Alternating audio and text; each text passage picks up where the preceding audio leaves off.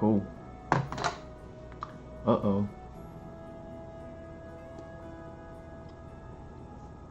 Uh-oh.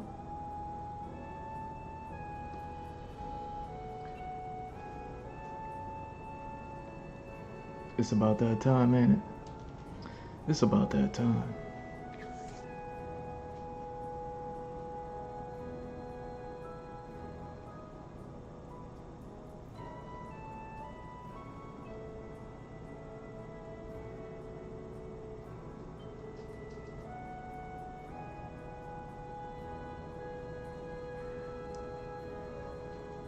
You know what?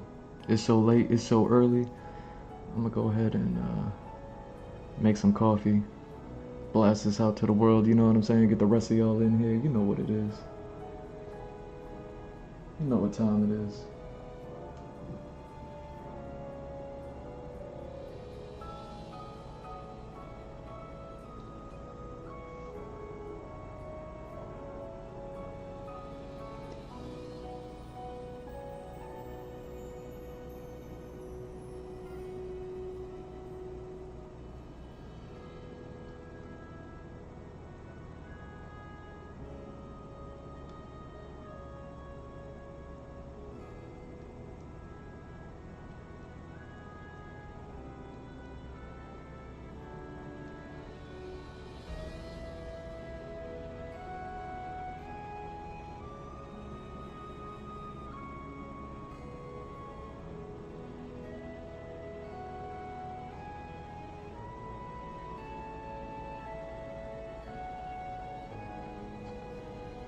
Alright, so far so good. Let's check. Let's see if I'm live. I never know if I'm live these days. You never know. You never know. I might be live over here, but then I'm not live over there.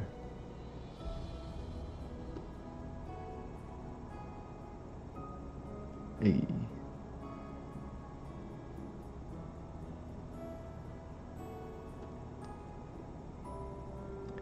Hey. Look at me. Look at me going live.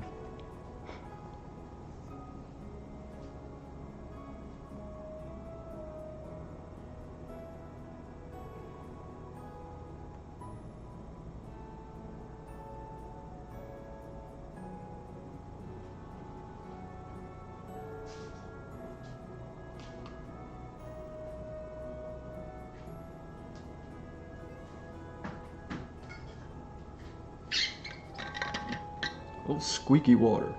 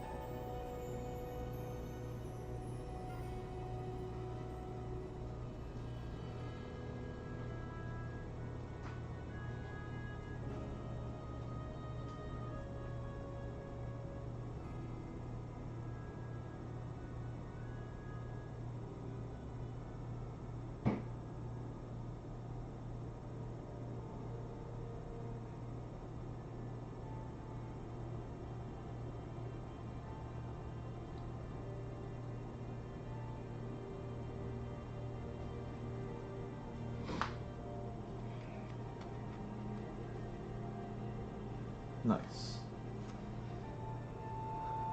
Am I live? Am I still live? I never know these days. I never know these days. Why is it not looking like I'm live? Why is it not looking like I'm live? What are we doing?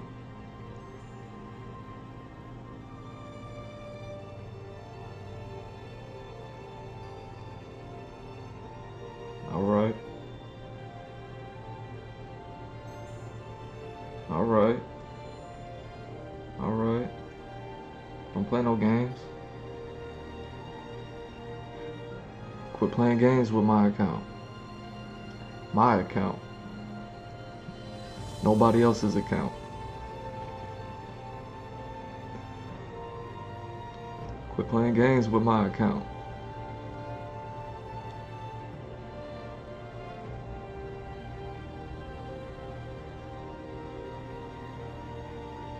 Quit playing games with my account. Man, music really is all about the syllables. You know what I mean?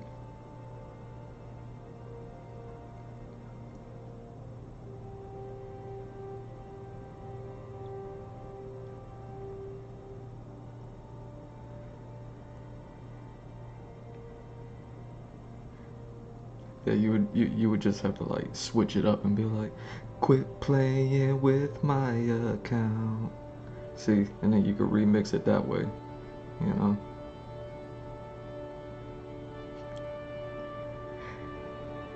My account, my account. I should have known from.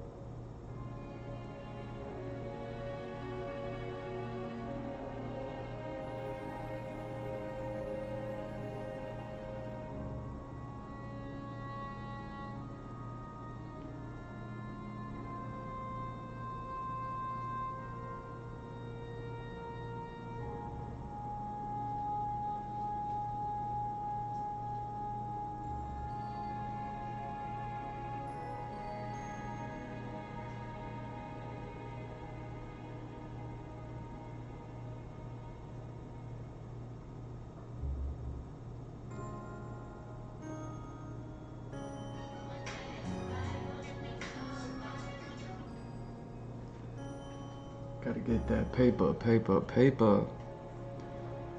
Gotta get that paper, paper, paper.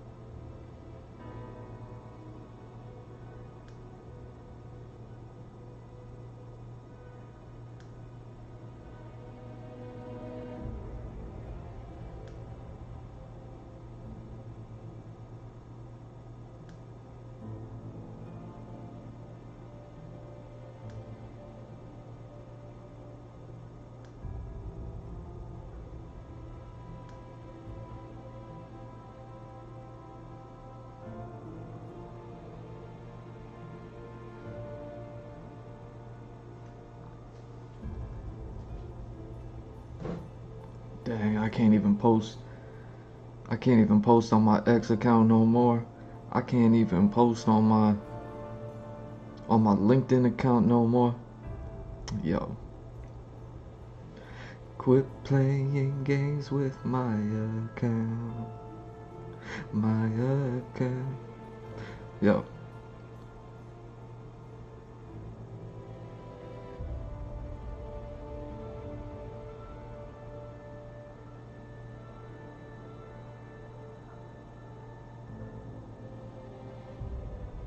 What is this? Episode 867. Oh, dang. It had to be this number, didn't it? It had to be this number. Had to be this number.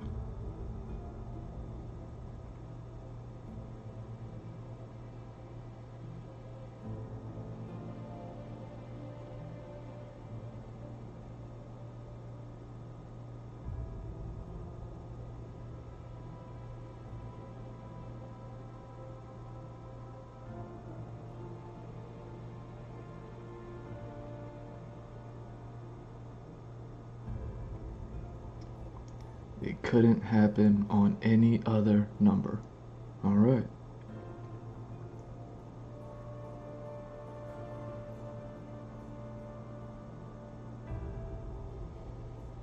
There's a joke in there somewhere.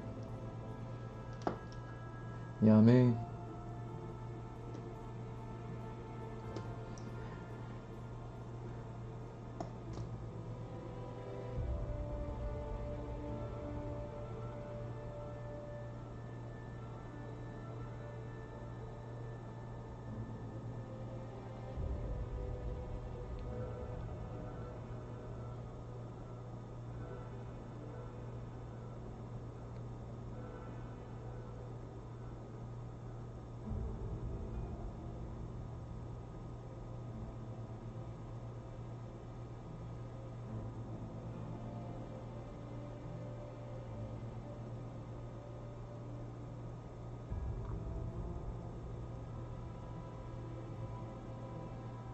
Yeah, I can't even post on half my accounts no more.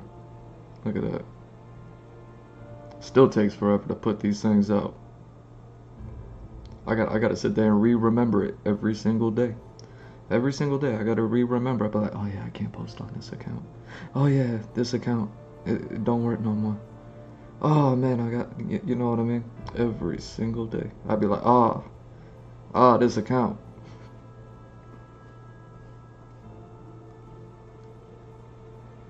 I don't know what you be like, but I'd be like, All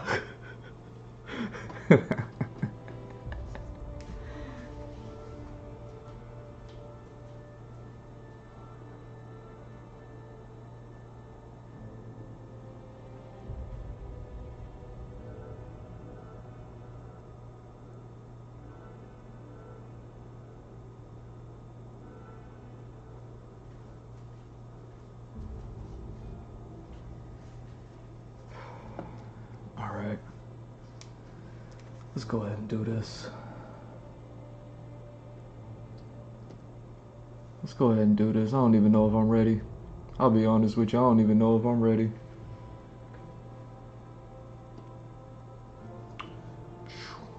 Boom, and we are live. What's up, everybody? It is G Mr. Drew welcoming you to another episode of the Andrew Gloszewski Experience. This is going to be episode 867, Rizz and Election. I'm pretty sure that's what I called it. I don't even know. I think I switched up the title like 3 times already. So anyways, what are we doing, man? You know, we're going to get to the video edits. Don't worry, we are going to get to the video editing portion. But you know what I mean, we got some catch up to do. It's been a minute. We got some catching up to do. Oh, hold on. Oh, let me hide these. Can't let y'all see these. I can't let y'all see these. Look at my patrons.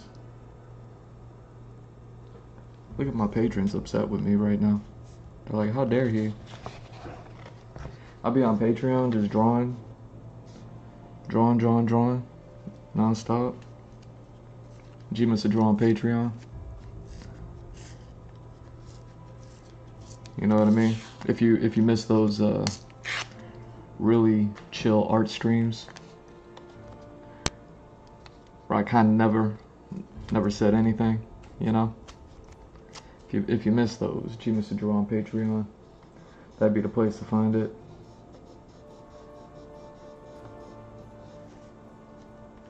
You know what I mean? Join the commission tier.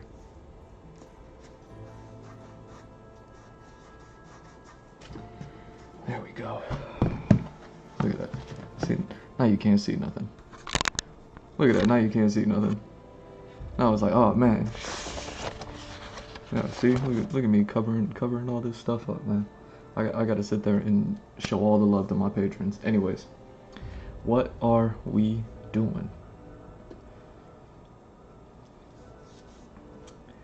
I believe all this stuff is Jet Set Radio. Oh, and hold on. You know what I mean? I'm sounding kind of.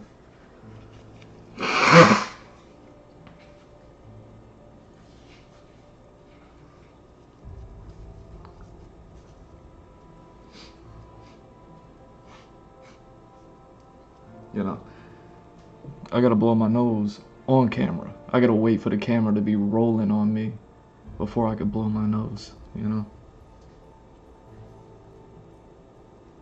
That way you can see that I'm blowing my nose.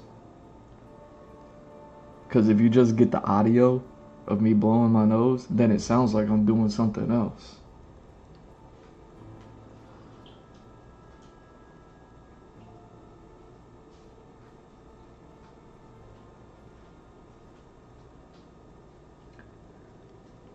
Yo, I be blowing my nose and people be saying all these other things.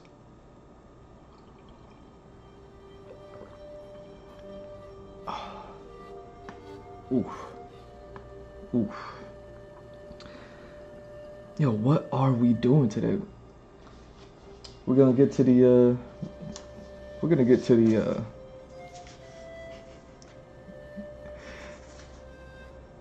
that's right.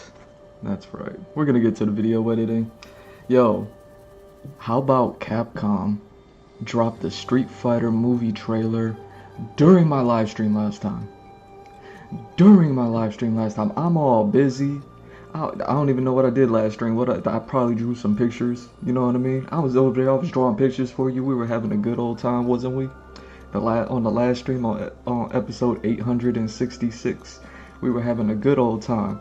I probably drew some pictures while I was drawing pictures, and we was having such a good time. How about Capcom dropped the Street Fighter movie trailer? Like another one, you know what I mean? Because they already dropped like a teaser, they already dropped like kind of like a trailer. But then they dropped like a banger, you know what I'm saying? Then they dropped like a banger. I finished the stream, I was all chill, relaxed, I was like, whoo! And then open up the YouTube, and YouTube is like, yo, first video, bruh. Like, I was like, what? Came out like 2 hours ago. What are we doing? Something like that. But yo, look at the big dogs. Look at the big dogs. Capcom said, "Oh, he's live. We gotta drop the trailer now." I wonder what Capcom's gonna do today. I wonder, you know what I mean?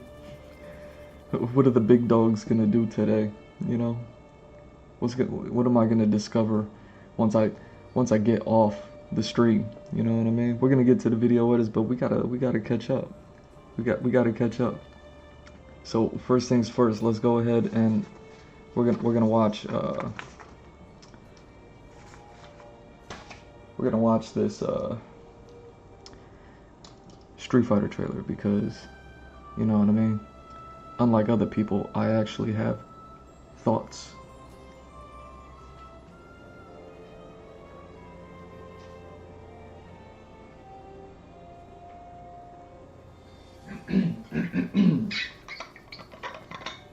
Oh, squeaky water.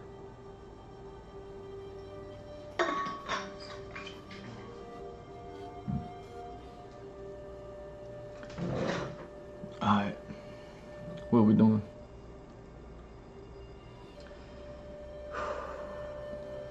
What are we doing? Where's...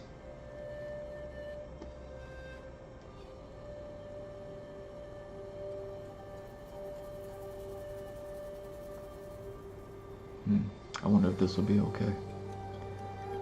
Let's pull up this trailer. I wonder if this will be okay.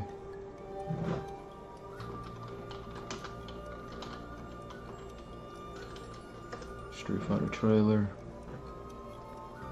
Should have just came out like 2 weeks ago, right? Do we have like an official Capcom channel? Oh man, it's been 2 weeks, so there's gonna be like 1 million channels with this stuff on it now. There's gonna be like 1 million channels with this stuff on it now. Come on. Give me the Capcom channel, give me the Street Fighter channel, give me a decent channel. Legendary. I mean, I can give them the view, right? I can give them the view. The Legendary. Yo, so many trailers came out. Clayface.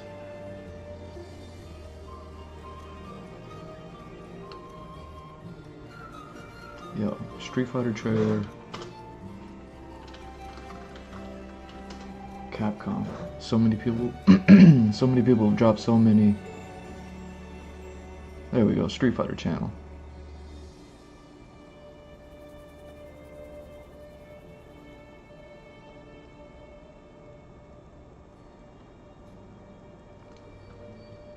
Official trailer 2 weeks ago. Tight.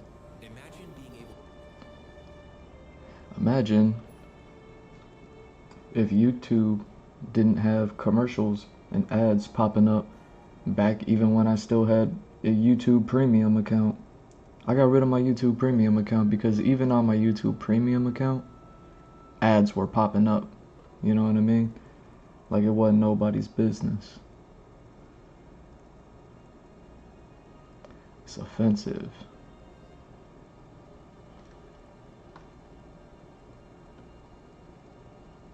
Okay.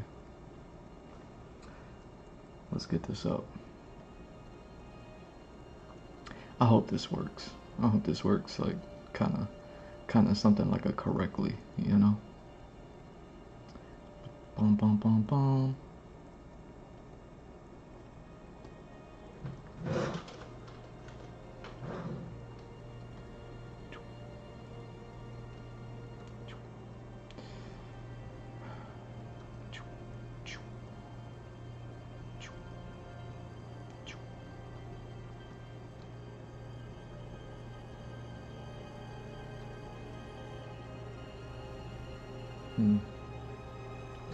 What's the yeah,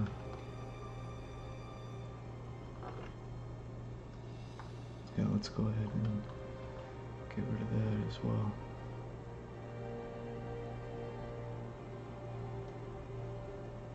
Let's get rid of that.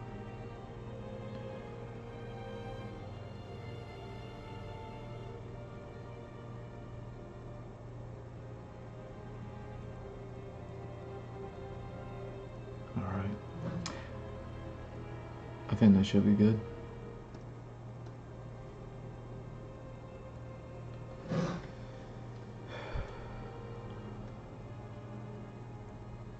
Yo, what is all this stuff? I got some extra layers going on in here.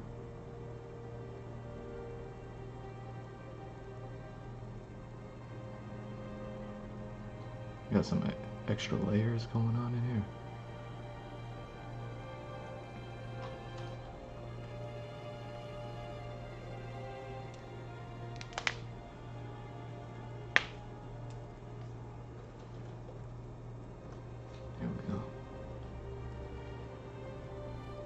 What are these extra layers? Y'all can't see what I see over here. You know what I mean? I'd actually have to, like, you know, take a picture or record it on my camera and then put it up, and then y'all can see what I'm looking at. Y'all be able to see what I see.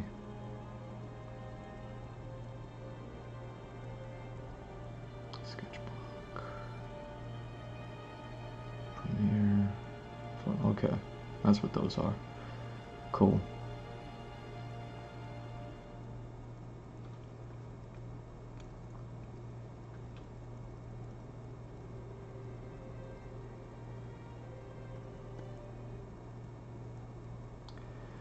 Yeah, so let's pump up the volume a little bit.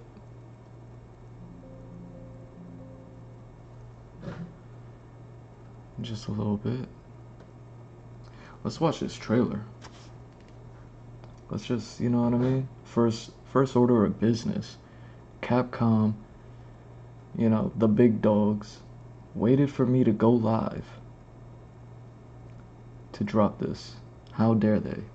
How dare they? They could have dropped it, you know, just a few hours before, and then I could have been the first one. I could have been the first one. Now I'm the last one. So you know what I mean? I guess they gotta save the best for last, huh?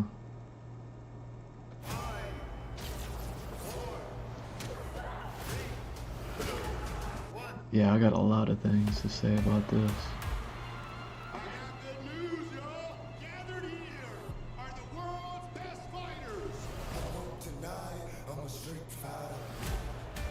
I like the remix. I'm not mad at the remix. I'm not mad at anything. I'm not mad at anything about this trailer. Well, okay. Maybe not. Maybe I'm not mad at anything at this trailer, but you know what I'm saying. Maybe just like one or two things. But I ain't mad at this trailer. Maybe it's Ken's turn to be champion.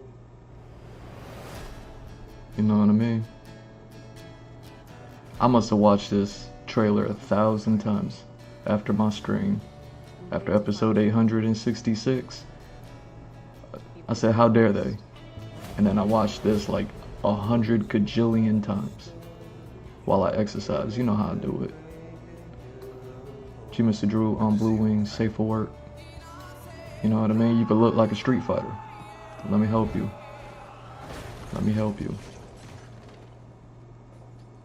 Still reckless.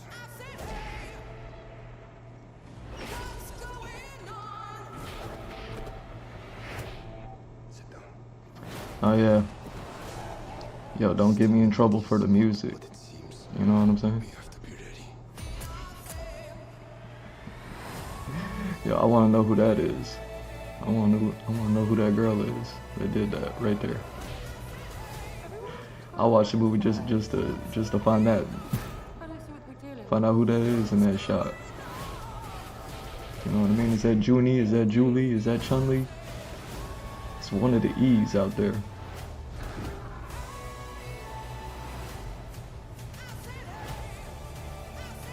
You know.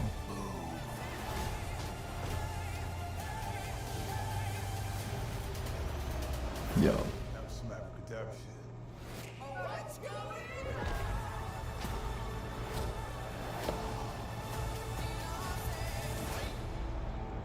I'm positive that a fireball came out of Ryu.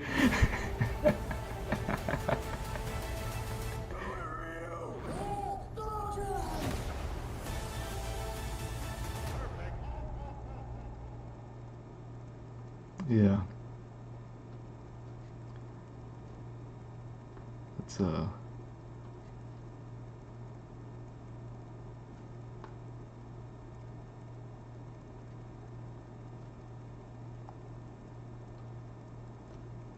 well, we'll just let that ride like that then. So yeah, man. Capcom, how dare you? Capcom, how dare you? You know what I mean? How you gonna drop hot fire on us like this in the middle of my stream? I must have watched this like a million gajillion times. You know, unlike other people, I got thoughts. I haven't changed my position as far as this being a set in the '90s movie. I think they, you know what I mean. This trailer is just pushing it. You know what I mean? Like with the whole MTV thing. So, initial thoughts, I was like, oh, this is 100% a Ken Masters movie. You know, like in the past, Street Fighter movie, the first one, you know, Van Damme, it was a Guile movie. It was a Guile versus M. Bison movie. You know, it had everybody in it, but it was a Guile movie, you know. And M. Bison, and then, you know, Chun-Li after that. So, you know, Ryu and Ken, and, you know, Ryu being like the mascot, Ryu being the poster boy. Obviously, he's in the movie, and they gave him, like, everything, right? Back in the Van Damme movie. But this is, you know, they got Ryu in here, and they got an actor who can actually do, like, kung fu. Like, I believe he was in that movie, Bullet Train, with Brad Pitt and them. And, you know what I mean? He was in there with the samurai dude who's always playing a samurai in everything that he acts in. He's never not with a samurai sword in his hand. Like the Ryu actor acted alongside him in that Bullet Train movie with Brad Pitt, and that's who they got to play Ryu in this movie. So they got like an actual kung fu guy. So before the trailers or anything come out, when that's just the information that you got to go off of, and then you're kind of watching the first trailer and stuff like that, you're like, oh, Ryu's in here and they got the dude to do it. So you're thinking like they're gonna focus on Ryu more than Ken, but you know what I mean? Like how the video games will focus more on Ryu than they do Ken. Just like, you know what I mean, King of Fighters used to focus on Kyo more than Terald, you know? Back when King of Fighters used to focus on Kyo over Terald. And then but now they focus on Terald more than anything, right? What's going on here? Am I still alive? I never know these days. Hold on. I just saw my internet hiccup. So yeah, like that Van Damme movie, looks like I'm still alive. That Van Damme movie was a Guile movie, M. Bison movie, Chun-Li movie. Then we had the Chun-Li movie, which is titular character, obviously, you know, it was focused on her, right? Say what you want to say about it. You know, I ain't gonna say nothing. You know what I mean? Did Charlie Nash do anything? Anyway, and then, you know what I mean? They didn't give Bison with the dictator hat. Like, come on, I already talked about it. And then Assassin's Fist came out. Oh, you know what? Hold on, let me show y'all. Assassin's Fist came out, which is like another movie. I got the animated movies. I got them on DVD. I don't even have them on Blu-ray. You know what I'm saying? And I don't even have them on digital. I got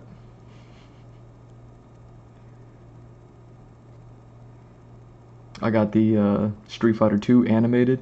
I got this special version of it that's both the English and the Japanese version of the Street Fighter 2 animated movie. So I get to watch. You know what I mean? It's like, how am I feeling? You know what I mean? Am I gonna order Chinese and watch the one side, or am I gonna order pizza and then watch the other side? You know what I'm saying? Like how am I feeling? Like, that's how deep I go with the Street Fighter 2 animated movie. But then I also have the Street Fighter Alpha movie, which was kind of bunk because they just made up a bad guy that don't exist, and it was like, man, they could have did this, that, and the other just with that bad guy, and it would have made the movie so much better. Whatever. And then I even have the Street Fighter Generations, which is just like Assassin's Fist, it's a Ryu focused animated movie. It has Sakura, has Ken, and it has Goki in it. It even has or Akuma in it. It even has Akuma's master. I forget what his name is. What's his name? Like Gan Tetsu or something like? I don't know his name. You know, the dude that Akuma had to defeat in order to get that super bomb bling bling necklace that he got on. So I even got the Street Fighter Alpha animation movie. It's one of my favorites. It's one of my favorites. You know what I mean? Because you actually get to see, you know, Ryu's journey. He fights Sakura, so it's interesting to see that. And then he fights Akuma, but then you also get to see evil Ryu. You know, the Dark Hado version of Ryu. And then, you know, obviously Akuma's in there, and Akuma's just being Akuma, and the animation is awesome. You know what I mean? Like I could still remember to this day that there's parts where they're kind of like powering up, but not like Dragon Ball Z powering up, like kind of like not Dragon Ball Z powering up, but they're powering up, and you can feel like the hairs standing up on these animated characters that don't have hair on them. You know what I'm saying?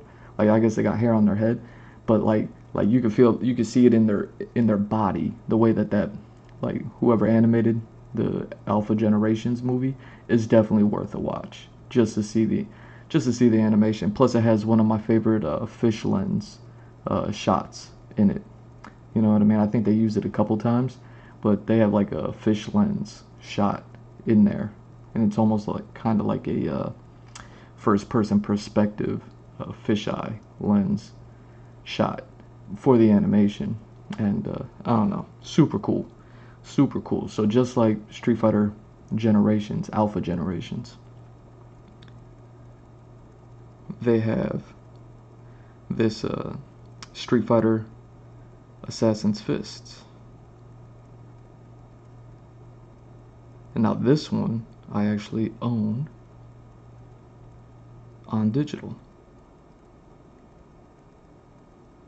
Like, check me out. Like, I got a bunch of movies on here, apparently. You know what I mean? Like, apparently. Let me see. Yeah. Oh, wait. Y'all can't see what I see, man. I gotta, like, you know what I mean? Hit record and take a picture and then show y'all.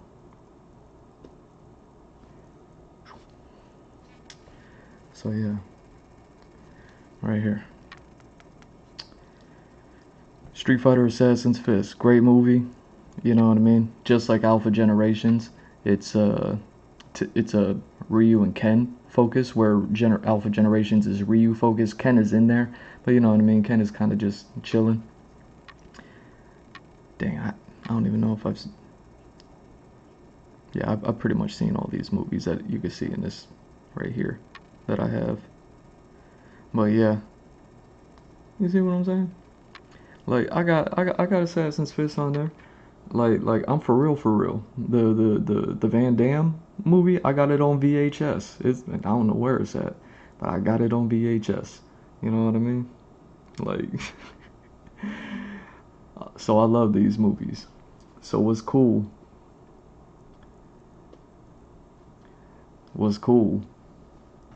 is that what they're doing here, because they already have the Alpha Generations, and you know what I mean, the Street Fighter Alpha movie is also pretty much Ryu focused, even though Ken's in there doing, you know what I mean, doing some super moves. They got all the characters in there pretty much, and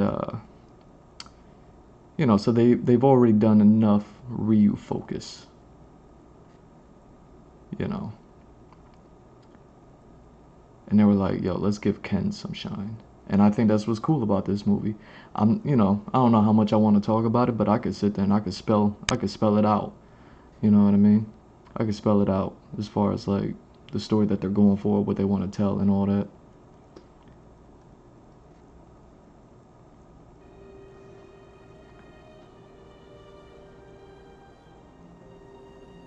Like,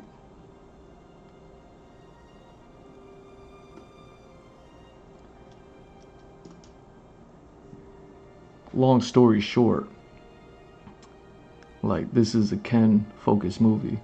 You'll notice that Ryu seems to be in a dark place, hint hint, and then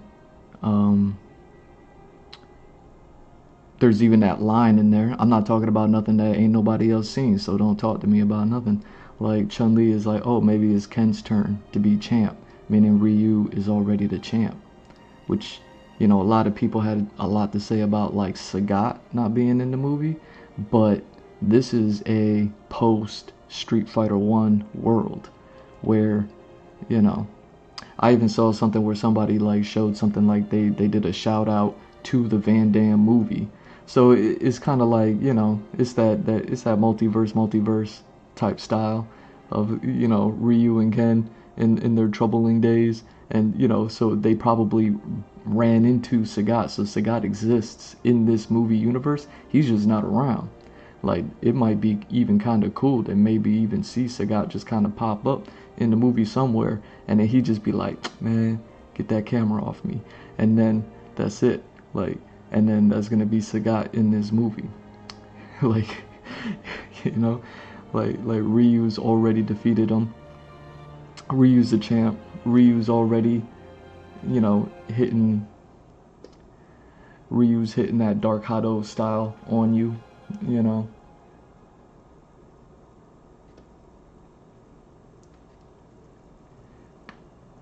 And Ken is on like hitting some hard times. Yo, they can't give Ken a break. They can't give Ken a break, can they? They can't. They cannot give Ken a break. Look at Ken, man. Like, this is gonna be Ken's movies. I ain't gonna do too much, but think about it. They got Eric Andre in his movie playing some character nobody knows about, right? You know what I mean? You gotta do research to figure out who he is. And then they have Dan in the movie, which always threw everybody off because this is a Street Fighter 2 movie, and then they're like, why is Dan here? And it's like, because this is a Ken story. Like, Ken went pop. You know what I'm saying? Ken went pop. You know what I mean? Not like Barbie and Ken, but like he went popular. Like Ken, you know, MTV. You're not a Street Fighter. You're a showboat, whatever she said, whatever she called him in the trailer. Like, so it looks like Dan's position is to be like Ken's yes man, while Ken is on this down and out stage. You know what I mean? So Dan is like this kind of false support structure for Ken's character, seemingly. That's why he's sitting on the side of the cage. He's sitting ringside. I mean, yeah, they got a shot that looks like he gets he gets down a little bit, but who knows? Who knows? You know what I'm saying? Like, he ain't gonna do nothing because look at who's playing him. You know what I'm saying? And but yeah, I haven't changed my position on this movie as far as like the colors. Like, I think the movie looks good, and you know, it's 2026. But if it's gonna be in the 90s, I would still say it needs to be predominantly yellow and red lit. The purple lighting should only be there. The purple and pink lighting should only be there when Akuma shows up, and it should only be there because Akuma showed up. Because Akuma, like, changed the atmosphere. Akuma changed the environment. Like I even said in the last time, I was like, there should be a line in there of like, yo, when did you get purple lighting? And he's like, I didn't. He's like, look, and then it's purple, and then Akuma comes in, and you know, you see him in the trailer. Like, that should be the only time we see it, you know. But you know, at the end of the day, I'm not griping at all. I'm for it. I'm for a Ken focused movie, you know, because Ryu's in it, and they got a good guy to play Ryu, so it's like I welcome it. I'm not mad at Chun-Li at all. I'm really liking Chun-Li's character in this movie. It's a million times better. Guile. I love that he's... Look, man, I said that Cody Rhodes would be the perfect Bison, and I stand by it. You know what I mean? I would still much rather see Cody Rhodes play Bison. I don't know who would play Guile, but you know what I'm saying? Like I would still much rather see, but then he wouldn't be the a comedic plot, because why is Guile like, yo, Ryu? I'm pretty sure I saw Ryu shoot a fireball out of his hand, like don't you got sonic booms? Because he says boom in the line. So now I'm interested to see if he sonic booms somebody and what that effect is going to look like. Like, what is the effects going to look like when Guile throws a sonic boom? Because, I mean, I want to say he got it in him because he got the boom line in it. So, you know, he gonna boom somebody. Like, is it gonna look like the Guile movie, the Hadouken in the Van Damme movie? Ryu hit Vega with a Hadouken when Ken was fighting Sagat, because I don't know why they didn't have Ryu fight Sagat and then Ken fight Vega. But either way, like, you know, Ryu hit Vega with a Hadouken in the Van Damme movie. You got to go back and watch it. But the effect that they did, while kind of cool, was not video game accurate. You know what I'm saying? Like, while the effect was kind of cool for what it wasn't video game accurate. But as far as like, if you're gonna shoot a live action of somebody hitting somebody with a fireball, like, okay, like I can't, like that second of film is kind of hot. It's kind of hot. You got to go back and watch it if you've never seen it before. You got to go back and watch it if you've never seen it before. Because it's quick. It's quick, you know what I mean? Literally blink and you missed it.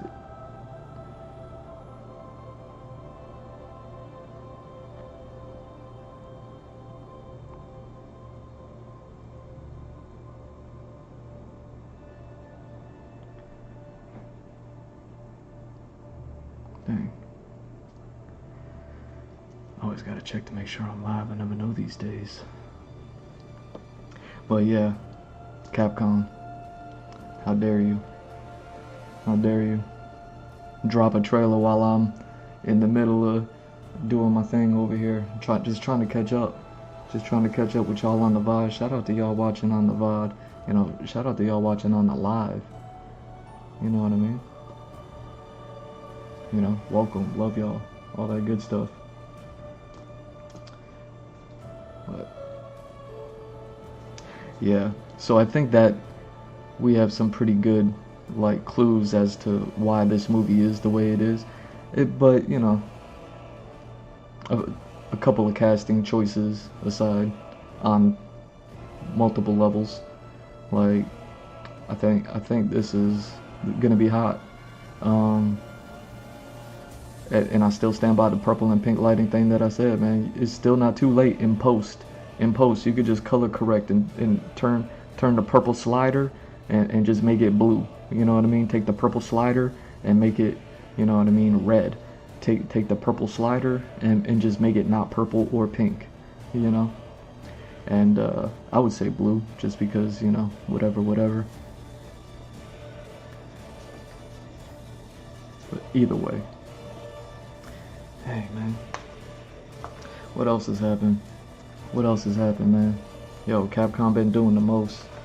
Capcom been doing the most. They have a,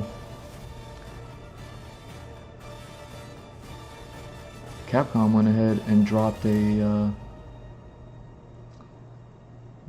they dropped a new character as well on the video game.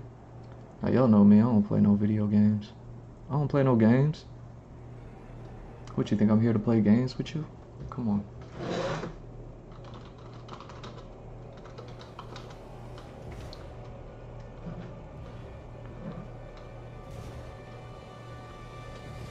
You know, I think the last time I talked about Street Fighter 6 was when they dropped AGEX, and now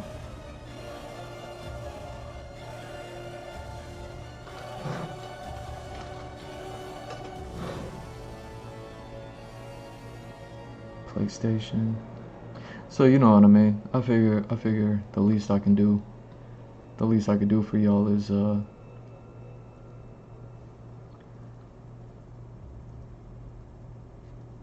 me see.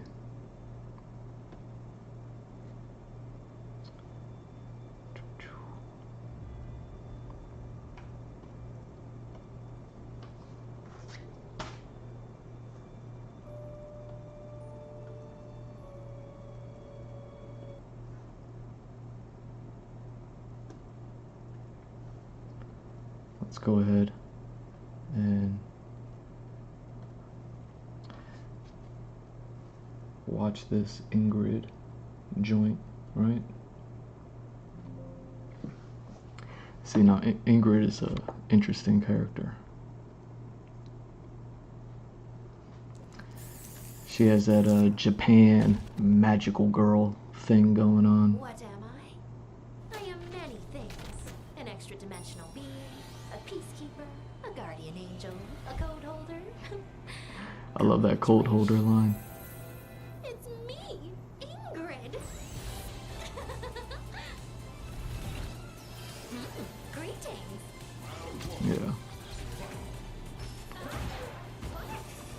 Little cold holder. Cold holder. Giving y'all the cold shoulder. Yo. So I was wrong about her gameplay.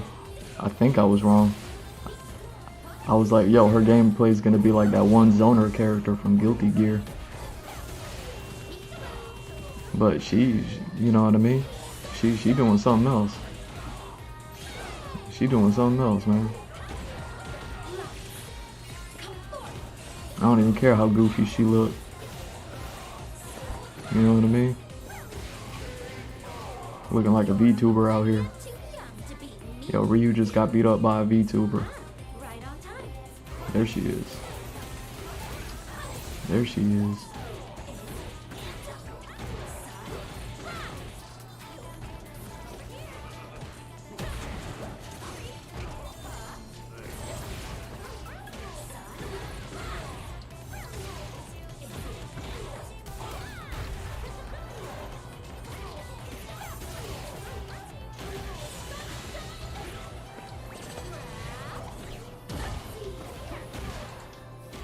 Yeah, I love this. I don't know what it is with Japan and the magical girl thing.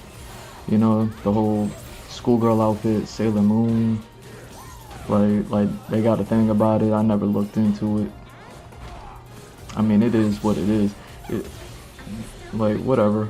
Like we grew up on Power Rangers, high school students turning into super suit. You know what I mean? Sentai warriors and all that. So it's not like it's even all that crazy. I can't say no to this. Off I go.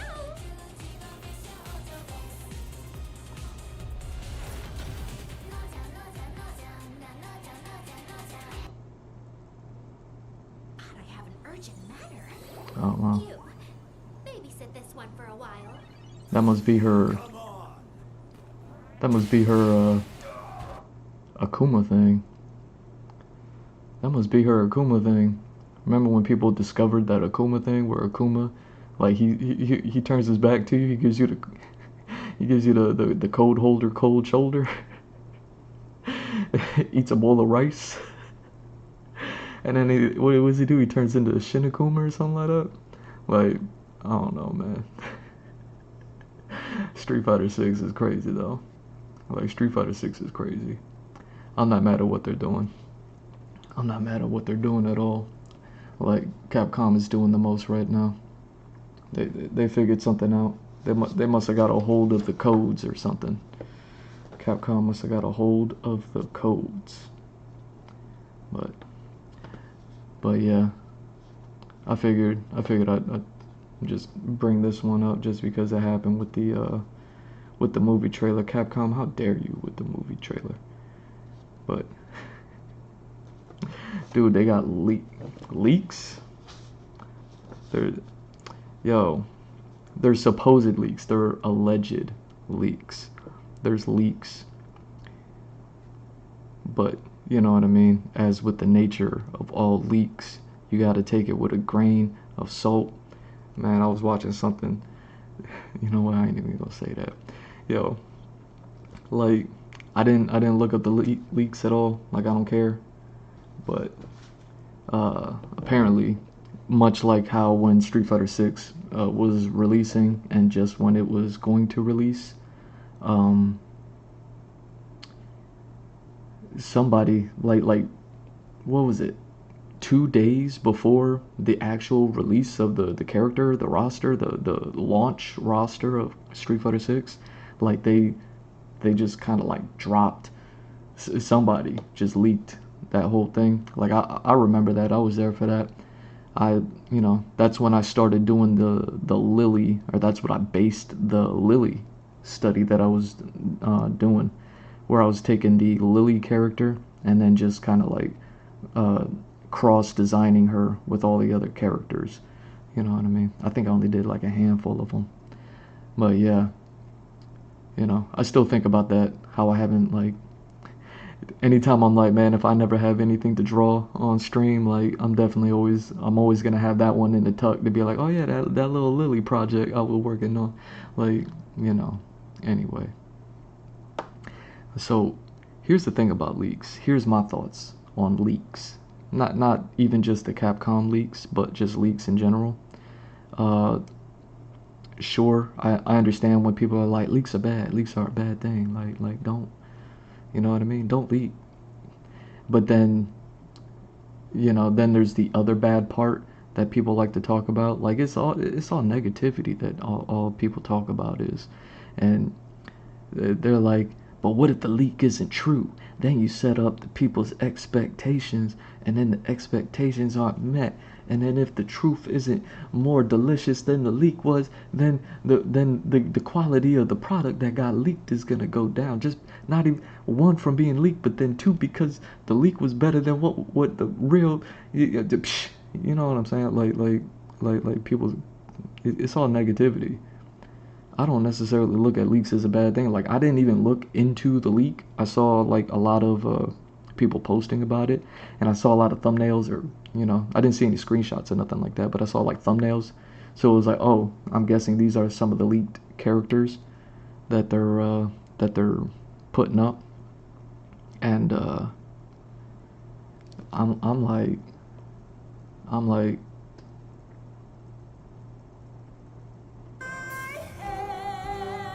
Hey,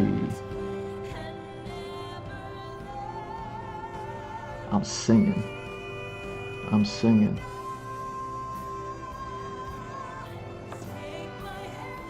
Take my hand. Like, I'm gonna show you. There's so much negativity online. There's so much negativity online. Like even when it's leaks, like people just be crying because they be like, ah, they leaked it. And then people be crying some more because they're like, oh, the leak was better than the truth. And then they're like, oh man, you know what I mean? I look at leaks as a good thing. You know what I mean? I have a positive disposition. I like, you know what I mean? I just see things differently from people, apparently. Because it's like, I don't, you know what I mean? Like you gonna let the leak, the Street Fighter 6 next roster season leak, like get you upset? Like, it might be, what, they got a little bit of Hagar in there, maybe perhaps. They got a little bit of Vega in there, maybe perhaps. You know what I mean? And whomever else, like, I don't know. I'm already starting to figure, what was it, like a Sakura? Oh no, I'm getting everybody's hopes up now. Like, you see what I'm saying? Like, isn't Hagar a little already on the mind because you're running around Metro City? You're running around Metro City. You know what I mean? They got a statue of Mike Hagar back there. You know what I mean? Like, what are we doing? You know, they drop the Tiger King. What's his name? Sagat. They dropped Sagat just recently. You know, they like M. Bison wasn't a part of the launch roster, if I remember correctly. So they dropped M. Bison, and then they dropped Sagat later. Now they're dropping maybe perhaps Claw. Like, what are we talking about? You know what I mean? Like, do you not see the trend? Do you not see the pattern? Maybe perhaps. Who knows if it's true or not? Let me tell you why leaks is a good thing. It's not that crazy to think, you know what I mean? This character, that character, name a character. Who cares, right? You know? Is leaking new characters that could be like an issue. But then even that's not a problem. Take my hand. Hey, baby. Hold my hand. Hold my hand, baby. You know what I'm saying? Like, leaks are something like a good thing. You blinking and winking on me? You are. Leaks are something like a good thing because of the imagination behind it. You know what I mean? How much it makes people think. How much it makes people start to create. You know what I mean? How much it inspires people, you know? Like, that's why I don't necessarily hate leaks. Not for the leak itself, you know what I mean?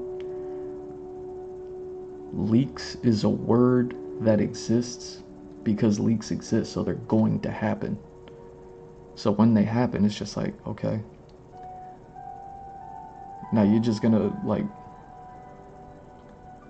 roll around on the ground, cry about it. You know what I mean? You know there's another leak right around the corner about something that's gonna happen somewhere to somebody about something. Like, who knows? You're gonna cry about like, oh man, it made me my expectations. Like, who cares about your expectations?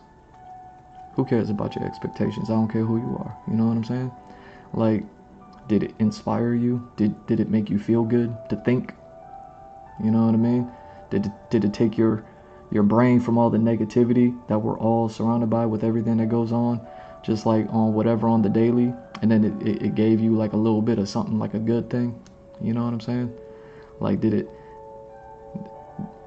you get excited to think Hagar could be in the game? Like another wrestler. We got Zangief, we got Alex, big girl, what's her name? The new big girl. Like, I mean, even Lily with her little fish hook weapons, whatever she got. Little, you know what I mean? Little patty cakes that she got. Like, you got a little bit of grappling going on there. Like, there's and Manon, like. So now we're gonna get another wrestler, but they're gonna bring something else, maybe, perhaps. You know, Claw, really? When they give us Akuma, and then they give us Bison, and then they give us Sagat, you're like, Claw, Claw, White Claw, like what are we doing? What are we doing? Like it's not that crazy to think, you know. It's kind of cool. I heard somebody flipping out about Claw, like going crazy, like, yo, Claw's the one, Claw's the one that everybody want. And I was like, dang, when did Claw get popular? When did people start liking Vega? Last time I checked, like, not that we hate Vega, but man, everybody hates Vega. He's vain. He's a killer. He likes to skin his little bunnies. Like, he's you know what I mean, vainglorious so much that you gotta say it twice. Like, you know what I mean? He still got the mask on. He's still hotter than everybody. It don't matter how many new characters you make up. They're like, dang, he's still, you know what I mean?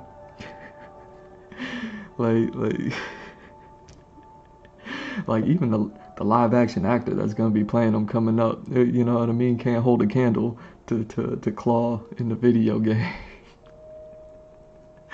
Like, but last time I checked, he's one of the most difficult players to fight. You know what I mean? Like, I'm a Street Fighter 2. You know what I mean? Like I barely ever touched Alpha. I barely ever touched Street Fighter 3. And then I was already, you know what I mean? After my PS3 crashed, like I never even played 4. Like any of the 3D Street Fighters, never even played them. I only ever played Marvel 3. That was the closest I got to playing to Street Fighter 4. And yeah, it's like when did everybody start liking Vega? Because I never heard about that. That's a new one for me. But it's not that crazy to think. Like, why not focus on the positive? Focus on the fact that you got inspired to think about an already off the charts game. Like a game that's already doing the most. Is literally the game that's doing the most. right now, especially like for fighters and all that other stuff, and however many years it's been out now, you know.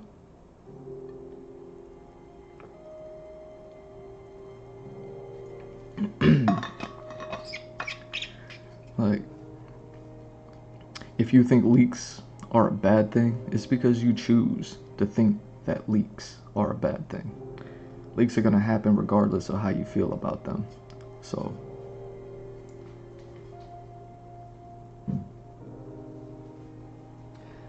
you know, Capcom doing the most. Capcom doing the most out here. You know, another thing that leaks do is it does expose the imposters, the people that leak the stuff and then they say this and then they jump on that and they bandwagon it. Now they're exposed. Good. All right, now we know who you are. You know what I'm saying?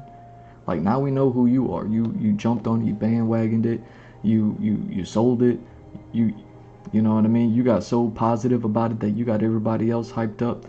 You know what I mean? Without giving them the leeway to be like, you know what I'm saying? Like, it's not 100% for certain. You know what I mean? Like, if you see people looking at leaks and they're like 100% certain, then it's like 0%. Then it's like, all right, now we know who. Now we know who. Like, why get mad about that? It's like, okay, now now you just got one less person to listen to out in the world.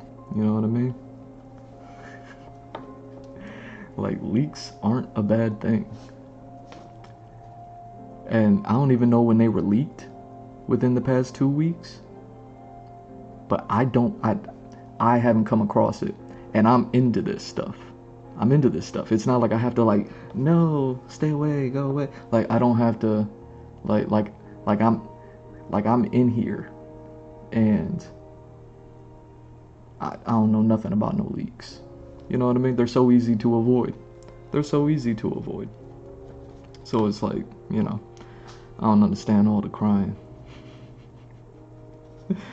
But yeah, Capcom doing the most with Street Fighter right now, and I'm loving it. You know, there's it's doing the most as far as like fighting games go. You know, with all the other video games out there, like fighting video games, I love them for obvious reasons. If you pay attention to my stream, if you pay attention to the story that I wrote, even though you don't know nothing about my story, like if you're paying attention to all the concept art that I work on, you know what I mean? G-Mr. Drew on Patreon is basically where I put all this stuff now. But like, man, where's the last bit of concept art that I would have been doing on stream?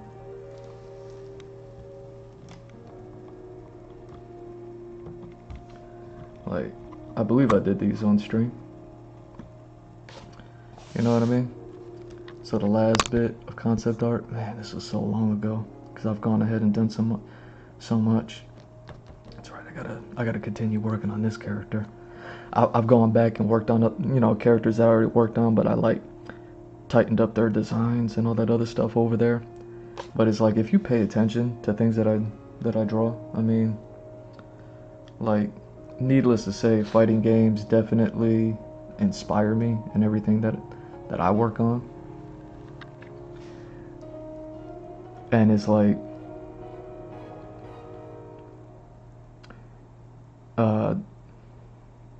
as far as video games go, now that I'm on, you know, on Twitch, and I'm seeing, you know, a lot of people play a lot of video games. Like, I'm seeing a whole lot of video games I would have never even known existed in my life. But like Street Fighter 2 to me is like still up there. It's the reason why I had Marvel 3 all the way up to when my PS3 crashed, and then I just, you know, can't afford to play video games no more since then. So it's like fighting video games was the most. I heard somebody talking about like fighting video game barriers, like the hurdles that people have to jump through, and it's like that's any video game. Any video game is gonna have hurdles. You know what I mean? Like I don't understand like the farming video games. Any game that you ever have to farm, whether it's literally farm in the video game or have to like farm in an RPG, like I don't understand those things. I'm not, you know what I mean? I'm not a farmer. You know what I mean? I am not old McDonald. I'm not. You know what I'm saying? Like, like, you know what I'm saying? Like, I was gonna drop something in. I was gonna say something, but I ain't gonna say that. But I am not a farmer. I don't get that stuff. To me, farming is a barrier to entry to enjoying a video game. So that goes to say that every genre of video game has a barrier to it to have to overcome, and fighting games are no different. But I love me some fighting games, and it's not even because I'm like the most lyrical miracle you know what I mean, button smasher. I know how to do the quarters and the half circles and the up down left rights and I you know what I mean. I know the difference between a light medium and like I don't man. Like, give me the controller, and I'm just like, like, you know, I don't even pay attention to what I don't even pay attention to the buttons that I'm pressing. Like, I don't even, you know what I'm saying? Like, I don't care. Like, I'm like, how do I throw a kick? I play a game for the 100th time. I'm like, what's the kick button at? I don't even know. Like, but I love me some fighting video games. Obviously, very clearly. I like action RPGs, you know what I mean? There's not as much farming in them, and when there is, it's still button smashing to you know what I mean, to beat up an enemy, you know, Devil May Cry, Bayonetta type style stuff. And it's like, yo, like, I talked about it in the past, but Guilty Gear Zex, Guilty Gear X2, you know, for all of you herbs out there.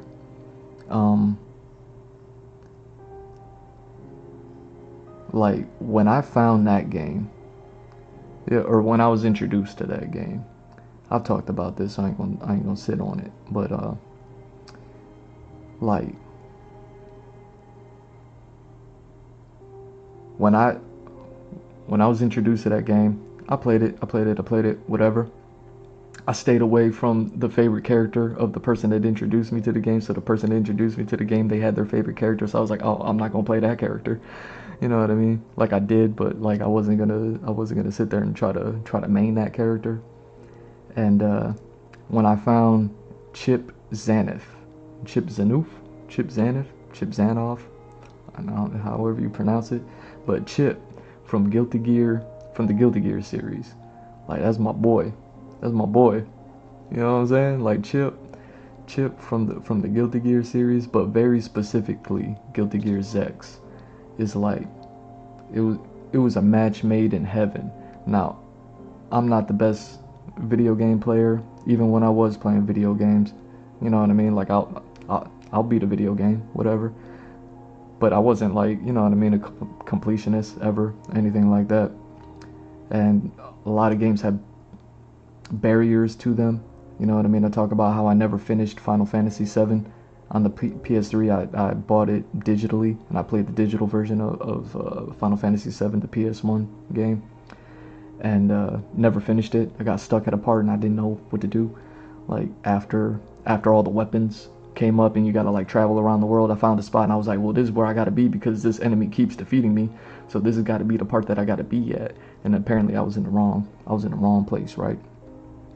So every game has its barriers, but when I found Guilty Gear Zex Chip Zanoff, the way that my hand like smashes a controller, the way that I press buttons, and the way that Chip Zanoff was programmed in that video game, like, match made in heaven. We was unstoppable. I was even in the arcades You know what I mean? Because they had arcades where I was at, where they introduced it to me.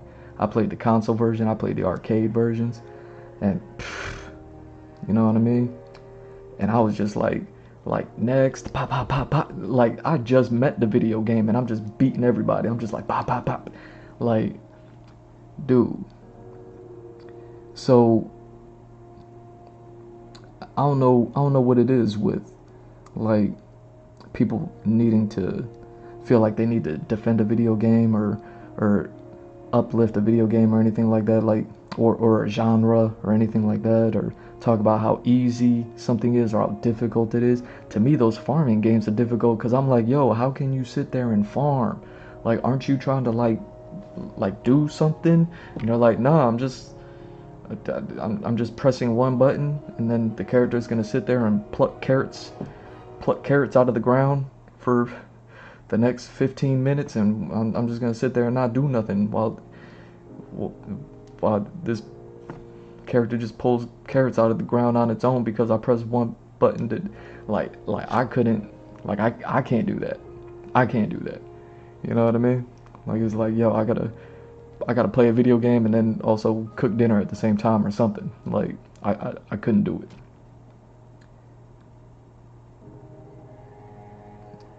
So that's just to say, like don't, like, play all the video games. Play all of them. Like, find out where your barriers are. You don't know where they're at. Like, Guilty Gear X didn't mean much to me. Like, it was a cool game and it was a cool video game when it was introduced to me, but it wasn't until I found Chip Zaniff when I was playing his character that I was like, ooh, this character is actually like I rock with this. I rock with this gameplay. Like, this gameplay just seems to work with me. You know what I mean? I'm not even trying to work with it. I just smash buttons. I just press buttons. I'm like, where the button at? And then I hit it. And then, yo.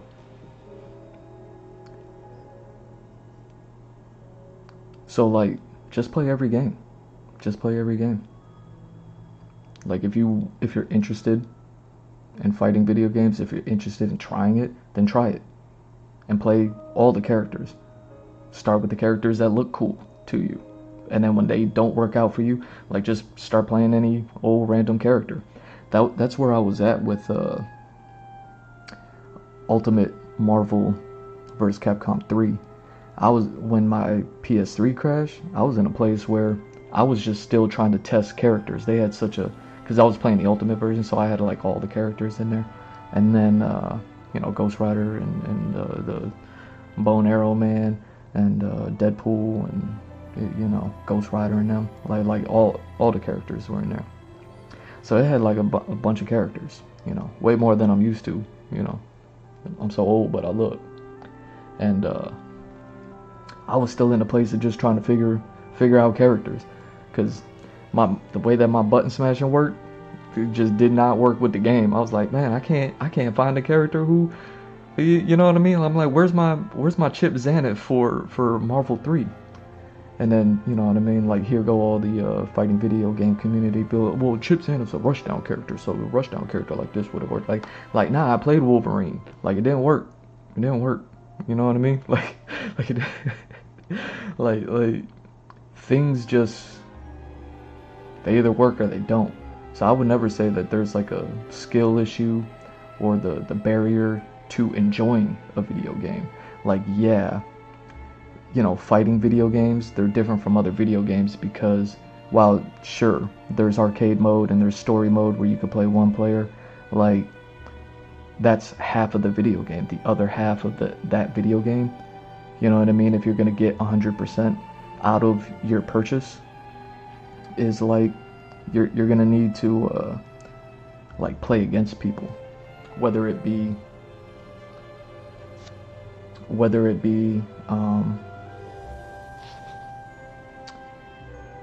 online, couch co-op, like however you do it.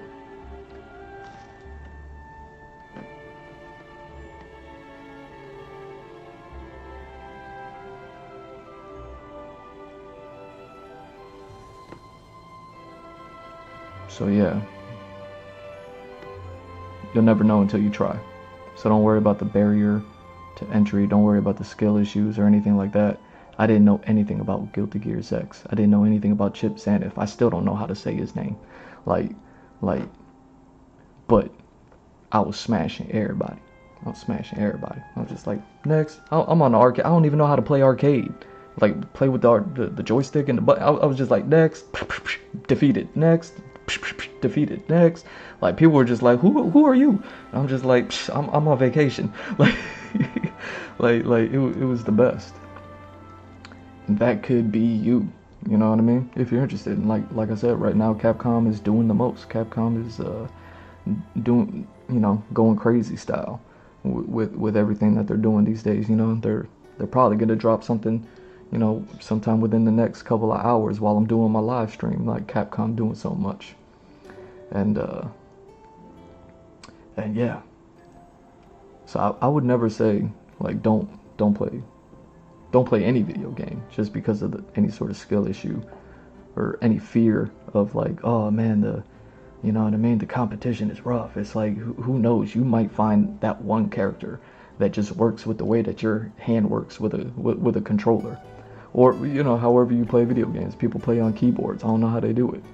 And it's like, next thing you know, you just like, next, next, next. And people be like, where you came from? And you be like, I don't know. Either way. Yeah, like people talking about how crazy fighting games are, like they are, but there's always, like, at least for someone like me, where I'm a button smasher and I'm just like pressing every, you know what I mean, just going crazy on the buttons and the controller, like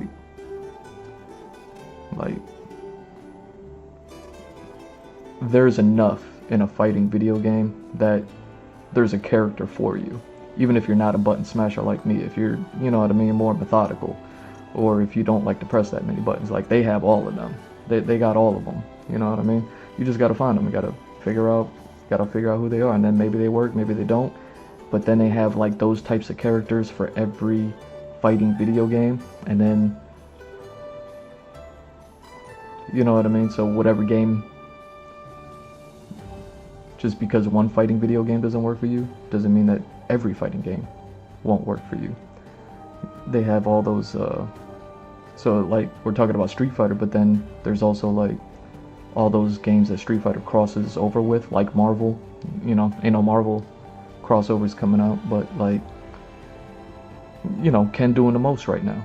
Ken is doing the most. Capcom doing the most. Ken is right there with them.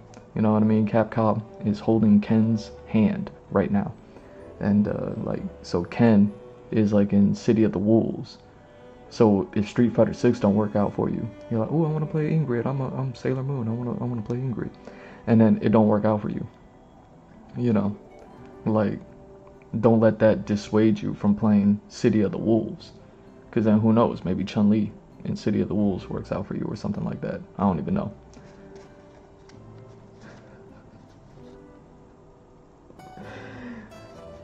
But yeah, Capcom doing the most with Ken. I was sitting there thinking, I was like, man, how cool would it have been for something more random, like if, like, Sagat showed up in City of the Wolves. Like, I think City of the Wolves, they just dropped recently, Krauser. I'm not even all that familiar.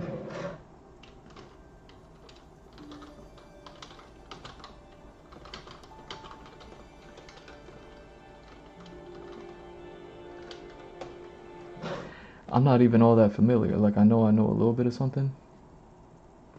Oh, wait. Oh, dang. Look at what I did. Look at what I did. I broke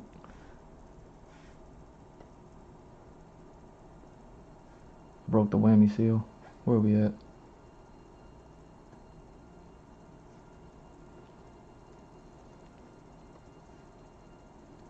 Where are we at? We're here.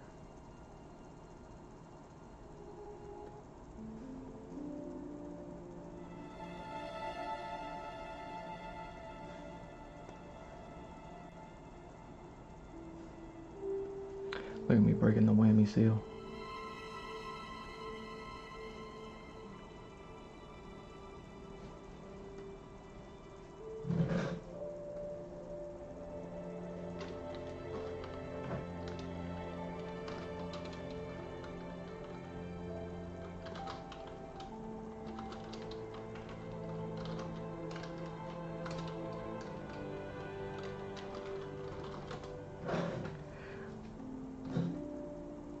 Like, I was sitting there looking at this video game character, and I'm not all that familiar with Fatal Fury,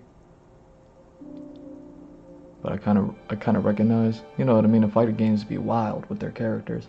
You know, you have like a street level character, you know, wearing a hoodie, and in the same video game you got someone dressed up like a JoJo character. Wait, he has an animated trailer? Animated trailer. Wait, so they have a fighting trailer as well as an animated trailer. Yo, let's check them out. Let's check them out. Like, I'm not even familiar with these, but I was sitting there thinking about how they're doing the most with Ken. And Ken ain't nothing but a palette swap Ryu, you know what I'm saying?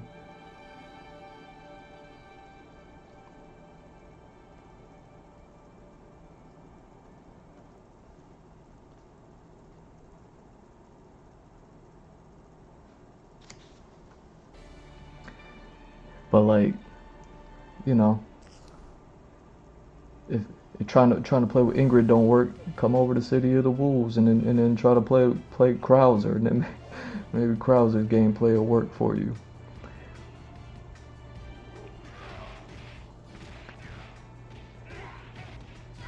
You know, with all these fighting video game stuff, I was sitting there looking at this character and I was just thinking, I was like, man, like, because I was thinking of how Sagat is not in the movie, doesn't seem to be in the movie.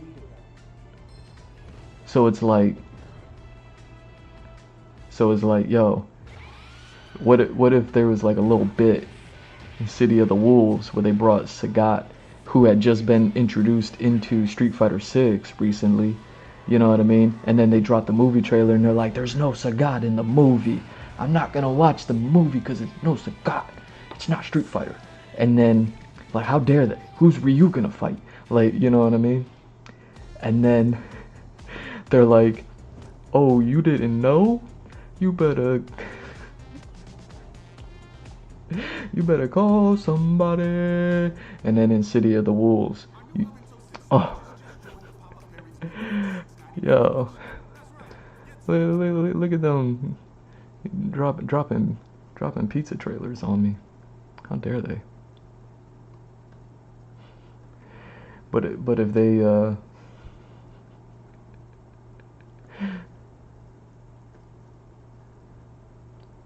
let's check out this joint too, the animated joint. Like if they drop Sagat into City of the Wolves, they were like and then Sagat's like, yeah, I'm not in the movie. I'm not in the movie, I'm over here. I'm over here now. You know what I mean? Incoming all the jokes because it's like, oh, because Ryu's not here. You know what I mean? If like Ryu's not here, that's why Sagat showed up over here too.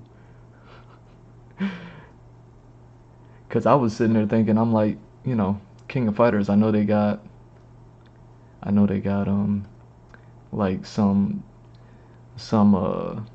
Muay Thai characters in there. I don't know if they have like the original Muay Thai, the Muay Thai guy, but I know they have like a new character. This girl character in City of the Wolves, who's, I think her fighting style is like the Thai boxer, and I don't know how much I'm into her design, man. Since I was thinking about like, yo, what if they brought Sagat into City of the Wolves, just because he's not in the movie, just to pull a crazy stunt, you know what I mean? You know, go so hard. Like, like if Sagat just showed up alongside like the Krauser release. So you have like this Krauser enemy who's, you know, he's a JoJo character. And it's like, yo, they bringing JoJo characters into this. And then you have Sagat. Oh yeah, so that's the Thai guy right there. So maybe he is in the game. At the very least, try to keep the noise down. But yeah, you know, speaking of that, the TIE fighter girl in this video game,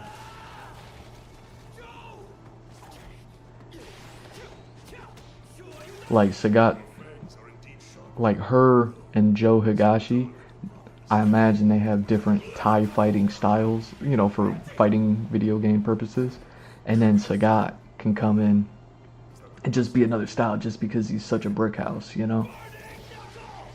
You know, Sagat come in like you know, the Krauser version of the TIE fighter brick house style. And just be like, yeah, I'm not in the movie. You know what I mean? I'm not in the movie, I'm over here. You know? Like, missed opportunity, Capcom. Like, y'all doing the most, but you could be doing more. You could always be doing more, Capcom. How dare you drop the movie trailer during my live stream? Stop dropping movie trailers during my live stream, yo. Like, drop them right before I go live, so that way, you know, I could be fresh with it. That way I could be fresh with it.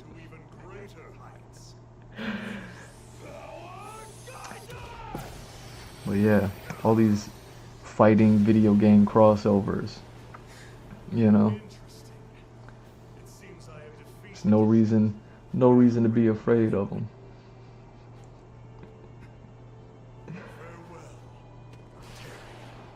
Oh, and then there's like tag video games. I don't know if City of the Wolves has a tag element to it. I don't think it does. I think it's all 1v1.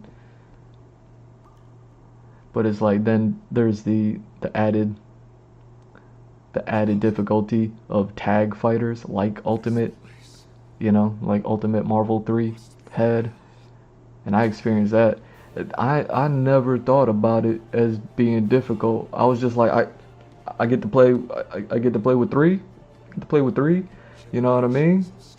Like for me, it's like, yo, like you got one girlfriend, you got two girlfriends.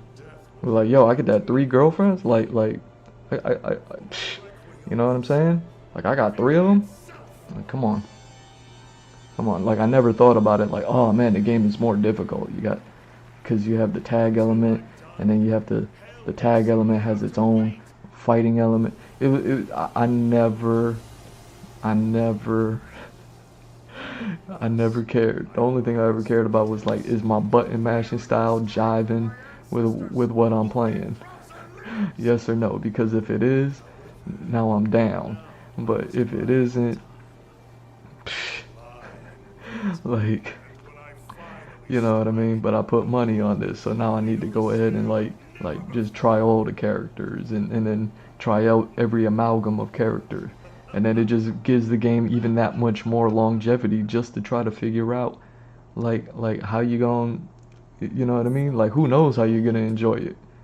You know, if you're lucky, you end up finding 3 characters that you like to play with, and then now you need to just figure out how do you wanna rotate them out. You know what I mean? Who do you want to be like the main, but then who do you want to be the second and third one? And don't even think about it. Just do it. Like I never thought about anything as just being difficult. But you know, with the leak that happened recently, and with everybody doing the most, and you know, Capcom doing the most in fighting games, doing a lot these days, I mean, I think it's cool. Like, I'm not mad at it at all. Yo, look at Krauser. See what I'm saying? See, this is where you need a Sagat. Cause you got Terrell over here, he can't do nothing. You got Rock Howard over here, you can't do. Oh, dang, Chun-Li here? Yo, yo, these girls bad. Sorry. Chun-Li with a black eye. A royal pain in the ass. Chun-Li with a black eye. Take you down. Dang, man. Alright. Wait, who animated this? Is it the Voltage Fighter animator? What's his name? Mamaro? Did Mamaro animate this? Yo, shout out to Mamaro. I think that's his name. Oh, is it like Omura or something like that? Yo. That's more like it. Yo, leave it to the girls to be like, yo, take his shirt off. Leave it to the girls to be like, We aren't finished yet. oh dang. Ken coming in all bummy. Ken coming in all bummy. Ken is tired from all the work that they're putting him through. Street Fighter 6, City of the Wolves, the movie coming out. Like Ken looking tired. He's like, who's gonna burn my coat off? And they're like, nah. You keep that on, sir. Southtown not hungry? Nobody wants to burn my coat off.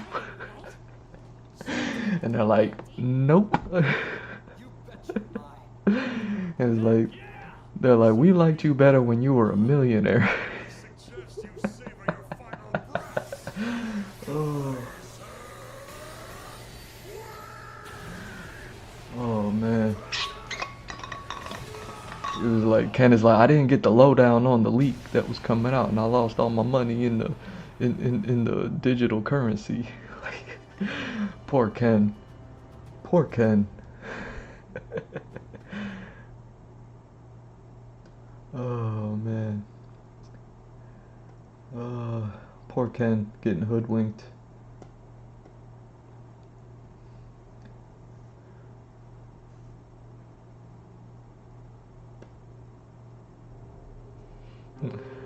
Poor Ken getting hoodwinked. He got two baddies in there burning people's jackets off. And Ken in there like, yo,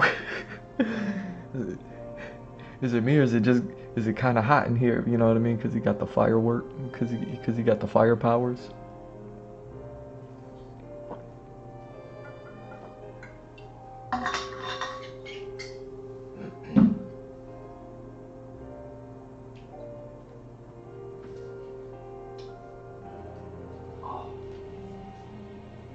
Dang. There was more left in there than I thought.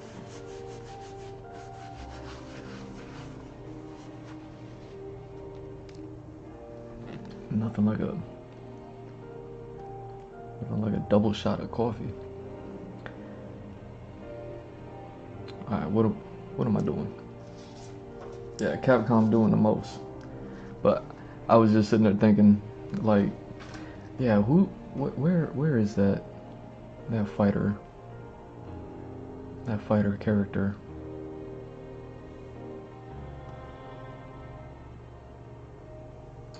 And let me check. Am I still alive? I never know these days. Alright, so far so good.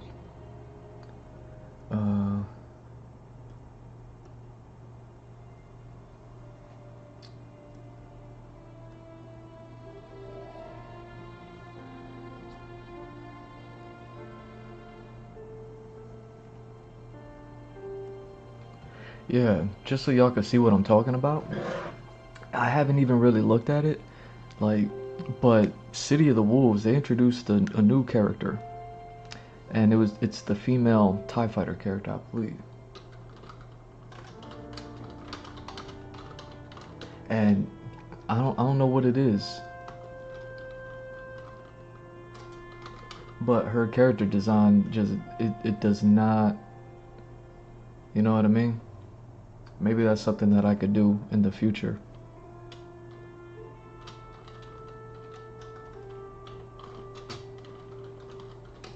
I don't even know her name, so I'm like Thai boxer girl. City of the Wolves, Thai boxer girl. Here she is. Oh no. Oh no. It It didn't give me the picture that I clicked on. It just brought me to a different picture. Is her name Preacha? Preacha? City of the Wolves. Preacha? Her name is funky. Yeah, I'm gonna pull up.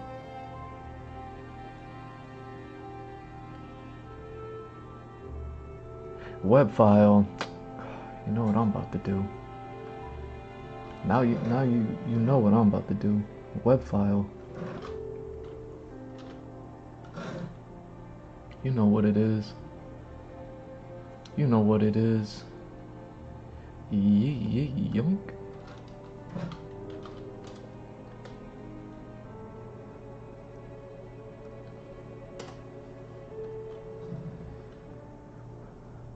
Here.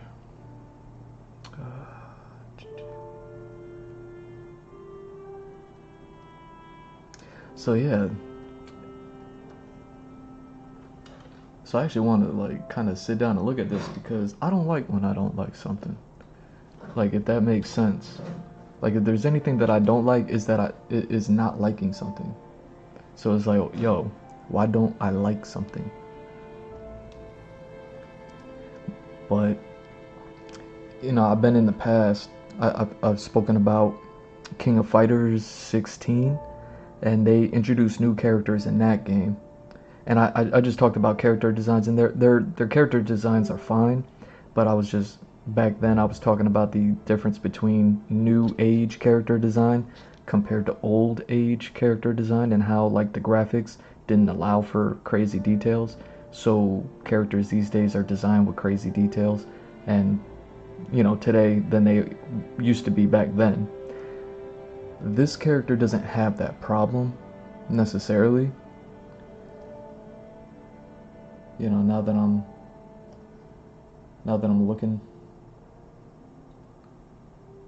looking at this character design, but I don't know why I'm just not rocking with this character design, you know.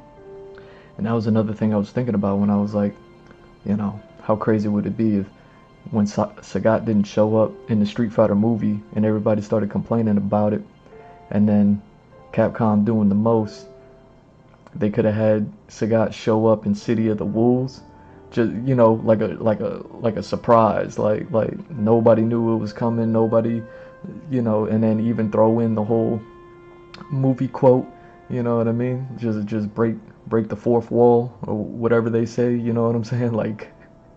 Like do all of it. Just bring Sagat in there, because they got this girl TIE fighting. They got Joe Higashi, who's the original TIE fighter in the video game, in there. And I imagine they got different styles. But introducing Krauser and then bringing in Sagat around the same time, and then like, you know, making fun of the movie, like I'm not there because I'm here. Like Sagat alongside Krauser as like these two brick houses that just entered the fighting game would I don't know, I think just be infinitely more than double as interesting as just introducing Krauser on its own, you know. And then, you know, because Sagat is such a tall character, like obviously and we've just, you know, people have just been recently enjoying his introduction into Street Fighter 6. Like, how many more people are gonna run over and play City of the Wolves because Sagat's over there? You know what I mean? Just to play around with characters that, you know, I would say aren't as popular as like the standard Ryu, Chun-Li. So they're giving Ken the most these days, but he's kind of just palette swap Ryu. But like I said, like as far as the leaks go, like why would Hagar be like a crazy pick? Why would Claw be like a crazy pick?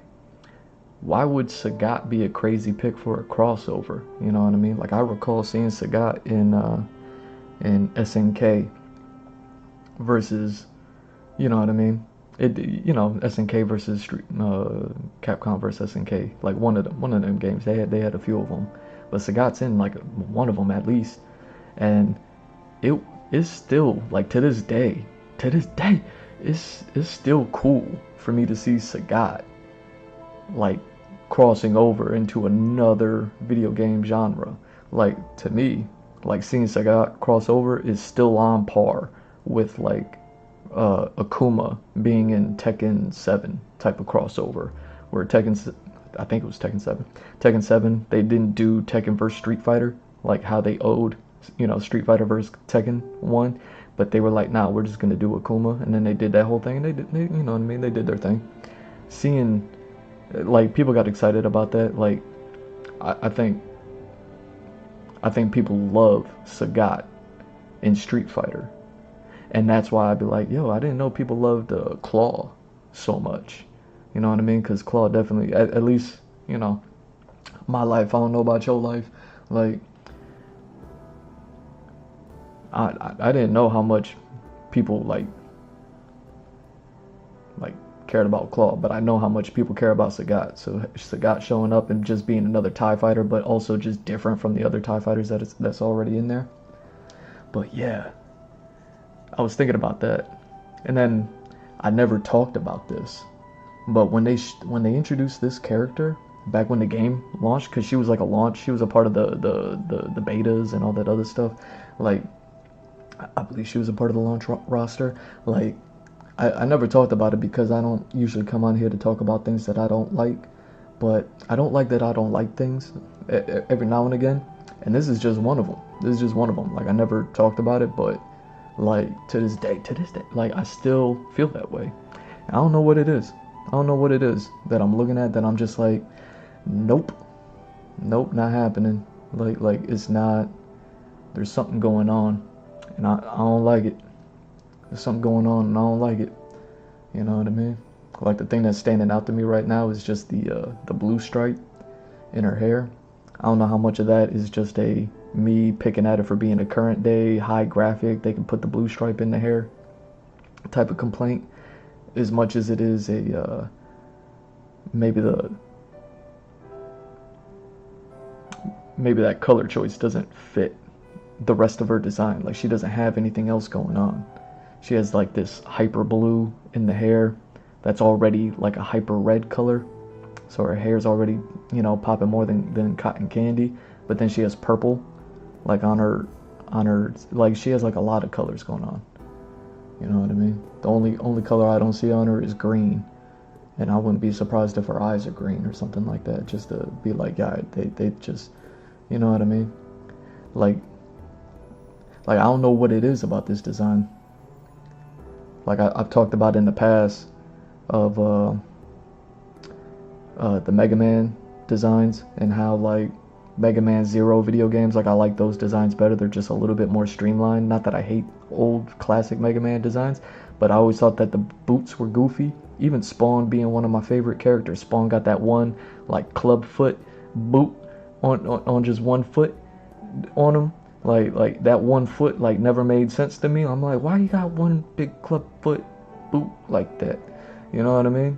Like, Hellboy having like, the slobber knocker fist, it makes sense and it works within the design and it is cool. But Spawn clubfoot, like like he's not going around kicking people with it necessarily, so it's like, what are we doing? Like, you could do anything, you know what I mean? You got a magical suit that could transform. Like, why are you sticking with that one, Spawn? Like, but so I've talked about those design elements. So as far as this character goes, I don't know if like her like, I don't even know what you call those leg warmer thick sock style things going on right there. Like, I don't know if those are bothering me, just having chunky ankles like that. Because even on if you look to the smaller designs on the lower right corner of her, if you look at her ankles there, the design is streamlined, and that looks a million times better than those the socks. You see what I'm saying? Like, even something like that. So it's already like the socks and the hair is not, you know what I mean? Some of the color choice is not like Like had I been in charge, I would have said like, I love this character. We're definitely gonna keep him in there, but we're gonna have to figure out this. We're gonna have to figure out this color scheme, and figure out something to do with these socks because like right now she looking like a bowl of spaghetti. You know what I mean? Like when a kid take a bowl of spaghetti and then they just mix the whole thing up. They don't make it look nice. They don't make it look picturesque no more. Like she just looked like a rolled up piece of bowl of spaghetti. You know what I mean? As far as her design goes. And then somebody took a Cheeto bag and threw it in there. And then they just mixed it up. Now you just got an empty Cheeto bag just rolling around in a bowl of spaghetti. Like her design just doesn't look, you know what I mean? Her design just doesn't like so maybe that's something that I can do in just any time ever, is if something like really like I don't even know why, you know what I mean? Like I hate that I hate this. I hate that I hate this, you know what I mean? I'm not even feeling the name, you know? I'm not that mad at the name, but I'm not even feeling like I don't know what's going on. Like even on the design to the right, the smaller designs, the one that she has the back turn, she doesn't have the ponytail. That's cool. Like her hair like that, it doesn't have the. I mean, there's a little the inkling of the ponytail there, so there's a little inkling of the blue stripe in her hair. But like just that pixie cut like that, like that's hot. The streamlined design with the pixie cut is hot. Like you could still throw things over her underwear that she's wearing. I'm not saying she needs to fight in underwear, and that would be better. But I'm saying like there's just the extra that this character has going on doesn't work. Where like Krauser, same video game, coming in looking like a JoJo character, his extra, while it's like extra for the universe as far as like him wearing gold armor and everybody else is like wearing like jackets, it's like dog, you're doing the most right now.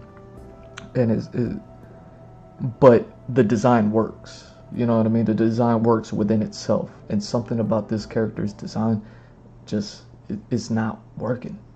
I'm just not feeling it. But back to my point, like how cool would it be if like Sagat showed up in the game? You know, he fights Thai boxing style, she fights Thai boxing style, and I think like, you know, crossovers and introducing other characters from, you know what I mean, that aren't like the main stable, you know, protagonist lineup to necessarily have to be the top shelf first picks.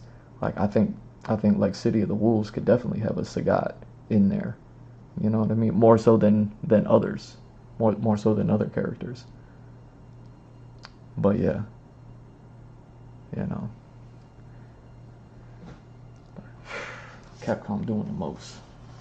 Yo man, we're gonna get to the video edits. Don't worry about that. We just catching up. What else we got going on, man? Yo.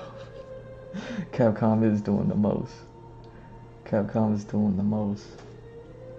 Like, you know I'm gonna talk about it.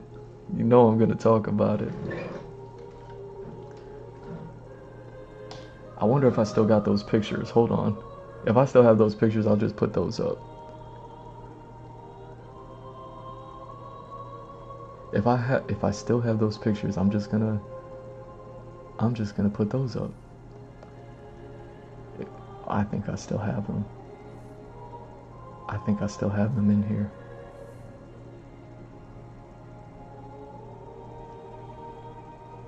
I do. You know I'm gonna talk about it. You know I'm gonna talk about it.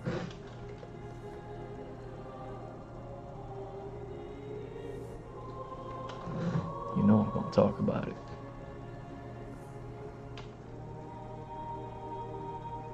I wonder. I don't think I got this other one in here. If I do, oh my god. Hold on. I don't have that file in here. It's somewhere else. It's somewhere else. It's fine. It's fine. Capcom doing the most. I'll still get my point across. I'll still get my point across. I'll still get my point across. I'm just double checking to make sure I definitely don't have that file in here. I wonder where that file is. That's one of them goofy ones. I might have posted it on my hacked X account that got suspended, that I already tried to deliberate it and they haven't even brought me up to the deliberation yet to try to give it back to me. On my X account, I'm almost certain I got that picture there. I wonder if I can grab that. But yeah, man, let me talk about it. You know, Capcom doing the most. Pragmata drop. You know what I mean? Don't worry, we get into the video edits. We're just talking. Pragmata drop, and a lot of people feel a lot of ways. And it's like I say, man, like you choose how you want to feel about something. Me, I choose, you know, I got a positive disposition. I be chilling with mines. Oh dang, I gotta sign into my own account over here.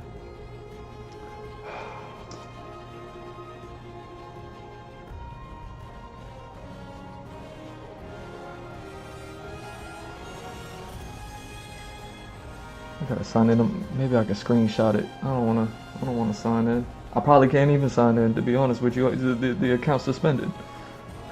The account is suspended. Hold on. But yeah, Pragmata dropped out. Drop. People feel away. You know, you choose how you want to feel about things. If you feel bad about it, that's how you choose to feel about it. You know, I think I choose to feel good about it. And it's like I said, man, when they dropped that last trailer and I said that little girl gonna kill everybody. That little girl gonna kill everybody, and she did. She did it too. She ain't even have to put on the red jacket neither. She kept the blue jacket on and she killed everybody. She did it.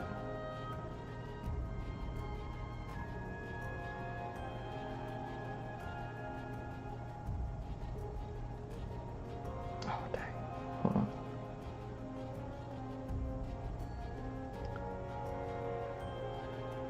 Yeah, because I did this a while ago, so I can't even.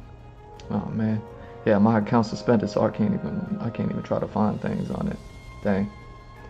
It won't even let me pull up my old tweets. Come on, man.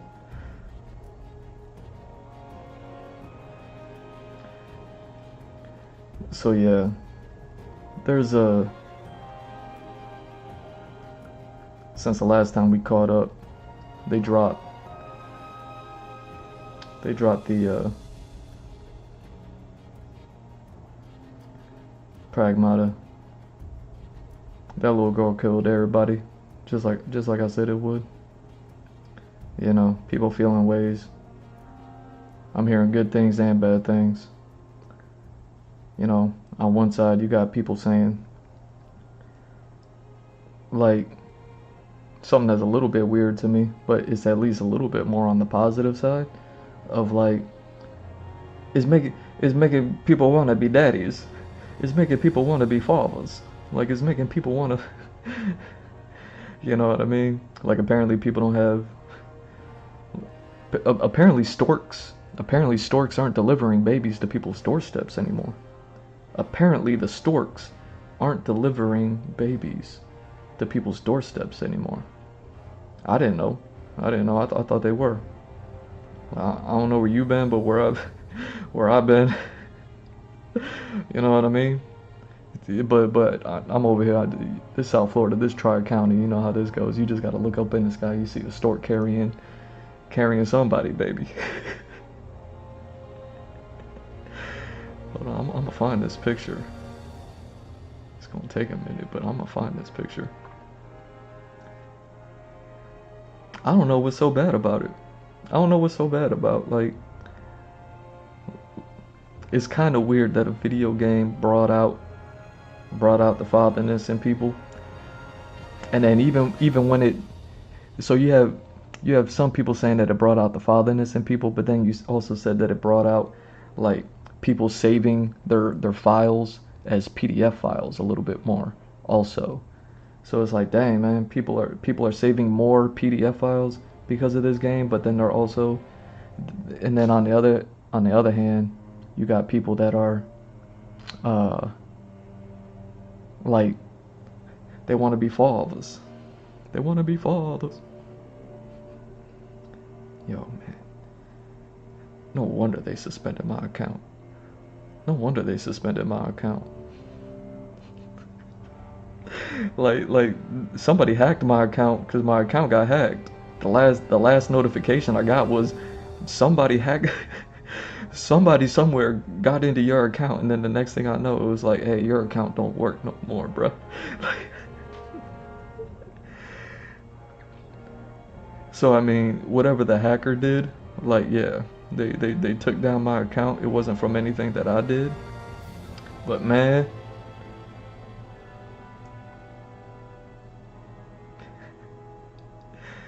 I'ma find this picture. But no wonder they took it down.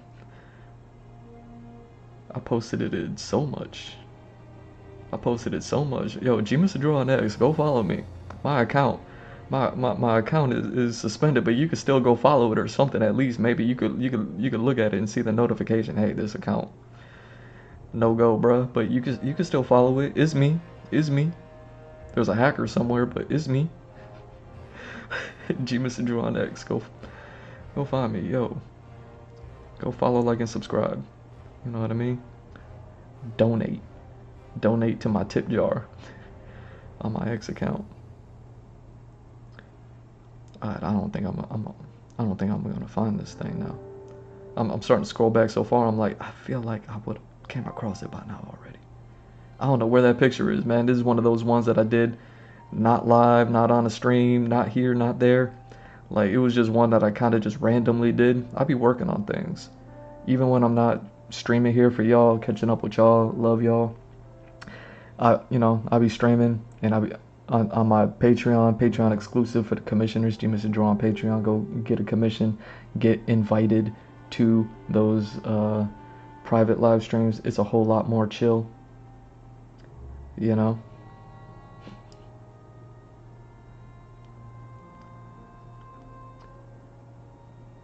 Yeah, I can't find it. So we're just gonna get into it. I can still make my point. So yeah, people are saving their files as like a whole lot more PDF files because of this game allegedly. Like they're saying that people are just saving more PDF files these days than they were before the video game came out. And then that's on one half, and that's terrible, right? You know what I mean? Like, if it's true. But then they say, like, oh, but it's also on the other half, like, you know, the whole yin yang of it all is make, you know, people want to become daddies, people want to become fathers, people want to, you know what I mean? People are like, yo, it's like I haven't heard not one girl say like, my boyfriend is so much better these days because of the Pragmata came out.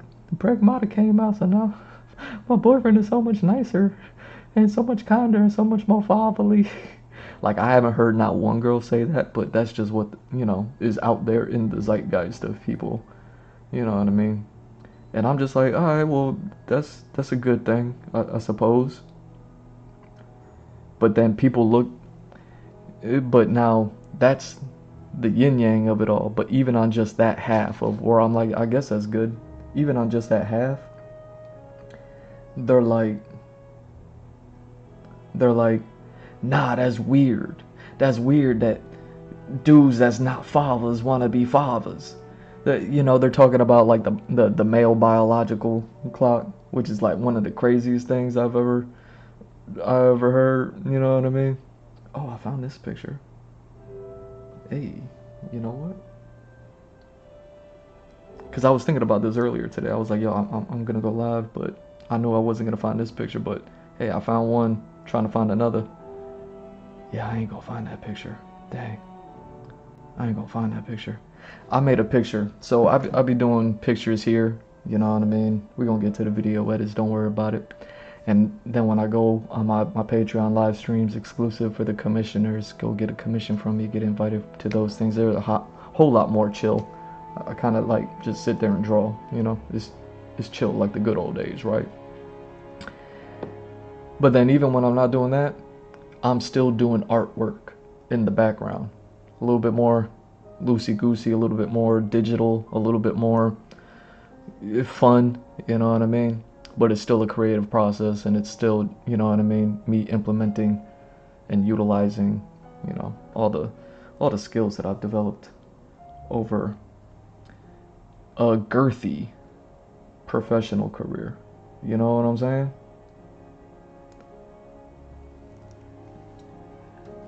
So yeah, I'll still get my point across.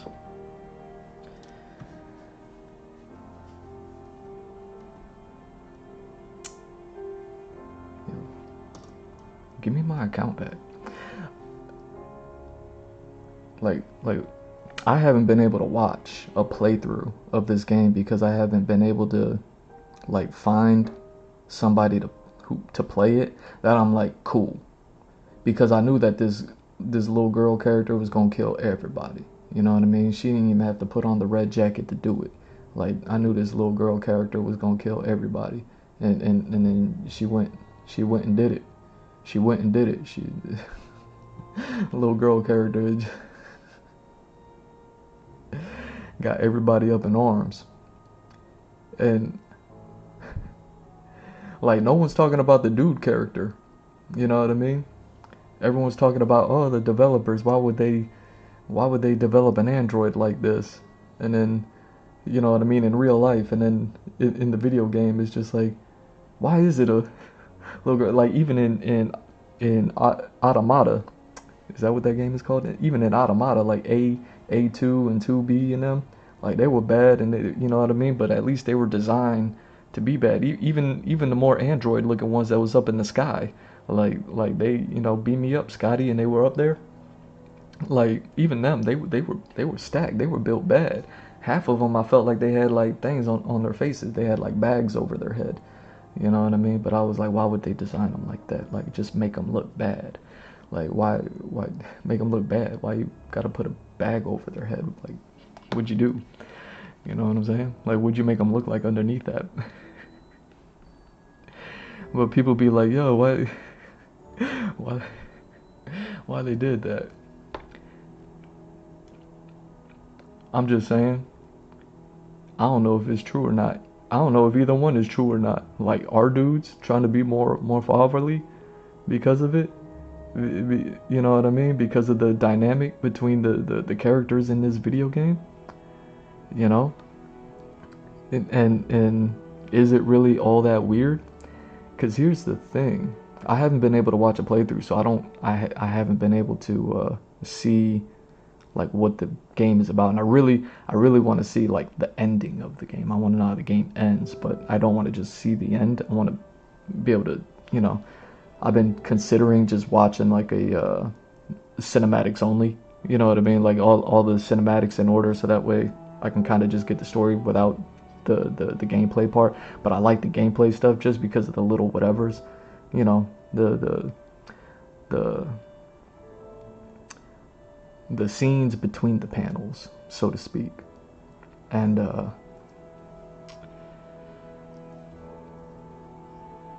I just haven't been able to find like a playthrough of the game that I rock with. I tried watching like some dudes play the game, and it's just like, nah, like they lost me. I tried watching some chicks play the game, but it's like, nah. You know, I talked about this game a lot already, like leading up to it, especially like when on that stream where I broke down this stuff. I talked about this game a lot, so I thought about it a lot, so I was definitely looking forward to it. And then when I saw that trailer, and I was like, oh man, that girl gonna kill everybody, and then she did, and I was like, oh dang, like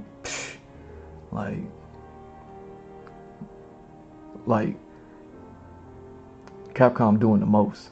Capcom is doing the most, where it's interesting to me that this game is bringing this out, and it's not even because it's necessarily this game. Anybody could have developed this game, but Capcom developed this game. This is my point. Capcom is doing the most. Like, I've been talking about it this whole time, right? As far as like the Street Fighter movie, they got Ken doing the most, trying to get his jacket burnt off by some hot chicks with the secondary animations. Like, and they're like, nah, you know what I'm saying? You got all your money to, like, you know what I'm saying? Like, they did that. And then, I'm like,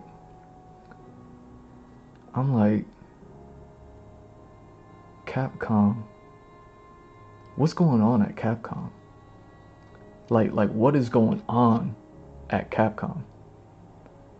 You know, because it wasn't that long ago.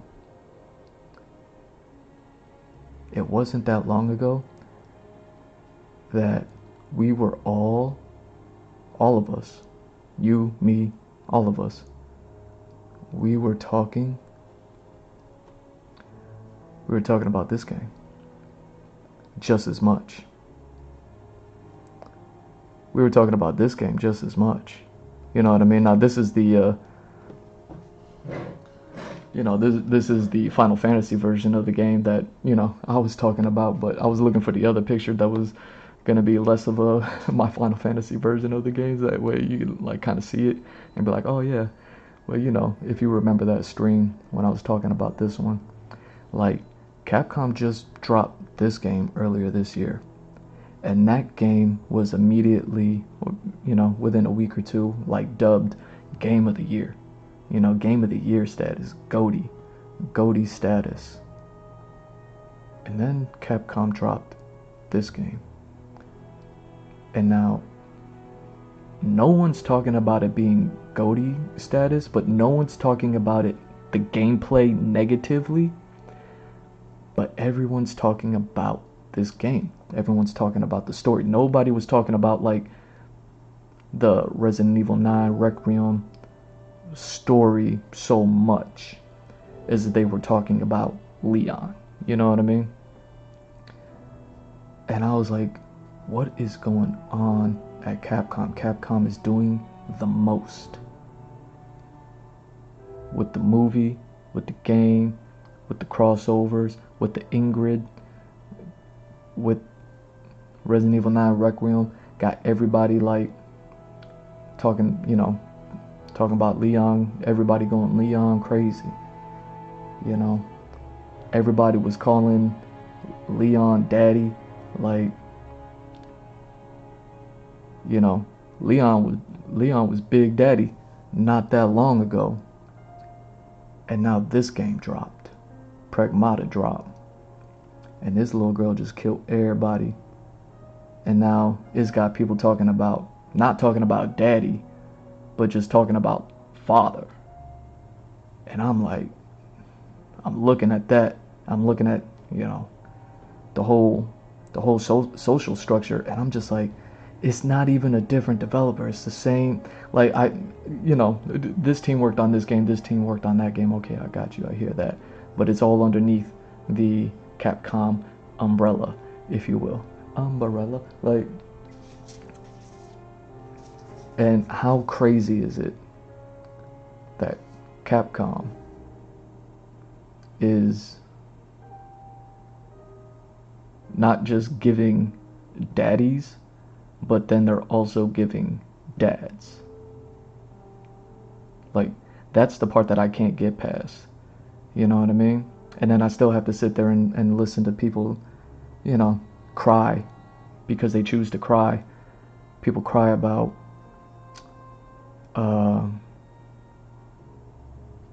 the nonsense of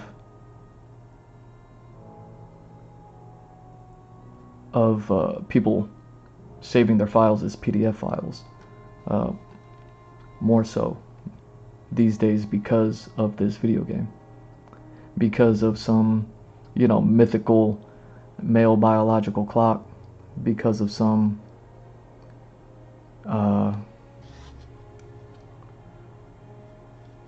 I don't know, it's just interesting to me that This is where we're at in a society. You know what I mean? Like, this is where we're at in not just video game culture, but just culture itself. Like, that's kind of like one of the biggest things ever. Video games, no one's ever really talking about uh like farming, you know, storks, delivering babies to people's doorsteps. Like, no one's ever talking about farming storks, delivering babies to people's doorsteps. Like, ever in video games. Like, it's just not a thing. Like, not that long ago, sometime last year, I made a joke about if you know what I mean, like, game developers, like, if you really want to develop a game, just make pregnant Kratos. Like, just make a God of War video game and make it a pregnant woman, and then have this pregnant woman just cartoonishly run around with a magical axe and just going ham on anybody and everybody. Like, I'm not saying make Kratos character pregnant and make that video game. Like, I guess, yeah, you could do that, but you know what I mean, that's taking the joke a little bit too far. What I'm saying is, like, you could literally just develop a game however you want. And if you feel like the video game culture is missing something, you could just, you are capable of being able to develop that. You know what I mean? So if the machismo is too much, you know what I mean? God of War being another father thing, but no one ever talked about, again, nobody was talking about how God of War made just your average everyday dude like want to be more fatherly. Apparently, like, how we're all hearing about this game, like, it's crazy. It's crazy to me to be like, you know what I mean, just seeing the debate the debate going on about it. But yeah, like, I didn't know, and I still don't think, but I didn't know that things were that bad. You know what I mean?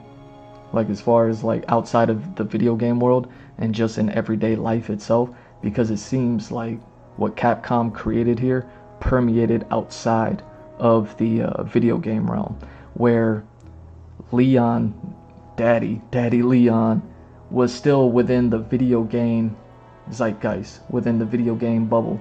It's a massive bubble. Like, it's, you know what I mean? Video games is huge. It's worldwide. Like, everybody, you know what I mean? Everybody love video games, right? But Daddy Leon, Goaty, didn't permeate outside of the gaming culture and hit subject matters like beyond, you know what I mean, beyond the video game sphere, like how this game is doing. So much so that it's like, I mean, I called it. I was like, yo, that little girl gonna kill everybody, and she did it. She didn't even have to put the red jacket on to do it. It's an interesting topic. It's an interesting debate. You know, why did the developers develop her to look like that? And it's like, well, who cares? You know what I mean? Just like you can make pregnant Kratos, you could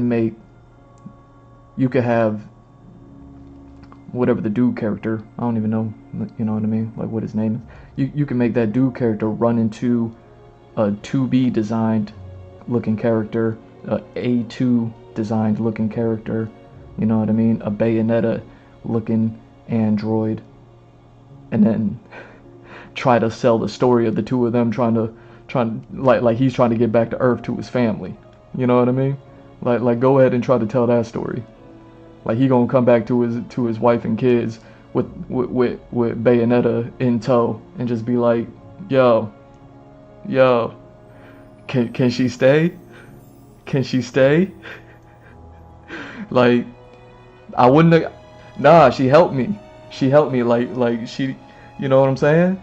Like, I wouldn't have made it. It was crazy. The whole spaceship blew up, and she had to, and then but we were like, and then I had to, you know what I mean? And then she had to, and then how quickly, you know what I mean, the video game end with just the wife with standing there with her hands on the hips and stuff.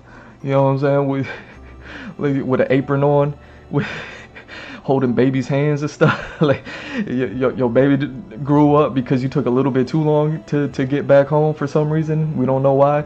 You know what I mean?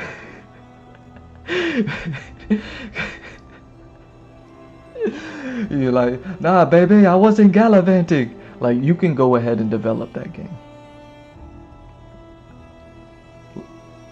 just as easily as you can develop a pregnant Kratos video game. It's crazy to me that people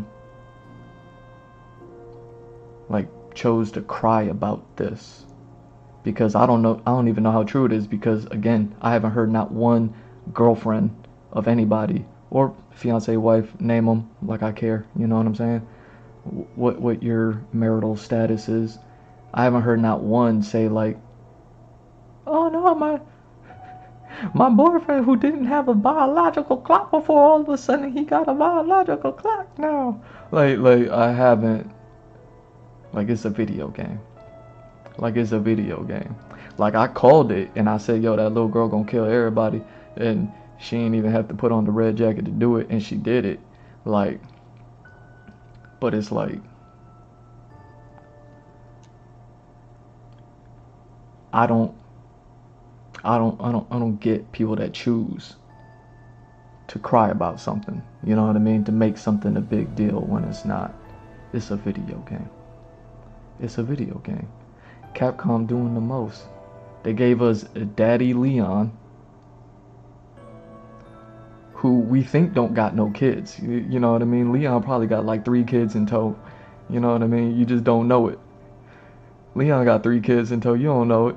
What you think Ada was doing?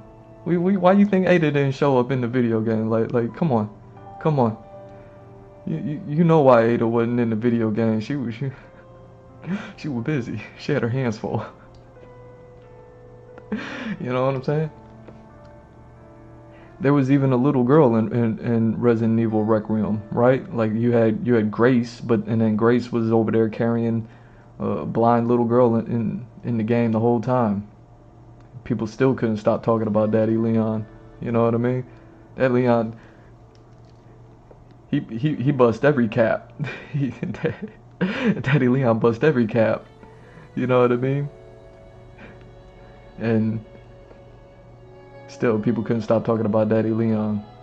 But then Capcom drops, not too much later, Pragmata. And all of a sudden, like, men's relationship with women, men's relationship with females, you know what I mean, is like a thing. It's crazy to me that Capcom was able to achieve that. Like, I haven't heard anybody say like, oh, Pragmata is goaty, but while it may not have done that, it definitely permeated outside the realm of the gaming sphere, of gaming culture, and I think that's commendable. I think that's something that video games ought to aim to do. I'm not saying that every single video game when they release they gotta do that, but I'm saying, like, it's great to see AAA,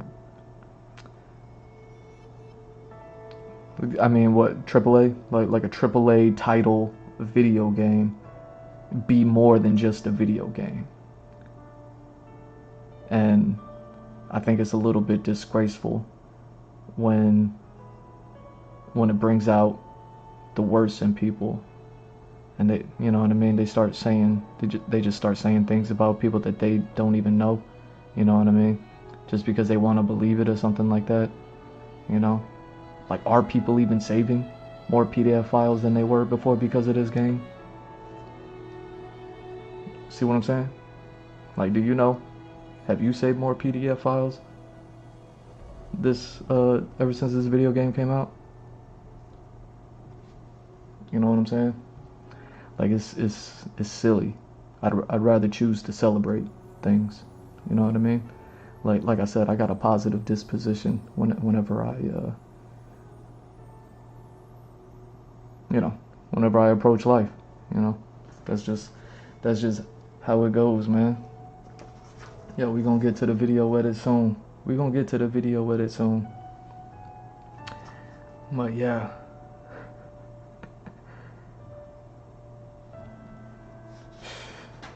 Yo, speaking of daddies.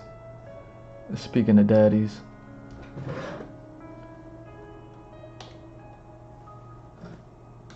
Speaking of daddies. Do I even have a picture of this? Do I got a picture of this anywhere?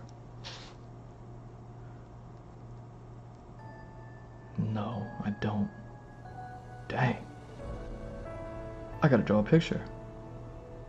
I gotta draw a picture of that. Not right now, but, you know, just put it on the to-do list. Let's do it.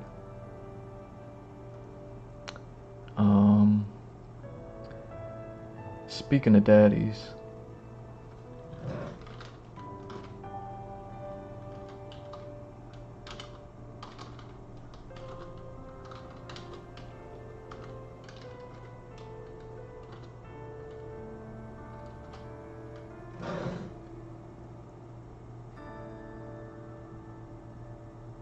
There we go.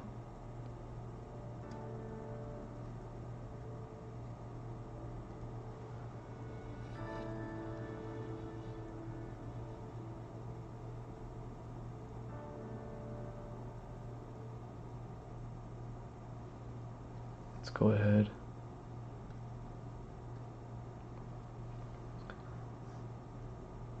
Now, I don't even know why this was such a big deal.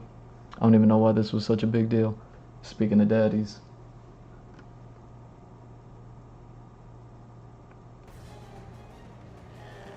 Like,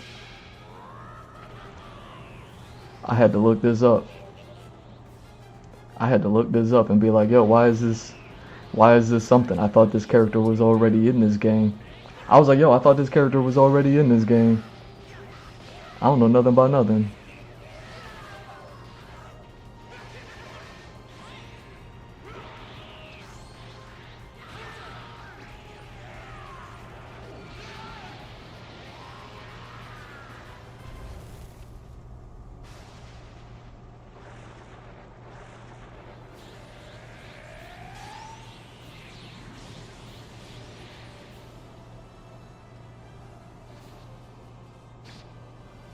Thanks for pushing me to my limit.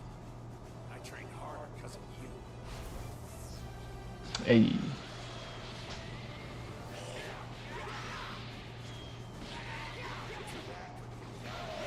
So I heard about this character coming out. You know,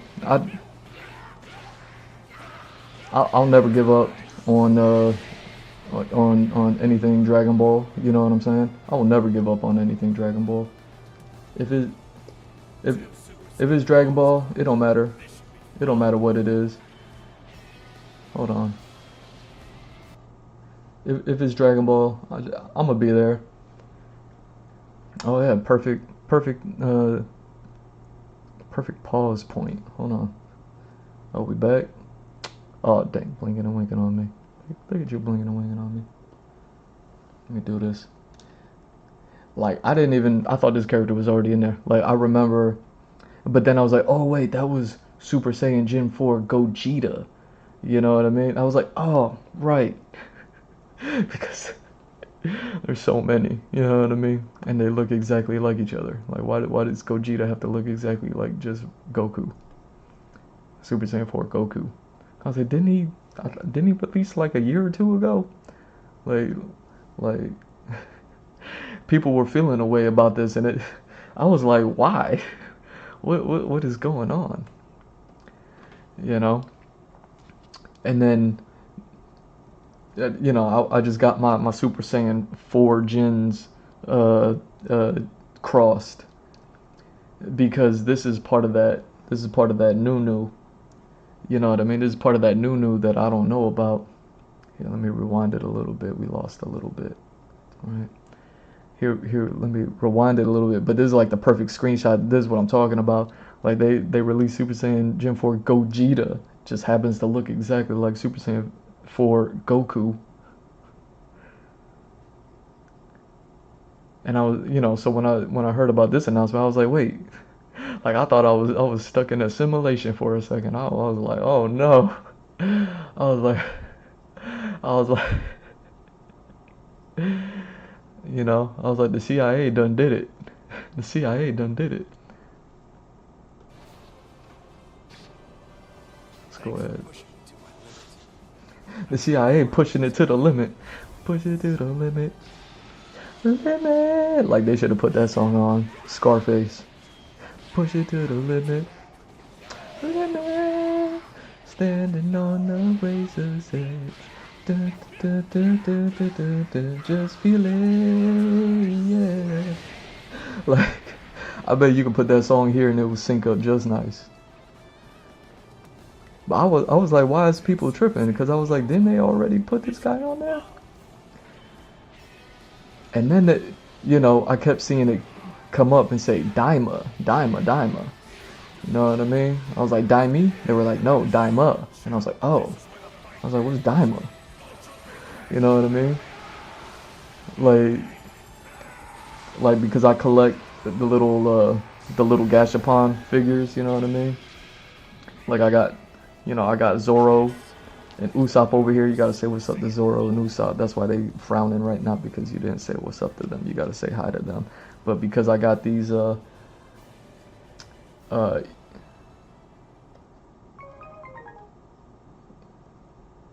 because I got these little mascot figures, I got some Dragon Ball Ultra Deformed mascot figures as well.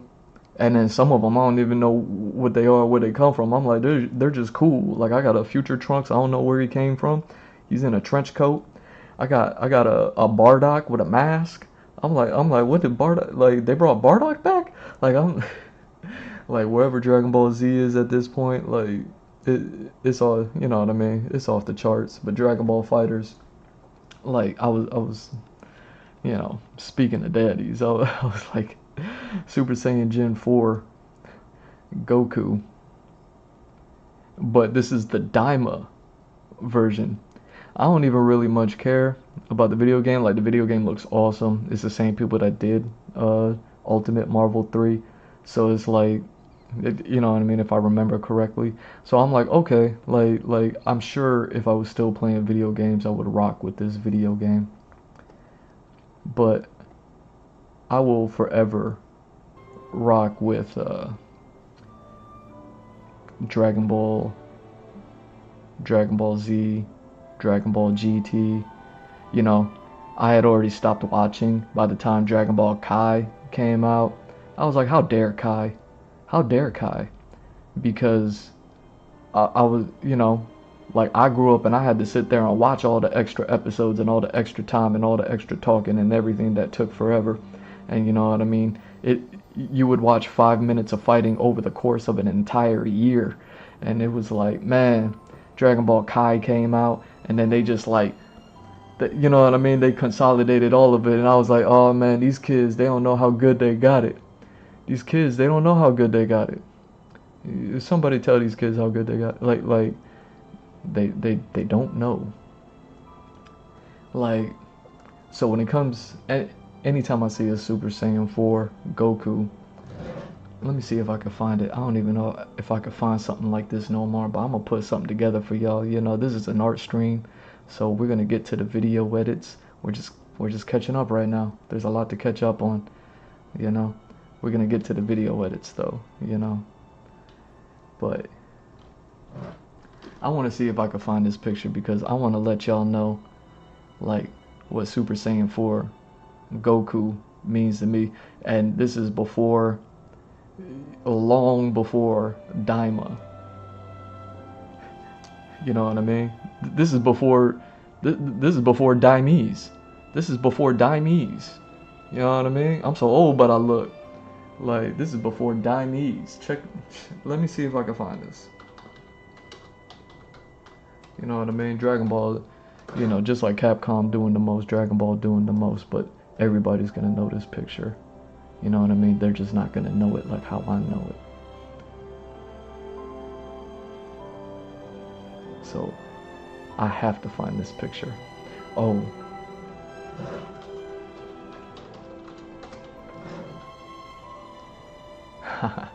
Damn, there's gonna be too many fan edits. There's gonna be too many fan edits. I don't know if I'll ever find like the original. I'm sure I have this somewhere in a box. You know what I mean? But I want to present it to y'all.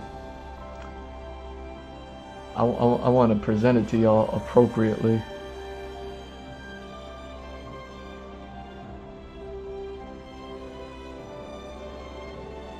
Oh my God.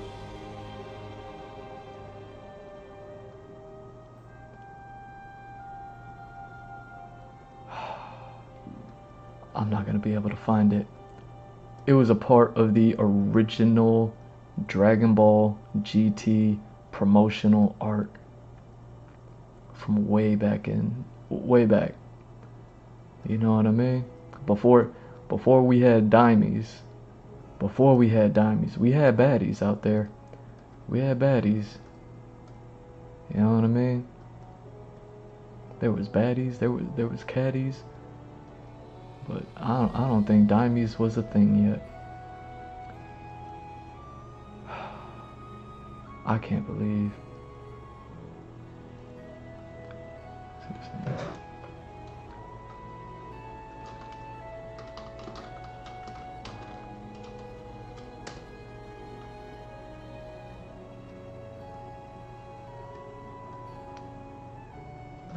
Trying to see if I could just find like a regular picture, you know? And then I'm gonna do a little bit of artwork. Yeah, you know? You know, and bring y'all to my level, you know what I mean? Cause y'all ain't on my level. Y'all ain't on my level. You know, speaking of daddies, y'all ain't on my level.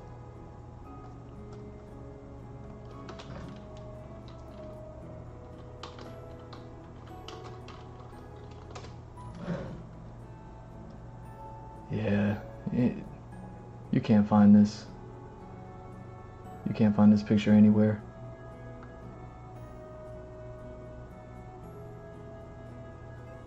This is the closest I'm gonna find of it. It's not gonna do. It's not gonna do justice.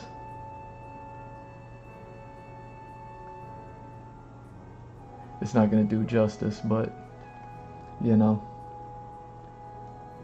I've talked about this in the past.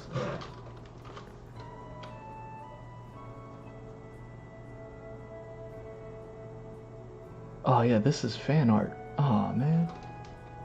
This is fan art. Can I...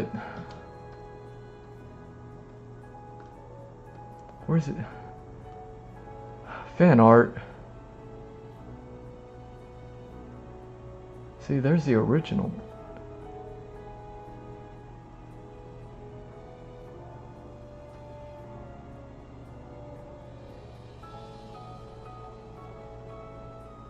Yeah, that still looks a little too crispy.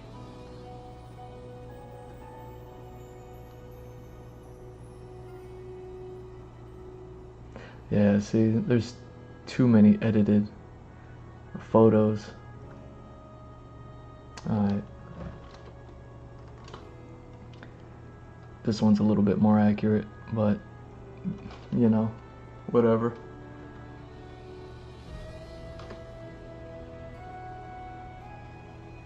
Let's have some fun.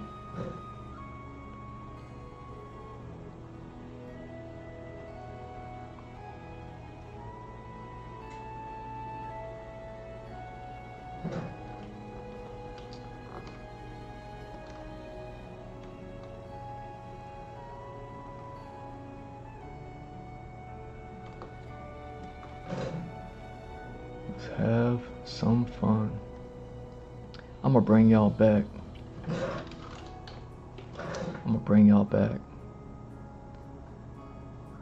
You know what? I'm gonna see if I could. See if I can put it together just a little bit. You know what I'm saying? I'm gonna bring y'all back. You know, shout out to my brother. Shout out to my brother out there. You know, love my brother. I love my brother. This is one of my favorite memories. This is one of my favorite memories thanks to him. One of my favorite memories in life.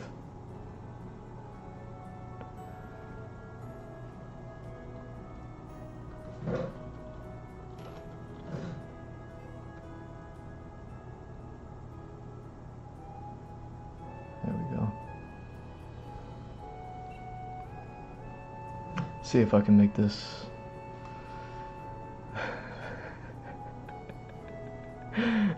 thing work. Here we go. I'm gonna put it together for y'all real quick.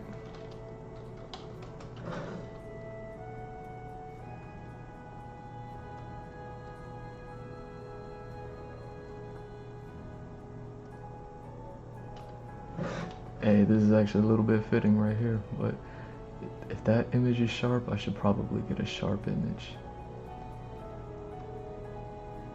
Something like that. Web file. Come on.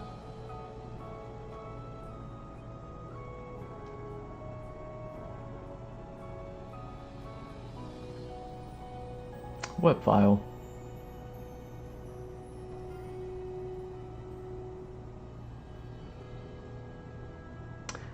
Web file.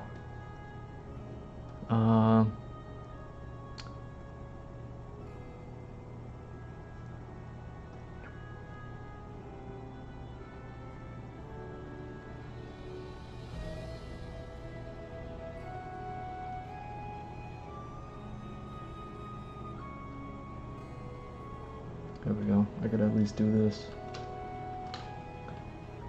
It's not gonna be perfect.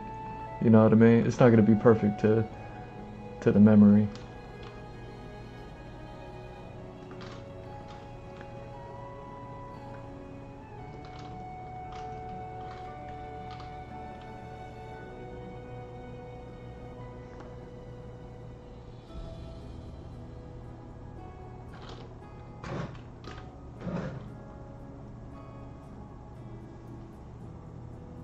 Here we go.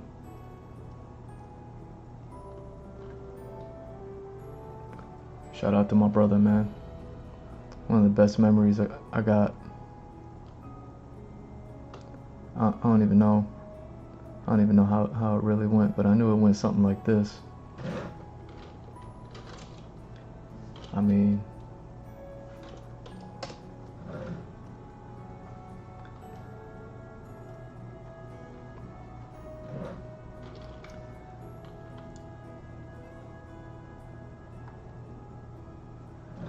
yo, I love my brother. One of the best memories I ever had in my life. And I'm gonna do what I can to recreate it for y'all.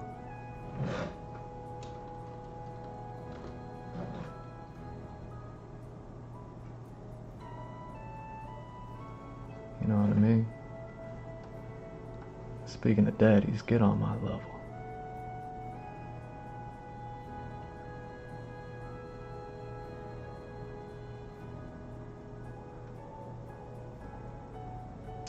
And I'm just gonna let this default and see what it gives me. Ooh.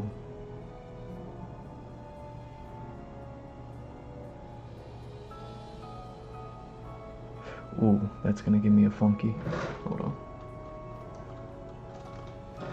How about something like that?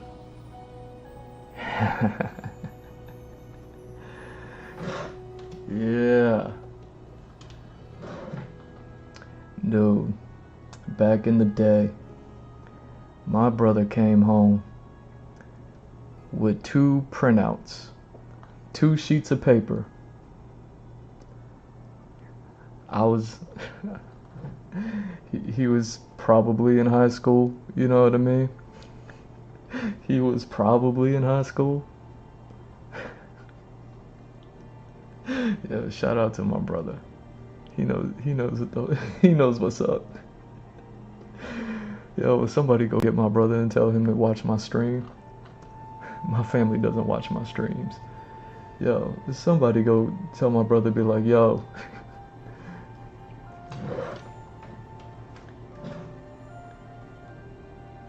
My brother came home with 2 sheets of paper. And one of them, you know, this is still during probably the Planet Namek saga onto Nami, you know what I mean, for the first time. Like this is before Super Saiyan. Like, you know what I mean? This is when you know, Vegeta may have been around the time of Vegeta being like the legendary Super Saiyan, you know what I mean? And nobody knew what he was talking about. Everybody was like, yo, man, stop talking. Like, Vegeta, you crazy. Vegeta, you crazy, boy. Vegeta, you crazy, boy. And, you know, my older brother, by the way, my older brother, he might have been in high school. My older brother. He comes home with 2 sheets of paper, folded up, you know what I mean? A little bit creased and wrinkled, whatever, folded up. He was at the high school library and made these 2 printouts.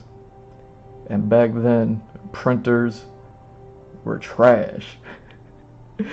And printers printed. You know the quality. You see the quality. Like. Now, mind you, this is on an 8.5, 11 sheet of paper. So, let me do this. I'll even do you one better. Like,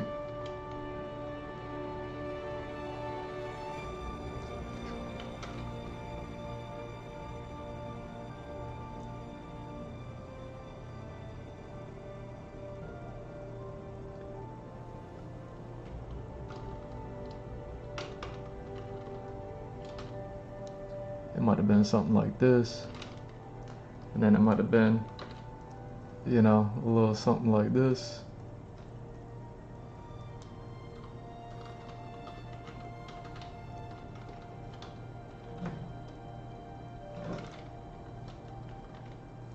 My brother comes home with a sheet of paper and it's folded. And he might have been in high school, and he's my older brother, so I wasn't in high school yet. And we were watching the Planet Namek saga, or at least I was. He might have been. And he comes home with a sheet of paper. And it looks something like this. And Vegeta going on talking about Super Saiyan sounded crazy. You know. And I'm just a kid, right? One of my happiest memories, he came home, my brother came home with a Super Saiyan 3 Goku picture from one of the movie covers. But it wasn't the movie cover, it was just the image that's on the movie cover. Or, you know what I mean, something like a promotional piece, but it didn't have all the movie, you know, titling on it and all that other stuff. It was just the image itself. You know the one in Super Saiyan 3 Goku flying towards the camera. You know what I mean? He ain't got no eyebrows. And then there's 2 dudes with the mohawk behind him, flying behind him. And it's like, yo, what is this? And then he also came home with this printout on another sheet of paper. And it looked like this, where you can't see it. And he's like, that's Goku. I said, no, that's not. And then he goes, that's Goku too. I'm like, what you mean? And he's like, it's Dragon Ball GT. It's after Dragon Ball Z. And it's like, what?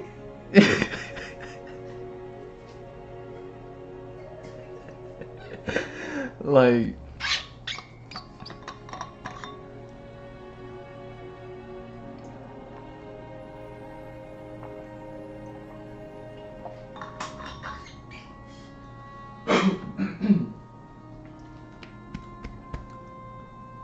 I'm so emotional, I'm choking up.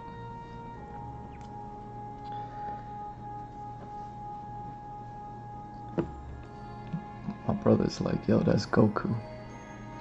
You know how long I stared at those pictures, but then he also kind of kept them, and I didn't want to just sit there and stare at them all day, so I couldn't, you know what I mean? Like, I never got to see those pictures enough. but also I did. You know what I mean? Like, this is what I mean about like spoilers and leaks and things like that. To this day, I never even thought to be upset that my brother came home with 2 sheets of paper folded up in his backpack and then showed me Super Saiyan. Goku hadn't even gone regular 1 Super Saiyan against Frieza. Goku hadn't even, he probably didn't even land on Namek yet. You know what I'm saying? Like, he probably didn't even, like, Ginyu Force didn't even, you know what I mean, mess nobody up. Like, or maybe Ginyu Force was messing him up because back then the Ginyu fight took like 3 years to get through, you know what I'm saying? But anyway, like, I don't get why people cry about leaks. I don't get why people just cry about anything. It's like it's not even all that crazy. Like, because those sheets of paper, like, gave me all the inspiration.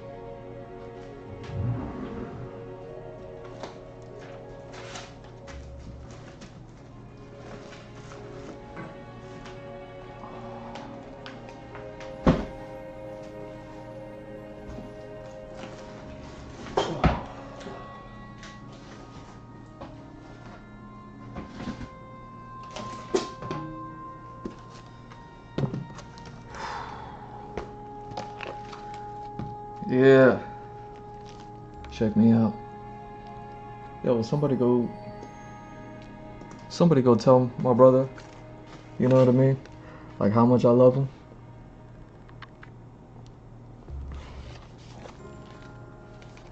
Like, ain't nobody ever gonna talk to me about Dragon Ball Z. Like, yeah, I don't know nothing about no Dragon Ball Daima, and that's fine. Like, yo, shout out to Dragon Ball Daima. I looked it up, you know what I mean? And I was just like, what is this?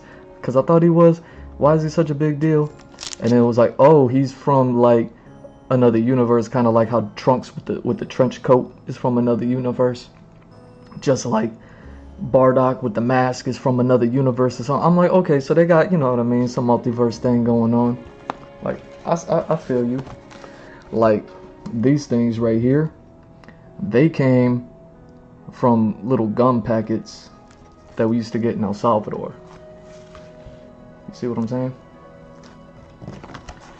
You get a little gum packet, and then in the gum packet it came with a little like printout.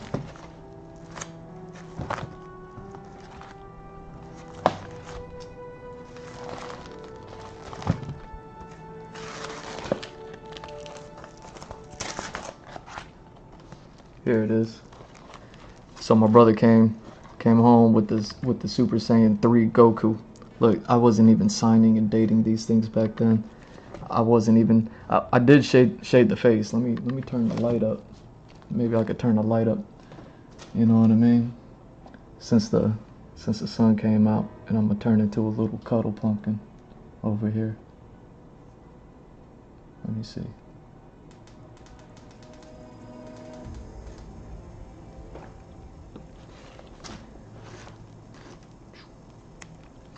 Yeah, you can see, but I was barely shading the face. I wasn't even hitting it with the dark shades on the face or anything like that.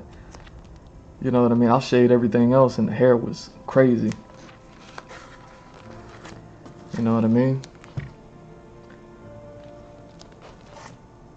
But my brother brought home this picture.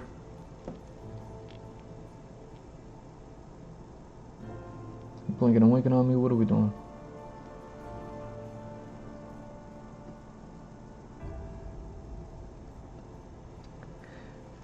And then I want to see if I got it. I want to see if I got it in here.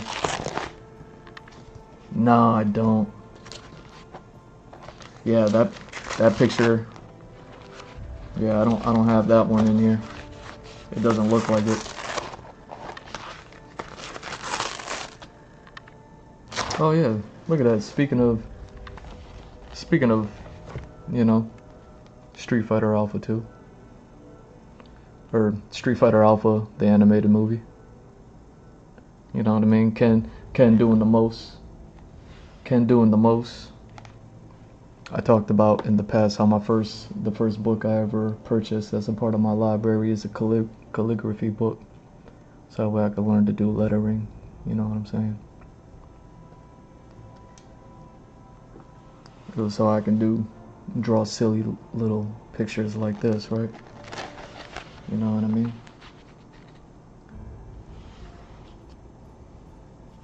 You hear the pages sticking to each other.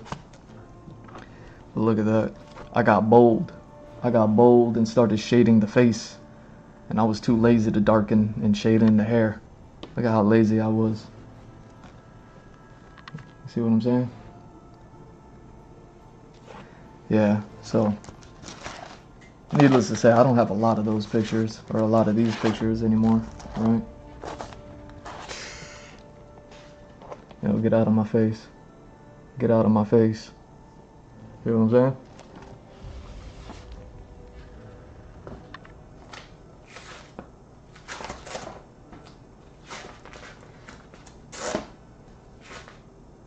Oh, dang, I got two of these? Yeah, I got two of these. Oh, look at this. This one is dated. June 2nd, 1999. June 2nd, 1999.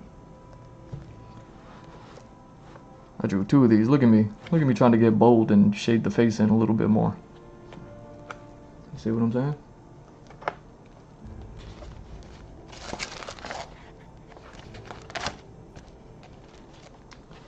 Yeah, I drew this one off of a t-shirt. I want to see if I got the drawing of this specific picture, but I guess I don't.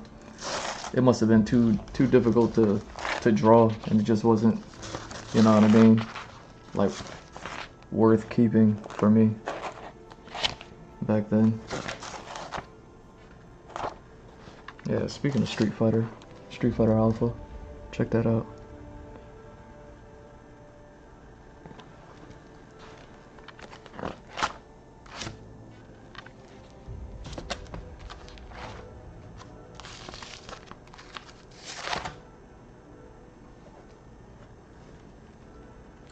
Look at this. Speaking of Chip Zaniff, man, you probably can't even see this. Guilty Gear X, Chip Zaniff. My friend who introduced me to the game, his favorite character, Dizzy. These were drawn in 2003, must have been, yeah, April 16, 2003, so this would have been around the time that I was introduced to Zex. This is when I was playing Chip Zaniff. This is when I was wrecking people, and I just met the video game, and I was wrecking people left and right in the arcade. But yeah, these drawings are probably drawn so like you can't see them.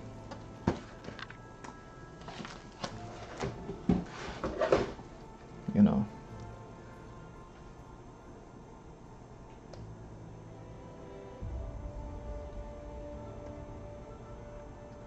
Speaking of daddies, you know, Leon Kennedy probably got like 3 kids rolling around somewhere. But yeah, so you could say that my brother spoiled or leaked Dragon Ball GT to me. But I guess I just got a positive disposition, because I looked at that and I was like, I can't stop drawing. I can't stop drawing. Oh no. I can't stop drawing. I can't stop drawing. See what I'm saying?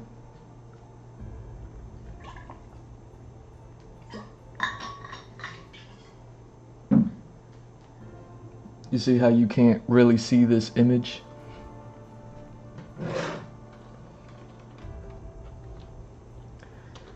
And then you see how even when you get close and you hold that folded up sheet of paper to your face, you know what I mean? So you could try to make out whatever you can make out and be like, what?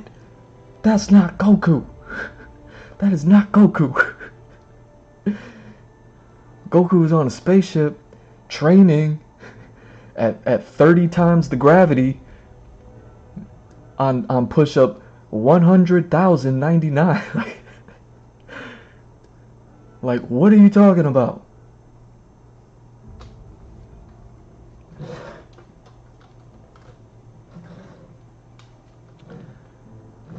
You know, nowadays you can't share anything with people without people freaking out, or, you know what I mean, people being like, negativity, I'm gonna complain about this for the next 2 weeks until I complain about the next thing for the next 2 weeks after that, and then I find an excuse to complain about something else at some other time again after that. You know what I mean? Like,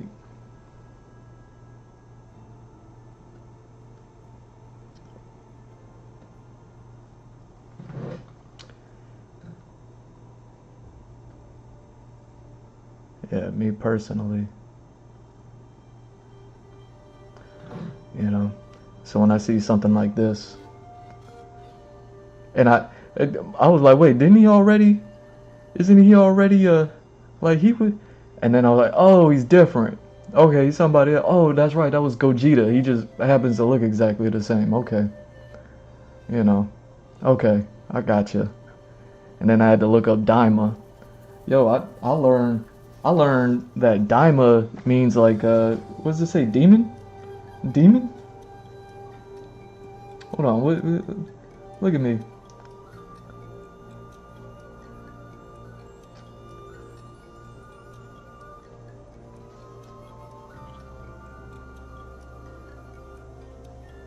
Demon Realm?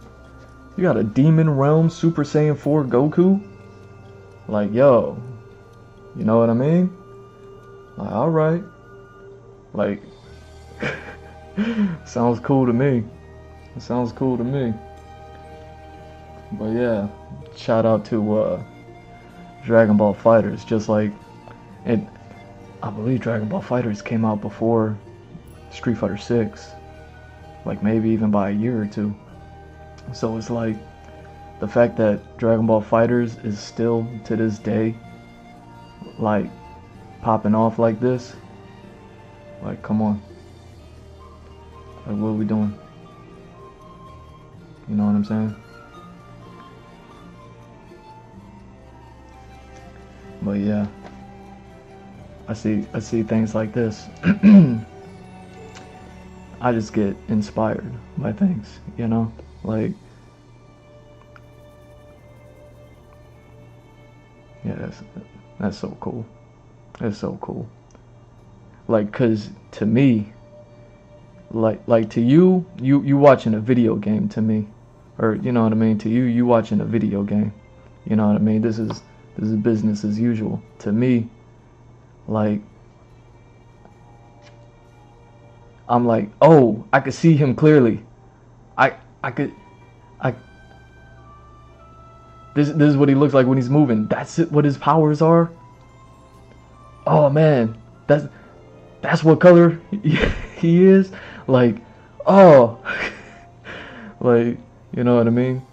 Like I watched this, and to me, it's a marvel to like how far Dragon Ball GT has come, you know, to the point that it's like alternate universes and yada yada. Oh, they got some UDM Ultra Deformed mascot figures in there. I see you. But yeah, I don't know. Maybe one day I'll break out the some of my more Dragon Ball ones. But for now, we got, you know, the Zoro and the Usopp Ultra Deformed mascot figures that I keep right there. Either way.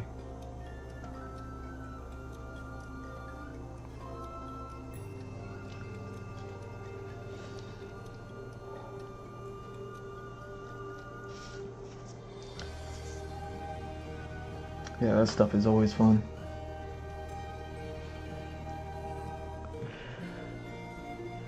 Crossing over the universes like this, it's cool that people get to see like Super Saiyan 4 Gogeta, Super Saiyan 4 Goku, Daima, Demon Realm, Demon Realm status.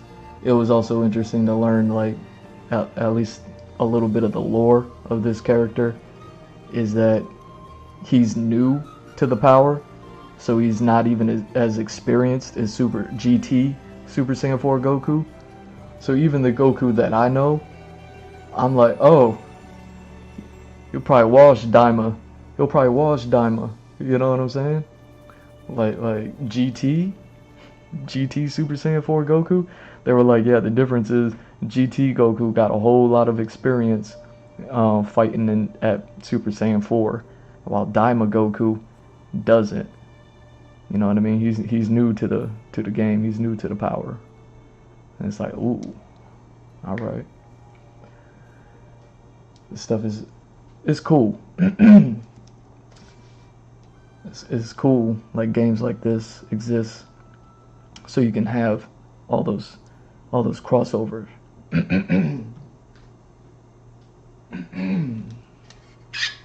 Hey, look at me.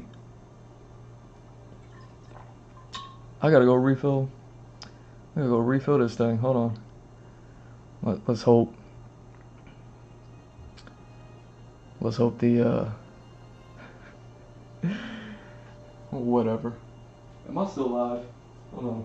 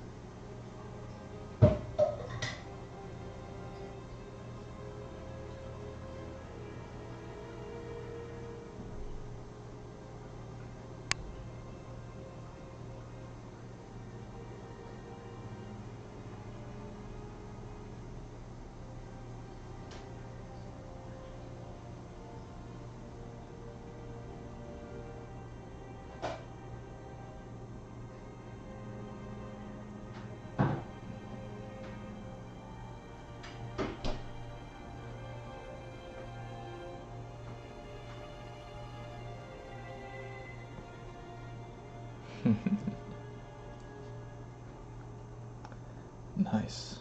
Alright.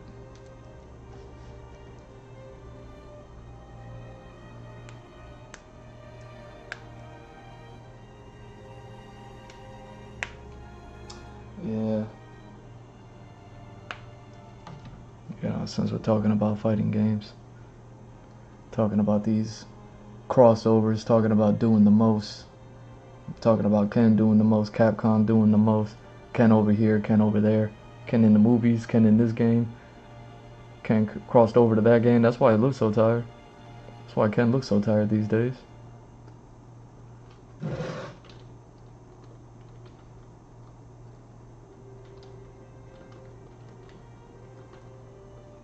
Oh, you know what?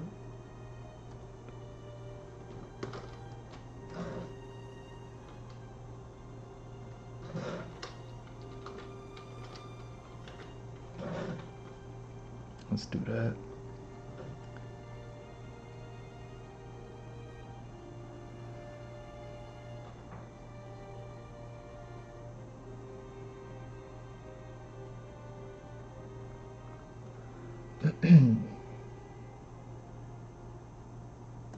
Yo, so much has happened.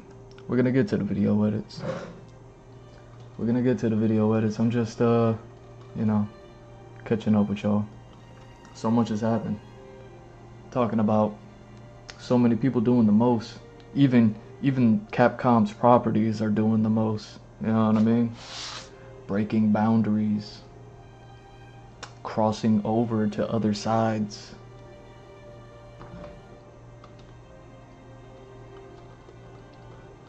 There's a couple of things, right?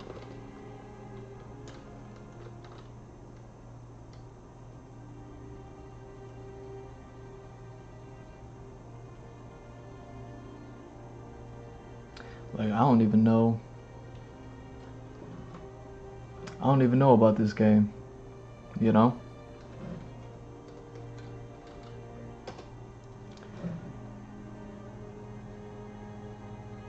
So I wonder if I could find something that's decent.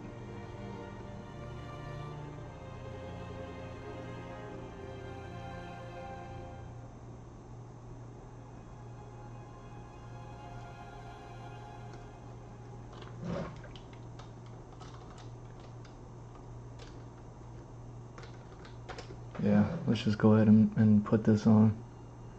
Because I don't know nothing about this.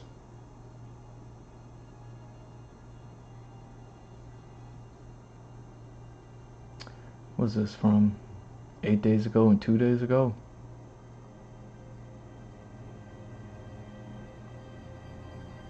Oh. Alright, so we got a couple of things.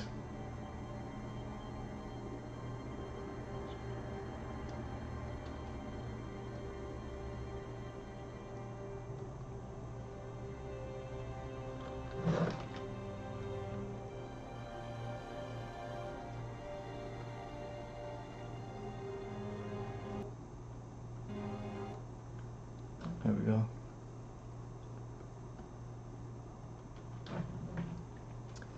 You know,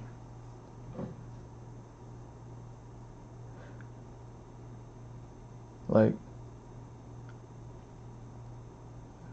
I haven't watched this show, and I haven't really seen too much as far as like the video game here. So I'm not gonna sit there and like pretend to be. Dad, please. You don't want to do this. I came to this planet for one reason. To conquer it. So much has happened. We're just catching up. Oh, this is what Skybound be working on? Yo, some more people that don't hire me. You know what I mean? More people that don't want to hire me.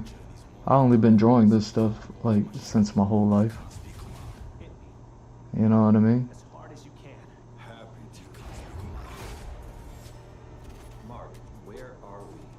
Took the words right out. But yeah, the only thing that I know about this show is that it plays off of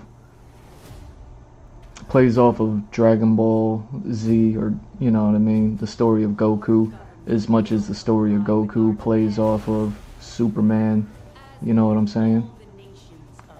Like, that's what this show is to me. I've never watched the show, I never played the games or anything like that. I don't know nothing about nothing when it comes to the show. I know the show is on Amazon. I don't have Amazon Prime. You know what I mean? That's why I don't subscribe to you, because I don't have that that Prime subscription to just dole out like that, you know. You need to follow, like, and subscribe. G-Mr. Draw on all platforms. Try following me on X. The account's suspended, but go ahead and do that there too. You know what I mean? You could drop tips there, commissions on Patreon. You know what I'm saying? I got my Safe for Work Blue Wings joint. You know what I'm saying? Like, y'all need to go ahead and do that. You know, even my Streamlabs got a tip jar in it. Yo, shout out to my tip jar on Streamlabs.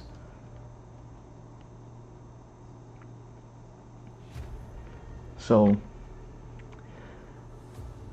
yeah, like I said, this show to me, and this game, and everything, it just, and I'm not even like trying to knock it, but to me, like, I don't see anything outside of Dragon Ball Z to it. Maybe it's like a little bit grittier, you know what I mean? Like, okay, like if you like grittier than Dragon Ball Z, then you know you should probably follow and like and subscribe to my stuff, because I'm certainly doing that. If you're aware of my concept art, you know, you see my comic book to be released soon, to be published for free, you know what I mean, the one that y'all saw me working on, you know what I mean, that's coming to y'all. And then got that in the works. But yeah, this ain't nothing but, I don't even want to say like rip off, you know, but because I'm sure it's telling like a different story, but you know, it's all the same. Like super alien. And what, right now they're going through the Saiyan saga. They're going through the Saiyan saga right now. Like, what do? They go from planet to planet, conquering planets. You know what I mean? It only take one of them to conquer the whole planet. Like, yeah, you know what I'm saying? I see the similarity. I'm not even ripping on it or hating or anything like that. Like, that's just what it is, right? Like, I don't know nothing about nothing. But that's what it is, right? Just as much as Goku's story is Superman's story, you know? Alien baby, sent from outer space, super powerful, take over the planet, you know? It's like, it's Robert Kirkman. It's Robert Kirkman, right? So that's one. I'm seeing that there's another trailer.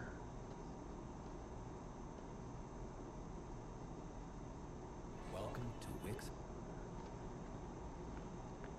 So let's go ahead and check that out.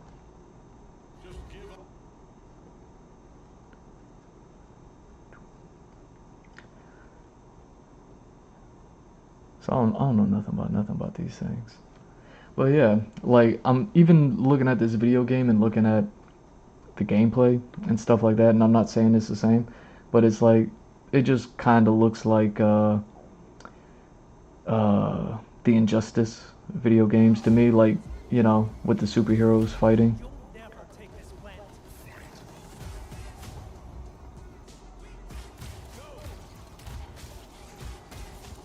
As far as like you got like half of the characters are flying characters, the other half aren't.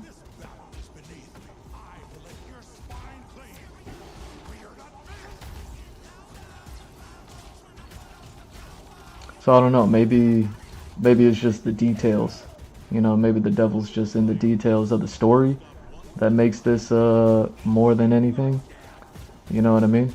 Like maybe the cartoon, even the cartoon animation just kind of reminds me of Young Justice, you know, when I used to watch that joint on cable.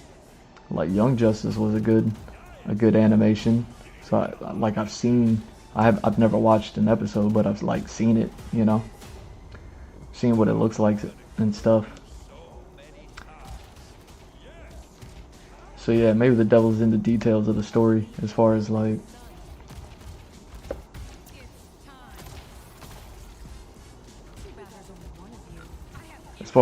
you know, the appeal, where like this story is necessary.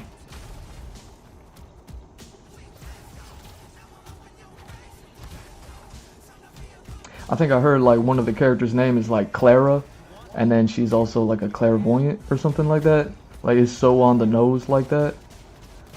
Like her name is Clara and she's a clairvoyant, so she's or something like that. Like it is on par with that of that level of cheese. So there's like all the maturity of it all, but then there's also like kind of like the fun aspect, I suppose. But here's the thing, like I have to always, every time this comes up, I always have to like remember that this is a Robert Kirkman thing. Shout out to Robert Kirkman, you know what I mean? The Walking Dead. I'm gonna be like, the zombies rise. I was like, what is that? The Walking Dead.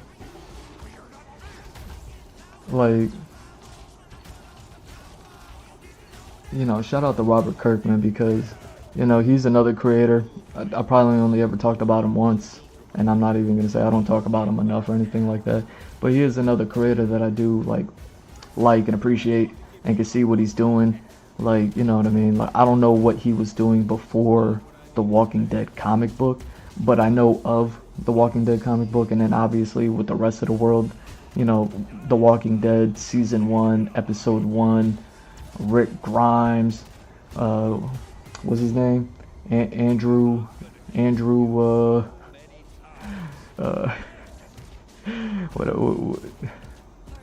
Andrew Lincoln, that's his name, that's the actor's name, Rick Grimes. Cool. Like, you know, and then the fact that he took a property, and I think he's like an independent, something like an independent creator, like a Todd McFarlane and all that. Like, so right there on par and on the level of Todd McFarlane. Like shout out to Robert Kirkman. Like I could always appreciate another creator who creates a comic book, and then like his work goes on to end up in movies or end up on TV, and then not just like end up on TV, but then get multiple seasons. He got so many seasons of The Walking Dead. They made so many spin-offs. Like they never stopped making the show. So much so that the show, as far as like the story and characters and everything else like that, seems to have I don't know if outshined. I don't know if outshined is the word, but is like outgrown the confines of the comic book source, you know, and it's wild to me. I remember I was donating blood, and that's the only time that I kind of like got to watch Netflix. And I remember I was donating blood, and I saw The Walking Dead with Daryl Dixon, and he was in France, and the zombies bled acid. Like I was like, oh, like you know, but you know, you know, Robert Kirkman out here doing the most. But then he also got the Telltale games of you know, so I can appreciate that. Like the man got his foot into media. I don't know his story before The Walking Dead comic book, but the comic book was successful enough to make a TV show, and the TV show was successful enough to get a game or two developed. That are they still patching it to this day? Didn't they just like put a patch out like within the past year sometime? Like that's crazy. That's crazy to me. That's cool, man. You know what I mean? The only concern I may have about something like this Invincible. Yeah, so those are the video game trailers. Let me see if I can find something, because also at the same time, what was it, season 3? Season 3. I don't want to put no spoilers on, so I'll just put on the dang, these are from a year ago. Invincible season 3 teaser video, official trailer. Here we go. Yeah, so I don't know nothing about these. Over the last 90 days, Mark's speed has increased 65%, his endurance 70%, and his strength 138%. Fuck me! Way to make a fellow superhero feel inadequate. Glad it's not leg day. You feel like trying out those new muscles of yours? Well, yeah. Sir, we have intense geological events all over the country. You know, got the Young Justice look. My only concern that I would have with this stuff is like the infinity train that they're they're running with the properties. You know, The Walking Dead just keeps going on and on and on and on. Like, now this show being his next project that he worked on after his first project found like this infinity train to run on. I'm kind of wondering how much of an infinity train like this show is going to be running on. And I don't know, it's kind of, this is the concern, because the only part about this that's new as far as like the media and the product goes is that it is on comics, it is on animation, and it is on video games. It's not too crazy because Superman came out in what, like 1939, something like that. So like comics have been going on forever and ever and ever, and they've told a million stories. So why not this one as well?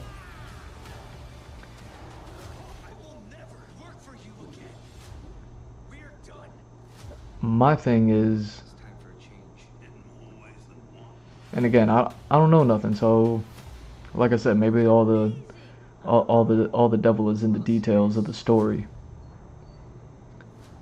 But like, even the Superman comics and all the other ones that, you know what I mean, that followed and all that, they all kind of have punctuations, they all kind of have endings, they all kind of like went through a rotation, so that way they can kind of relax a little bit with some characters, develop other characters, and then you know, do things like that.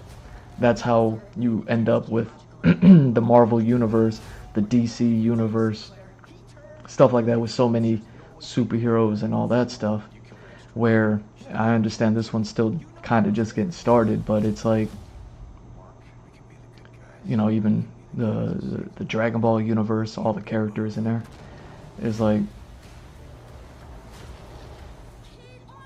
in order to continue the story and continue to build the roster on this property, like, in a world of this guy, you know, Robert Kirkman is proven to create these like infinity, you know, these pieces of media that just don't have a punctuation to them. The Walking Dead is probably still going on right now, I don't know, or some version of it, you know. So it's like, how long can you only have a handful of characters go on forever? You know, to this degree. It's not like this is like a Calvin and Hobbes or a Charlie Brown type style cartoon where it's like cartoony.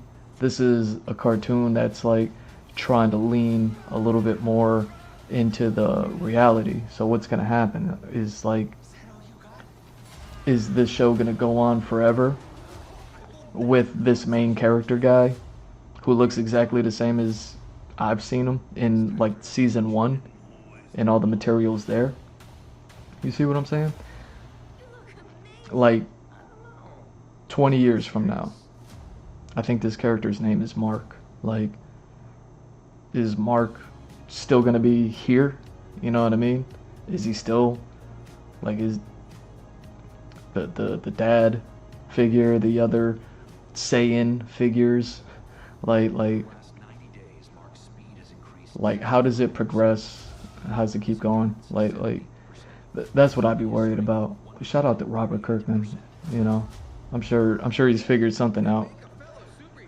You know, it's kind of exciting. I wonder who publishes these comics, you know?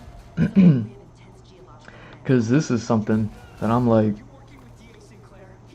as much as it may sound like I'm poo-pooing his product, like, this is a game that I can see a crossover fighter with like, let's say, the DC universe, because there are the comparisons of Invincible being like Dragon Ball, which is being like Superman. You can have Invincible versus Dragon Ball. You can have Invincible versus Superman.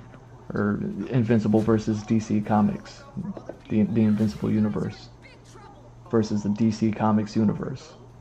You know what I mean? As far as like fighting games that inspire me, and me just speaking to it, of like how much I love the concept of crossover fighting video games, as complex as they may be. Crossover fighters, tag fighters, so many characters, it's difficult. Really isn't. You know what I mean? You just kind of gotta like pick up and play. You know what I mean? And then just keep playing until you find the character that works best for you. But like something like this, I can really see crossing over and working well with like an Injustice, you know? So if you had like a Injustice versus Invincible sort of scenario going on, kind of makes sense. You know?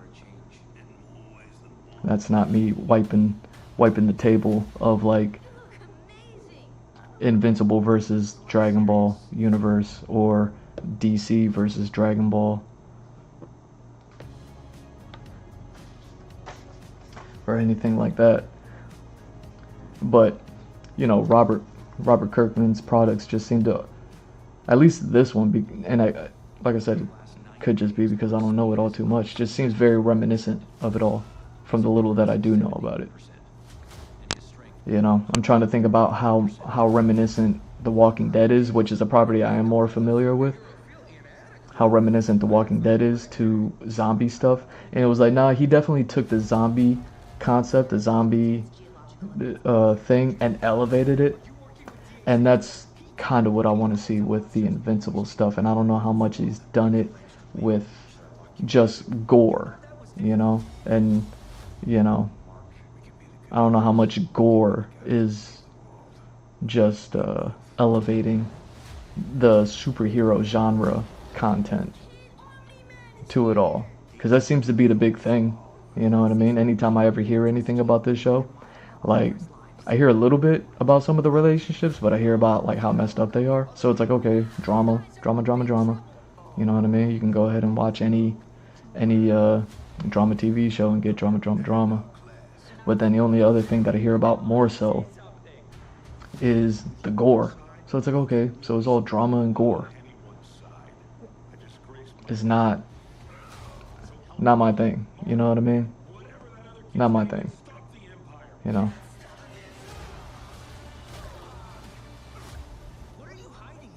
Yeah. The White Room is for my protection. Protection from what?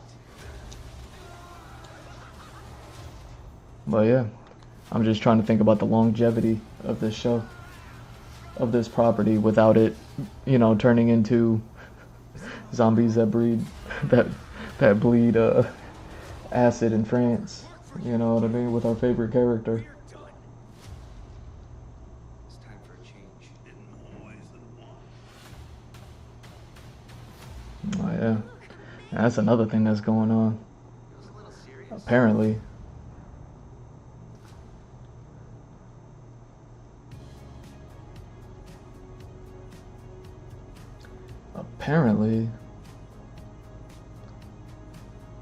You know, going along with the Over the last 90 days,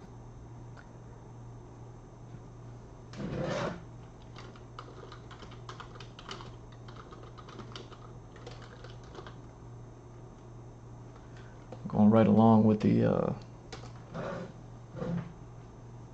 superhero video game crossovers and all that other good stuff.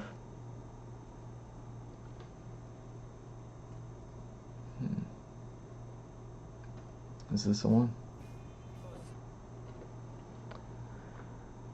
I don't know if this is the one I'm looking for, but I don't know if it matters.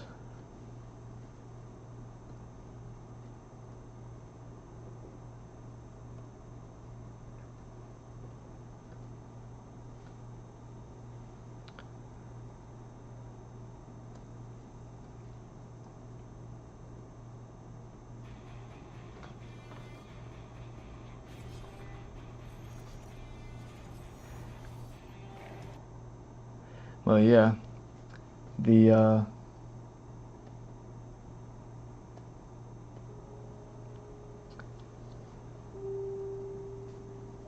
Injustice 3 rumors. You know, speaking of Invincible, now we have Injustice rumors, right? There's no possible way that Injustice could be actually real, right? So people are talking about it. People are, you know what I mean, getting in their emotional bag about it. People are getting into their like, oh, is I don't know, like maybe there's not a demand. There's not a demand for an Injustice 3 or anything like that. And I was so, hold on, let me let this stuff play for a second. I'll be right back. Hold on.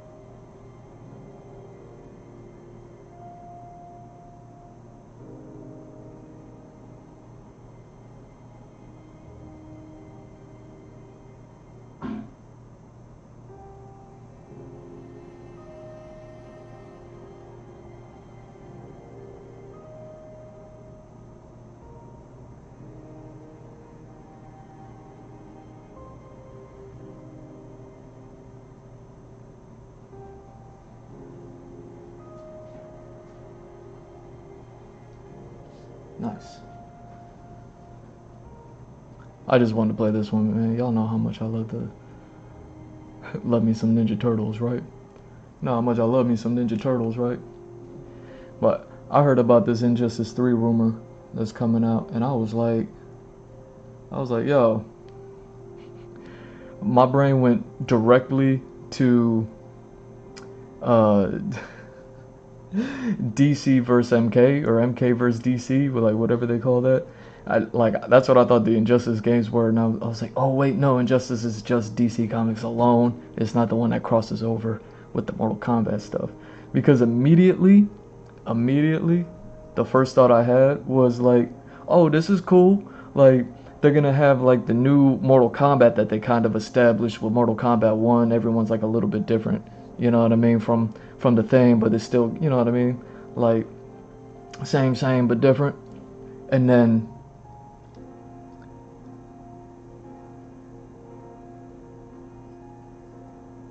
DC Comics just recently, you know, within the past years or something like that, but kind of like the new thing that they're doing right now is the Absolute Saga, or the Absolute run. Again, you know what I mean, not enough of you are, you know what I mean, donating to the tip jar. Not enough of you are following. Not enough of you are liking. Not enough of you are subscribing. Not enough of you are commissioning. Not enough of you are, you know what I mean, following a safe for work content, you know what I mean, to just kind of do a little bit of exercise, 15-20 minutes. You all got it, you know, 6 days a week.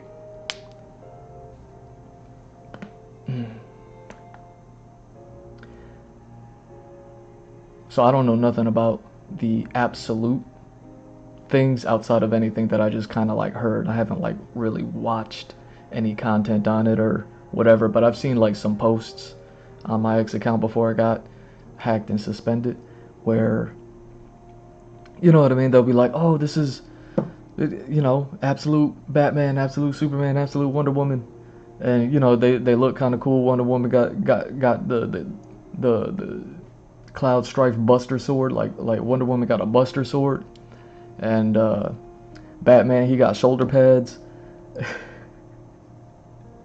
And then Superman, I don't know nothing about the Superman story. But part of me is like, did they do more? Do they have more characters? Like, did Green Arrow and the Flash also, is there an absolute Flash, absolute Green Arrow, absolute, you know, Martian Manhunter? Is there an absolute Green Lantern? Like, I haven't heard about any of that stuff, so I don't know how much there is that. But when I heard about, oh, there's Injustice 3 rumors, I always just think about the DC MK crossover immediately, and I was immediately thinking like, oh, okay, so it'd be actually kind of cool to see the absolute DC Comics universe in its infancy, you know, crossover with the Mortal Kombat 1 universe in its infancy, you know, so that way it's fresh. But you know, and but then the more I thought about it, I was like, wait a second, Injustice is just the DC Comics one, which didn't really change my mind all too much. I was still like, it'd be kind of cool if they just go with the absolute route, you know what I mean?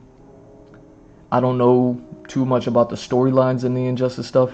I think they're based off of comics, and I think they're typically stories about Superman going bad, because it's always got to be Superman that goes bad, because if anybody else goes bad, Superman, they're like, hey, you know. But with the Absolute Comics ongoing in its infancy, and like, I'm still seeing like rollouts of new characters. Like, it wasn't that long ago that they just rolled out Absolute Joker. You know what I mean? Like, it wasn't that long ago that they just rolled out Absolute Joker. Is that thing blinking and winking on me? Is it coming back? I think it is, right? Yeah.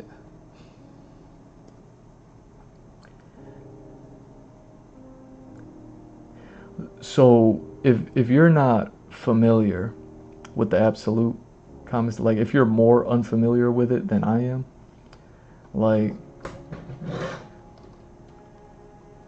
just to give you a feel of the vibes of the Absolute verse. Now, I could pull up an image of, like, you know, the Superman, Batman, Wonder Woman trio, like all together, right?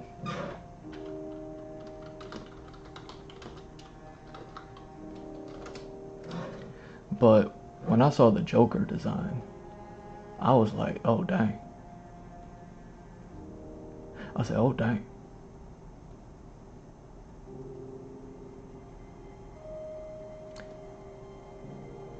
Yo, can I get a picture that's not edited, please? Can I just get the regular picture? So many people want to throw their face in the picture. I'm just gonna screenshot this. It's a video. That's why I didn't want to click on it, because I was like, I don't want the video. But it's the only one that's giving me the thumbnail. That's not someone trying to stick their face or their logo on somebody else's work. So this is the best that I can give you, you know, immediately. But like, just to give you the vibes of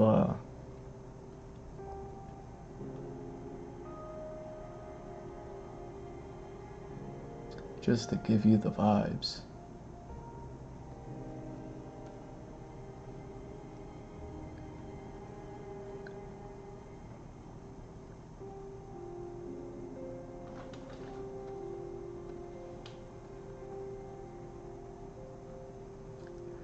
Like, here's a blurry picture.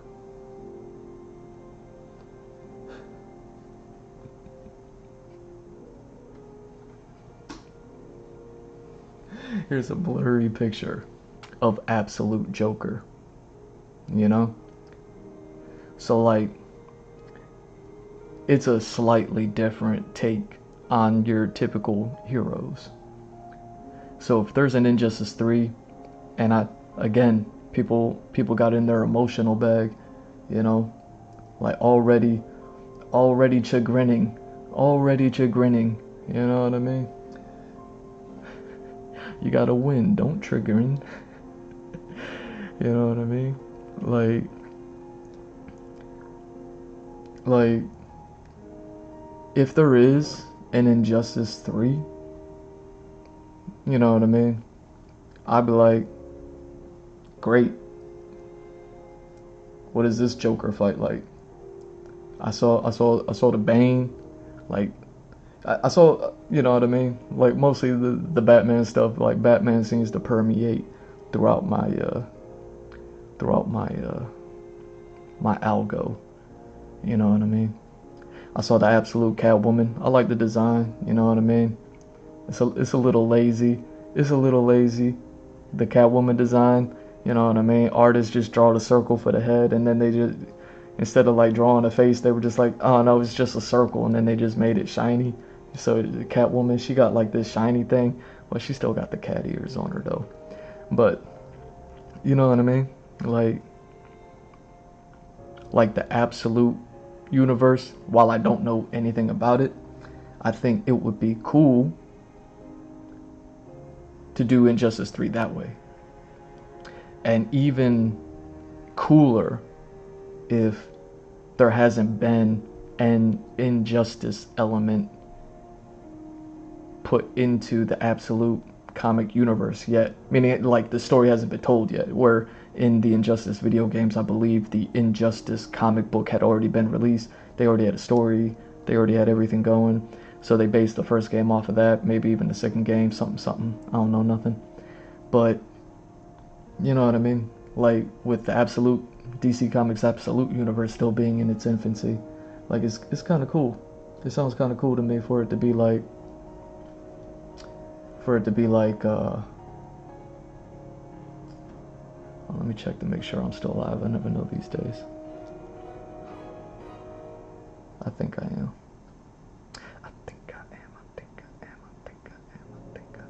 Boom, boom, boom. Yeah. Okay.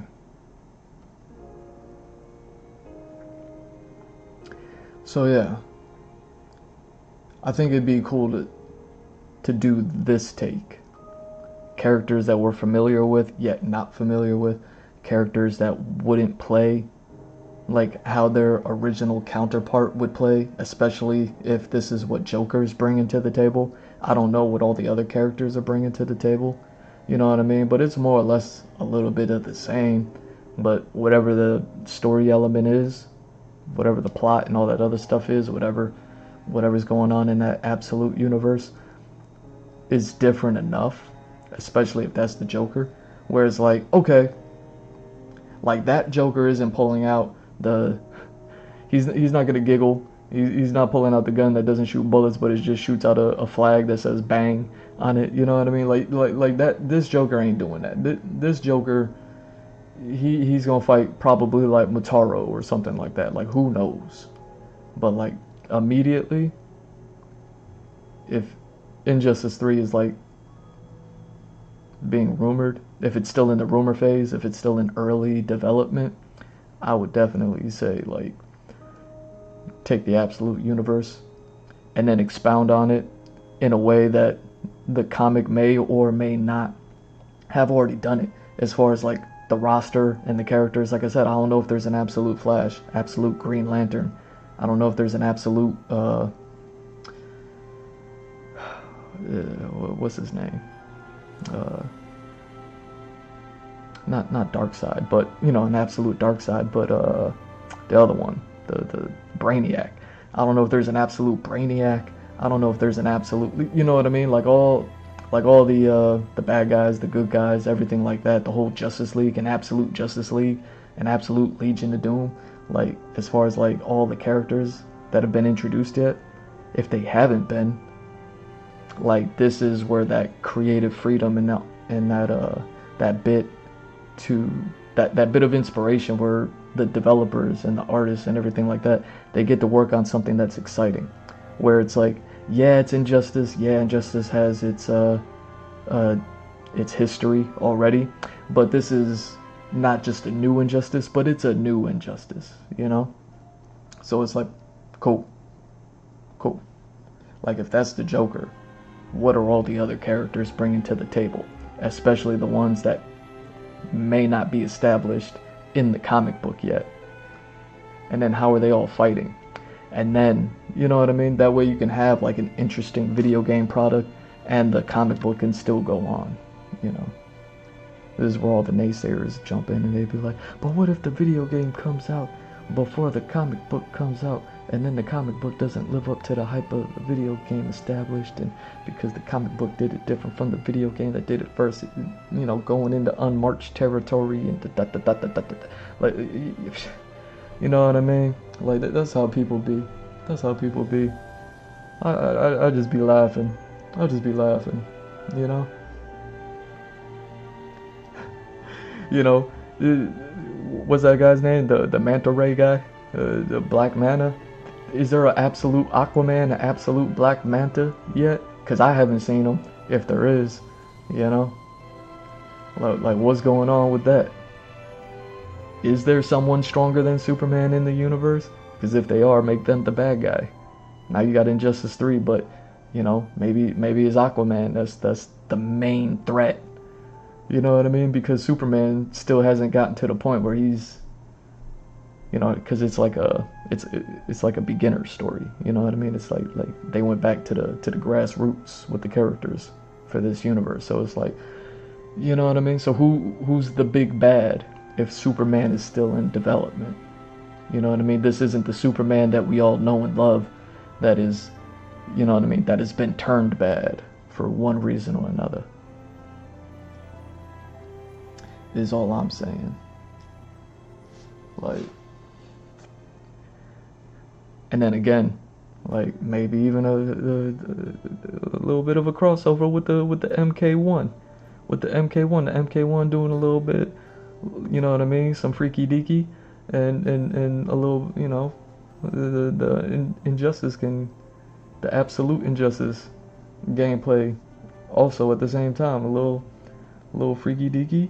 And then all of a sudden, you know what I mean? You got yourself a video game that people are actually looking forward to that doesn't look like the same thing over and over again, right? That's what everybody's afraid of. That's what everybody's afraid of, is just being met with the same old, same old.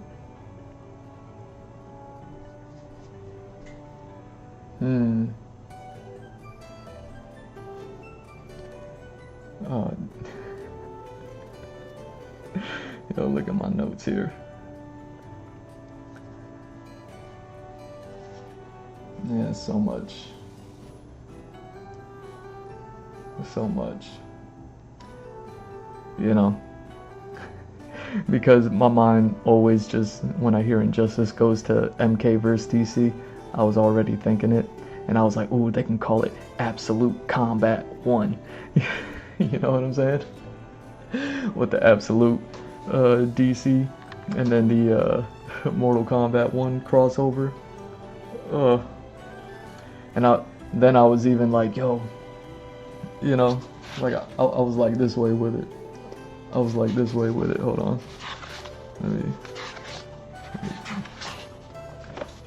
I'll erase this later. Hold on. There you are.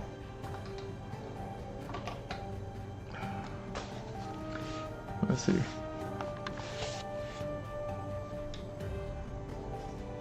Let's see, where are we at?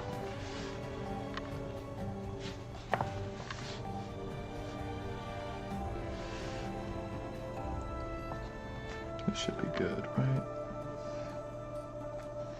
This spot.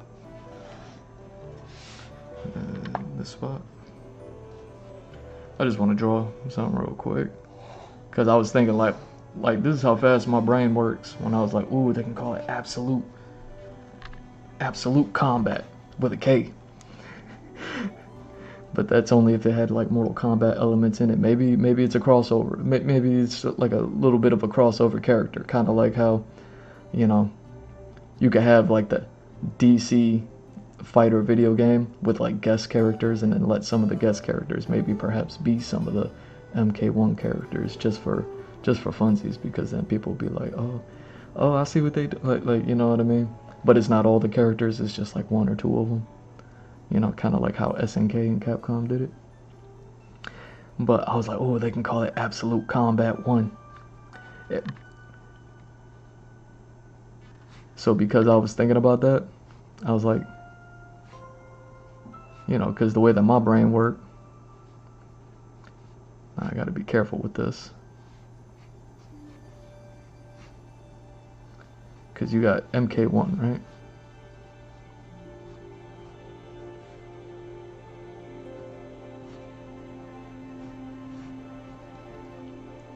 But then you want to call it Absolute Combat 1. I'm not saying that that's what you want to call it. This is me just making stuff up now because I'm looking back at my note and I'm like, oh, that was a ridiculous note. It's not going to be called Absolute Combat. Injustice is only DC Comics. It doesn't have Mortal Kombat in it. But I was like, you could turn the M into an A, so that way it's like an M. You could start off the trailer, the commercial, whatever you want to call it. You know what I mean? With like MK1, and people be like, oh, what? We still doing that? And then the M just kind of collapses.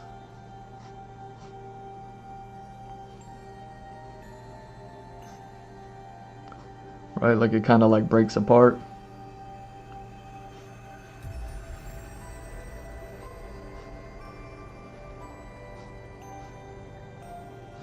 And you turn the M into an A, something like that. Like the M just kind of, you know what I'm saying? Like who knows what happens? Maybe it gets zapped by a piece of lightning, or you know what I mean? Like Superman flies through it, or maybe a batarang gets thrown and it slices the M, or maybe Wonder Woman comes in with her Buster sword.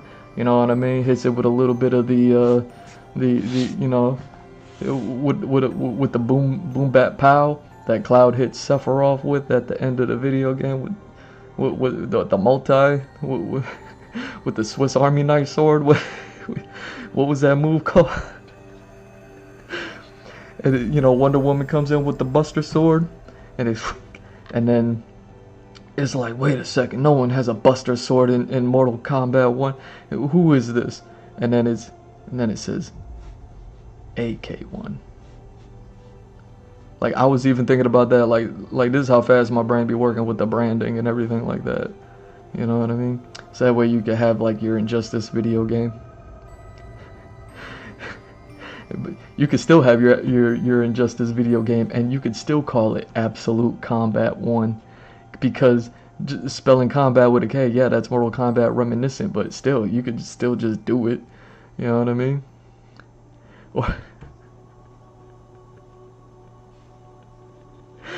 You know?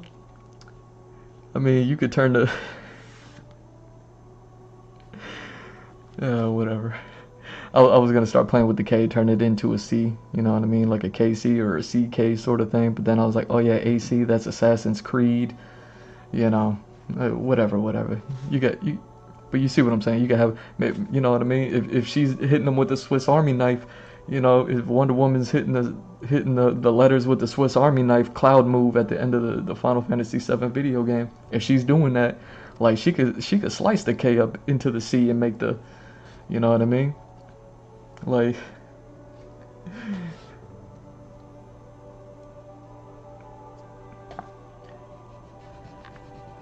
you could even have it like this, like cause Wonder Woman, she got the Buster sword, so you could have MK, and then you see it's a 1, but it's not a 1. It's a Buster sword. You see what I'm saying? Like it's a Buster sword, and it's just like, why is there a Buster sword next to Mortal Kombat logo? You know what I mean? And then you hear, hopefully Wonder Woman and Absolute Wonder Woman wears high heels. You know what? Since we're here, let me see if I can find it.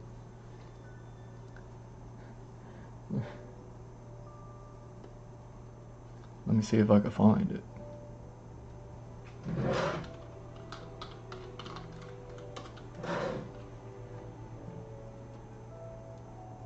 Nah, but I want like a good picture though. But I want like a good picture though. Make it nice. I'm seeing a picture, but I'm like, like that's not gonna work. It's not gonna work for what I'm. Like I've seen some bad pictures. I mean, bad meaning good. I've seen some bad pictures of Wonder Woman. Hold on, absolute Wonder Woman with the Buster Sword. Oh man, it's just giving me. It's just giving me Wonder Woman. Hold on. Alright, if this is gonna be as good as it gets, let me see. Is this as good as it's gonna give me with the immediacy? Alright. Oh dang. How dare you? Blinking and winking on me? Yeah, you blinking and winking on me. Let me see. Here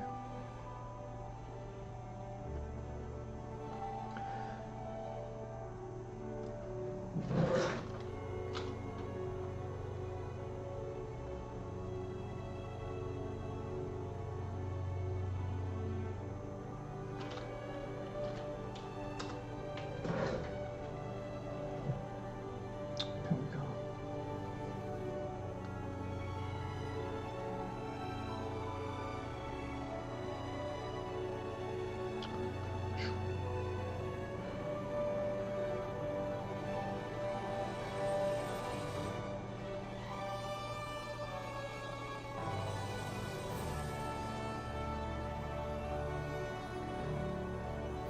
You see what I mean?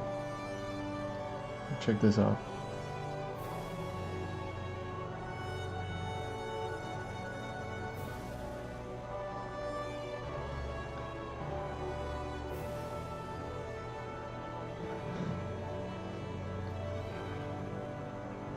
So that's Wonder Woman with her Buster Sword. So that's what I mean. Like this is what the Injustice 3 could look like if it's like absolute.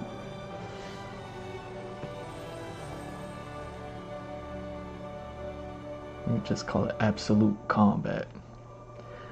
So you could have MK with a Buster Sword next to it. That Buster Sword, you know? So it got like a couple of stripes down here.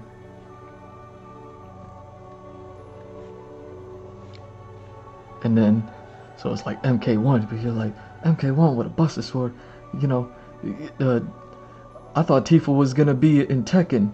Cloud is gonna be in Mortal Kombat? What do, you know what I'm saying? Like that level of WTF. And then you could have, you know, what kind of shoes is she wearing? I don't know if she's wearing heels or not. You can't see her feet. The artist doesn't know how to draw feet. They hid the feet behind the car and the people running in the crowd. How dare they? I'm trying to see her feet. Hold on. But you can hear the footsteps, right? So the MK logo is coming, you know what I mean? Zooming forward, right? Towards the screen. You're trying to figure out why there's a Buster Sword next to the MK logo. And then you hear the footsteps.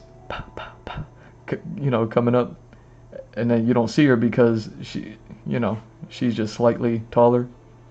So you just kind of see like a female figure. And then she grabs the sword. But you don't see who it is, you know. You just see that it could just be a Mortal Kombat character because they look like that. They still, you know, they bad with a cape. Bad with a cape. And then she just takes the sword and then like shwink. Like cuts this part, hit, you know what I mean? Hits him with the Swiss Army knife. Cloud move, boom, boom. So that way you just end up with a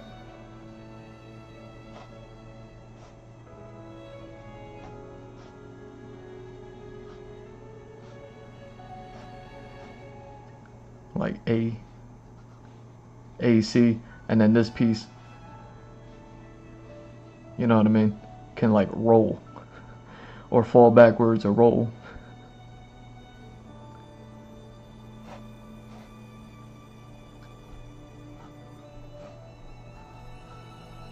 And then boom.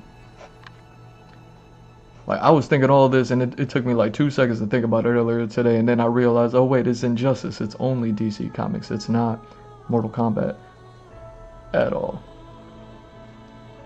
You know. So, you know, like this piece, when she cuts it, the C can be there. Like the C might like lean back and fall, like, you know, animation wise, like towards. So it's a little leaning like that, right? And then the piece that's over here, the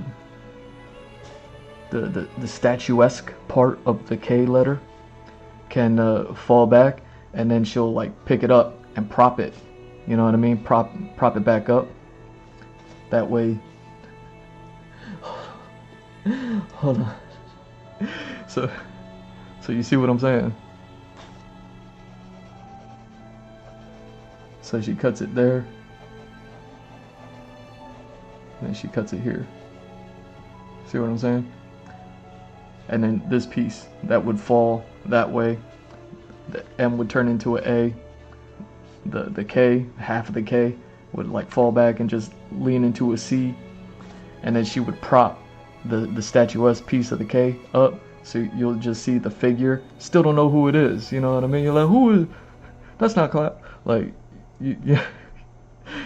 People are watching it for the first time. They're still guessing. They don't know what's happening. And then she props it up. Maybe the NK logo is zooming outwards. You know what I mean? Maybe it's zooming in, and once it starts, you know what I mean, chopping it up, the camera's like, hold on, man, we ain't gonna zoom in. We gotta zoom out to see who this is. So then, you know what I mean, you gotta zoom out.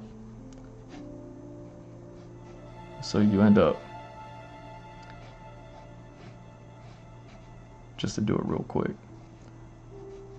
So you got the ACI logo. Looks a little bit more like this, but whatever. And then she stands that letter up, and because she's about as tall as that, you know what I mean? Girl power.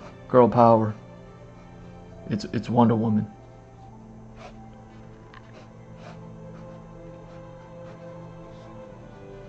And she's just chilling.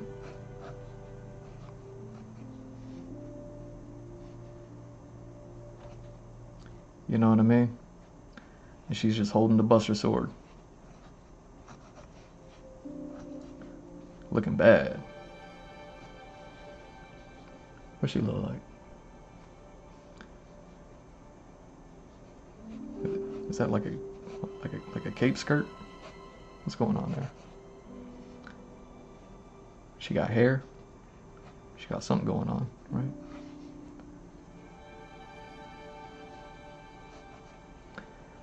She got like shoulder pads. She got armor and all the armor spots.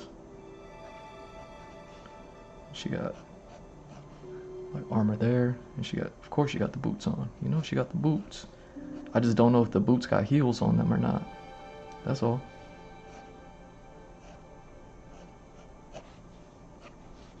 That's the only part I don't know.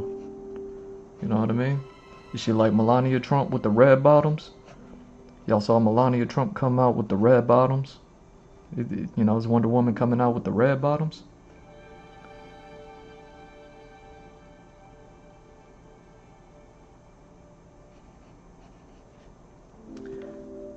So you just have Wonder Woman propped up next to the AC.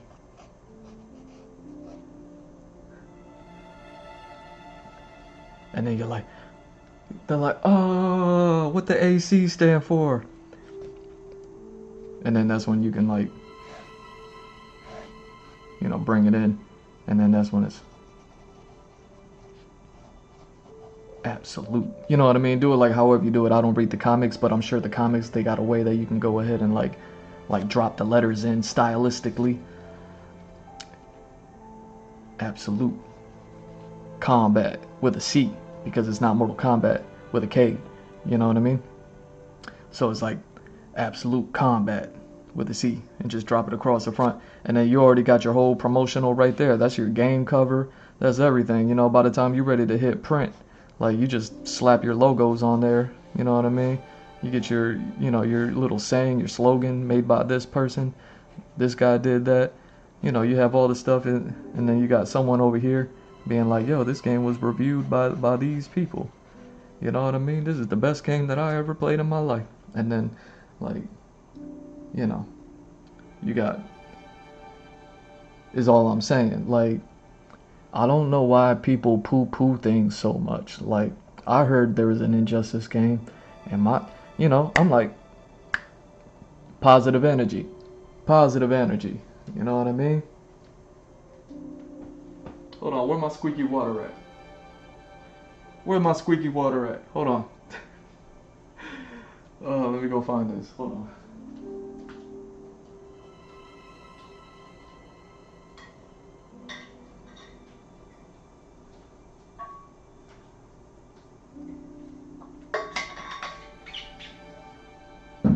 We're gonna get to the video edits. We're just catching up. We're only catching up right now. That's all we're doing. That is all we are doing. We are only catching up. I feel like coloring this in. Man, I can't believe it. I stepped over to get the water. I'm like, yo, if I color that in right now. You know what I mean? Because I'm like, she looked like that. She actually looks kind of cool, man. I like it. She got like a red bodysuit with the blue armor. Like, that's tight. That's tight. It's actually like really kind of cool. And the Buster Sword's not even like a black blade, you know? So this. So who knows?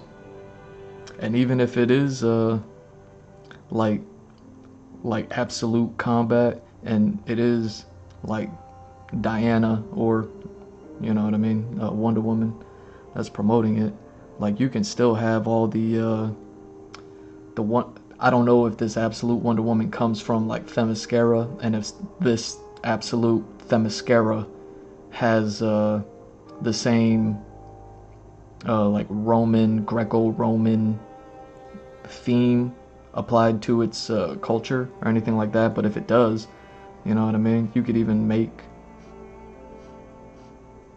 like the lettering like that of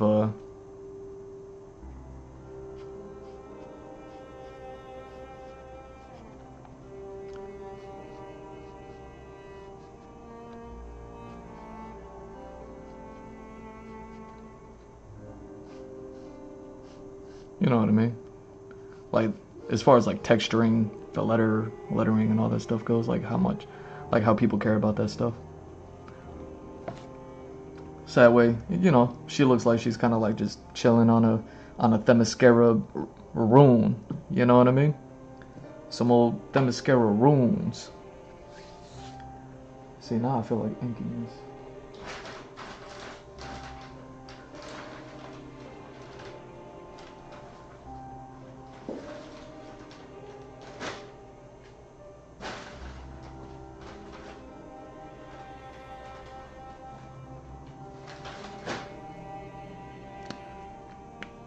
See, now I feel like inking this.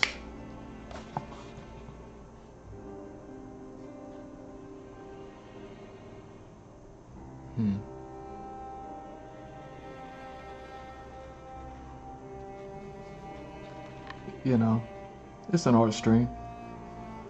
It's an art stream. We got there. I gave y'all pixelated Super Saiyan 4 Goku from my youth.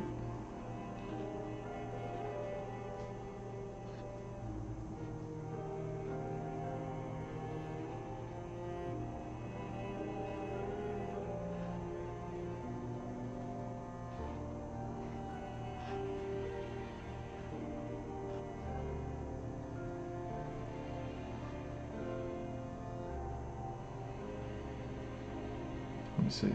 So this was cut this way and cut that way.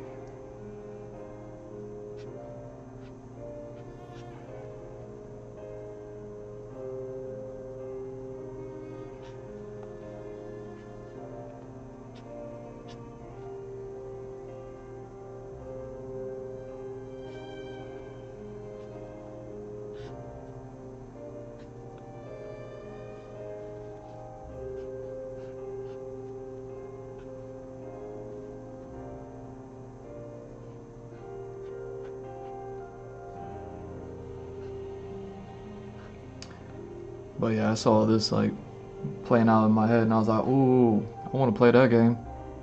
I want to play that game. You know, Joker, gonna play like Mutaro.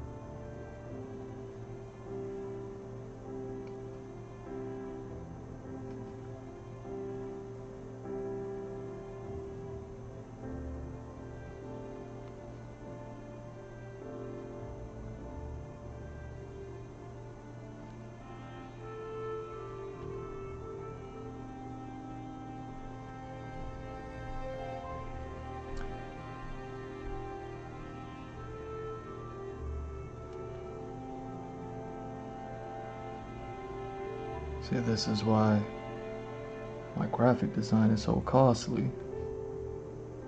Because if I was to actually finesse this into a finished product, I mean, look at what I did with just a little bit of talking and a couple of brush strokes.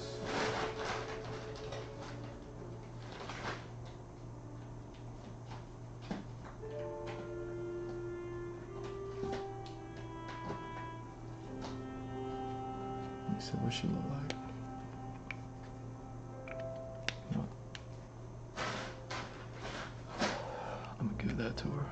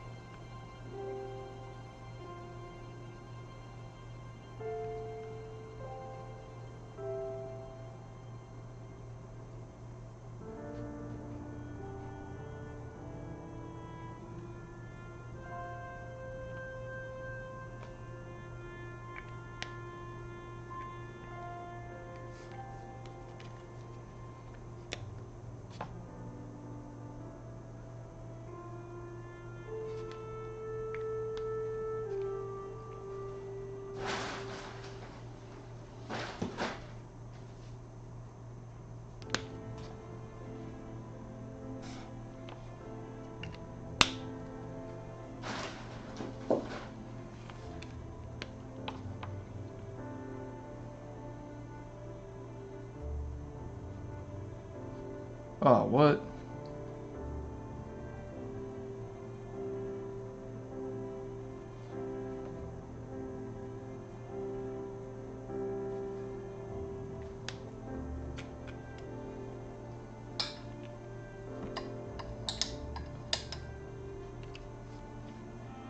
Oh man, it's so bright in here.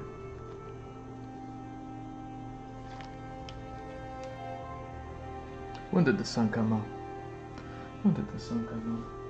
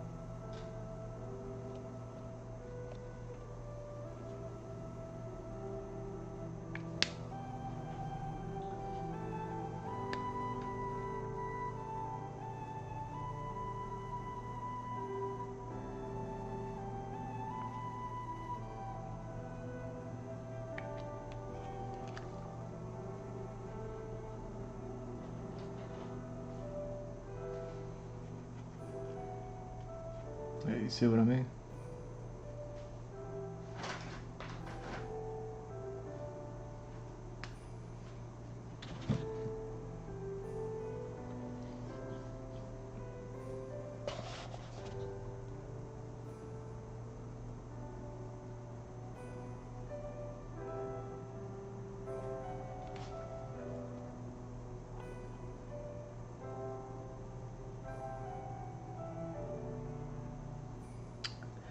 Yeah, I'll erase that one, right?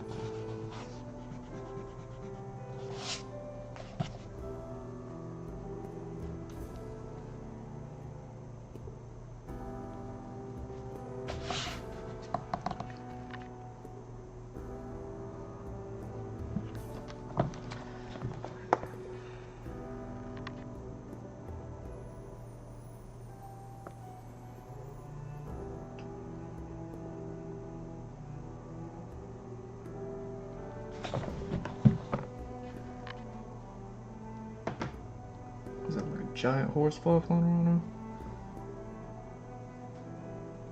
now? Yo, Florida summers be crazy. Got a giant horsefly in there. Can't open the door, never.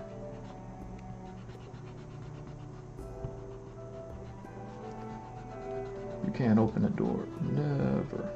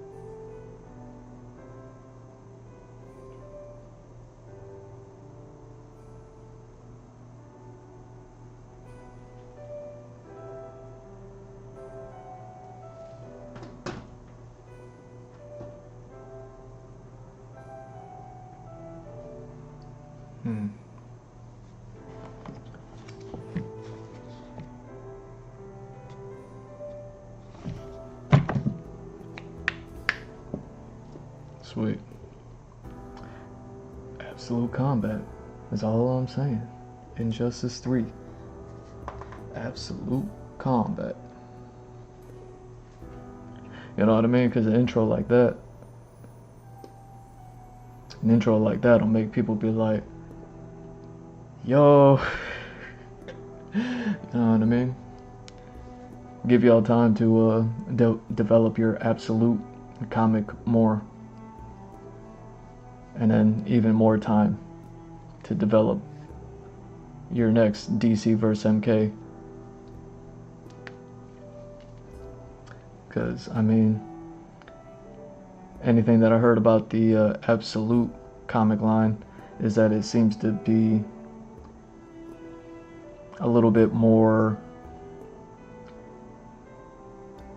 you know, mature themed. You know, something like the Invincible comics. So it's like, you know, a little bit more fitting for the Mortal Kombat line. I remember when the first Mortal Kombat versus DC came out, you know, people were iffy. Like, there's always the Superman is too strong thing, but then people were still iffy on just the crossover being able to work for the sake of compatibility, you know. But I feel like the Absolute comic line, from what I've heard, sounds like it's a little bit more compatible with, you know, Mortal Kombat stuff. Anyways, so again, it's right up their alley. Even if it's not a crossover game and it's just Injustice 3, but it's, you know what I mean, like on some Absolute Combat type style stuff. Then yeah, it'll go a little something like that. Nothing else moves like this.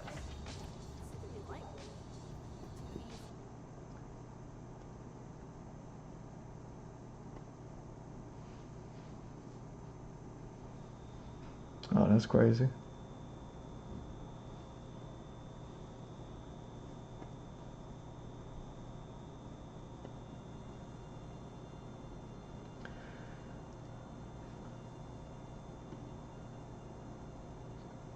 Just double checking, making sure I'm still live. I never know these days.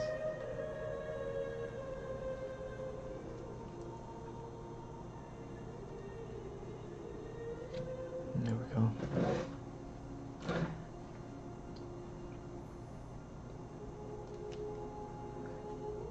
Well, yeah.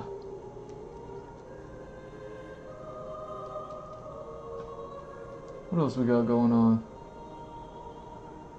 We almost 5 hours in. Yo, we're still just catching up. We're still just catching up. Don't worry, we're gonna get to the video editing. We're gonna get to the video edits. We're still just catching up. It's been... Ooh. Where you at?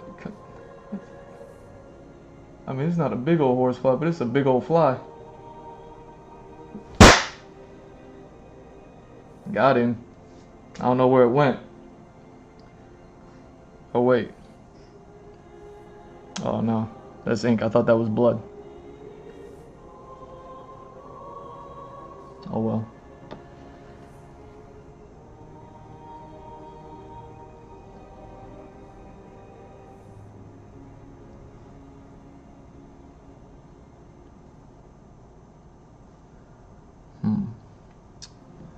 What was I doing?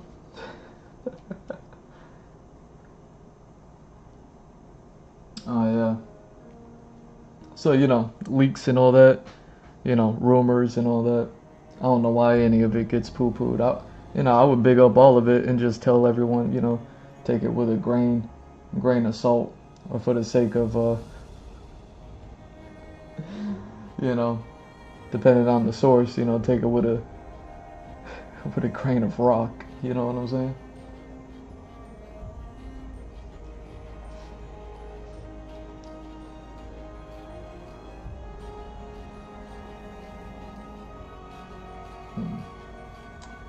Oh, yeah.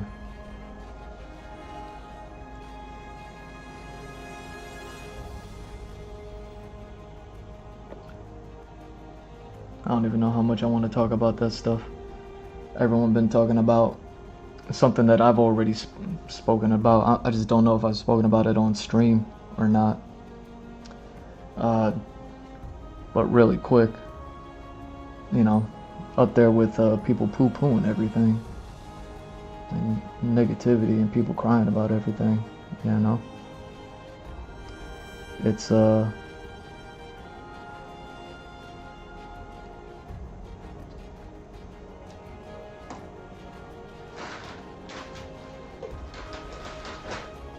like, what's going on with video game companies?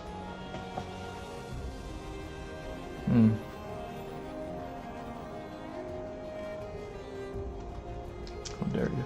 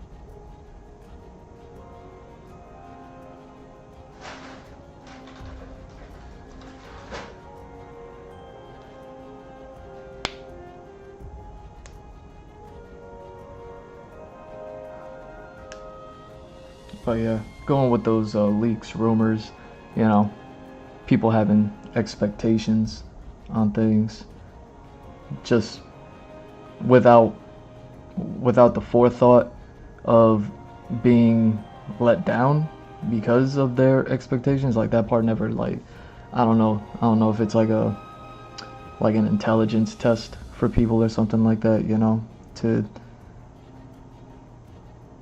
put all your eggs in a basket that, you know what I mean, based on a rumor, is like some fool's errand type stuff.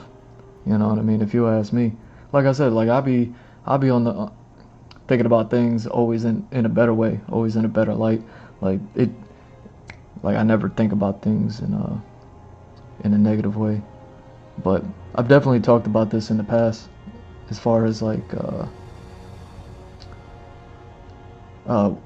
where video games are heading with like software and ownership and things like that. Because it's digital, people are purchasing things, and then things are what they've purchased and they own is like, oh no, you don't own that type style stuff. It's like you're not buying, you're renting. But the way that they pitch the sale to you is that it's a sale, it's not a rental. So it's you know what I mean, a bit misleading. And the only place that leads to is more rules, and setting rules down for advertising and all that other stuff. It's like slapping labels on products that are not safe. You know what I mean? For instance, like if you buy something and it comes with like small parts, and then like those small parts, they come in a bag, and that bag has a label on it that says like, keep away from children, suffocation, you know, choking hazard, yada yada yada.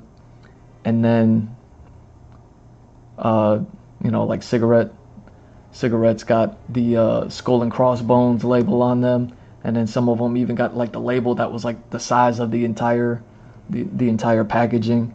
You know what I mean? Like that's all that leads to. And you know what I mean, that's all that's going to lead to, since we're already there. Like I was talking about this stuff, I don't know how long ago, but, and I don't know if I talked about it on stream. That's how long ago I feel like I was talking about it, like just kind of talking to somebody. But either way, like it's been more and more recently, and that's what people are talking about these days. And I don't even know what the full thing is on it, but since it's already begun, it's gonna go that way. And like I said, it's only gonna lead to more like signage, notage, regulationage, and then it's just gonna lead to more people putting more fine print that, you know what I mean, people aren't gonna read.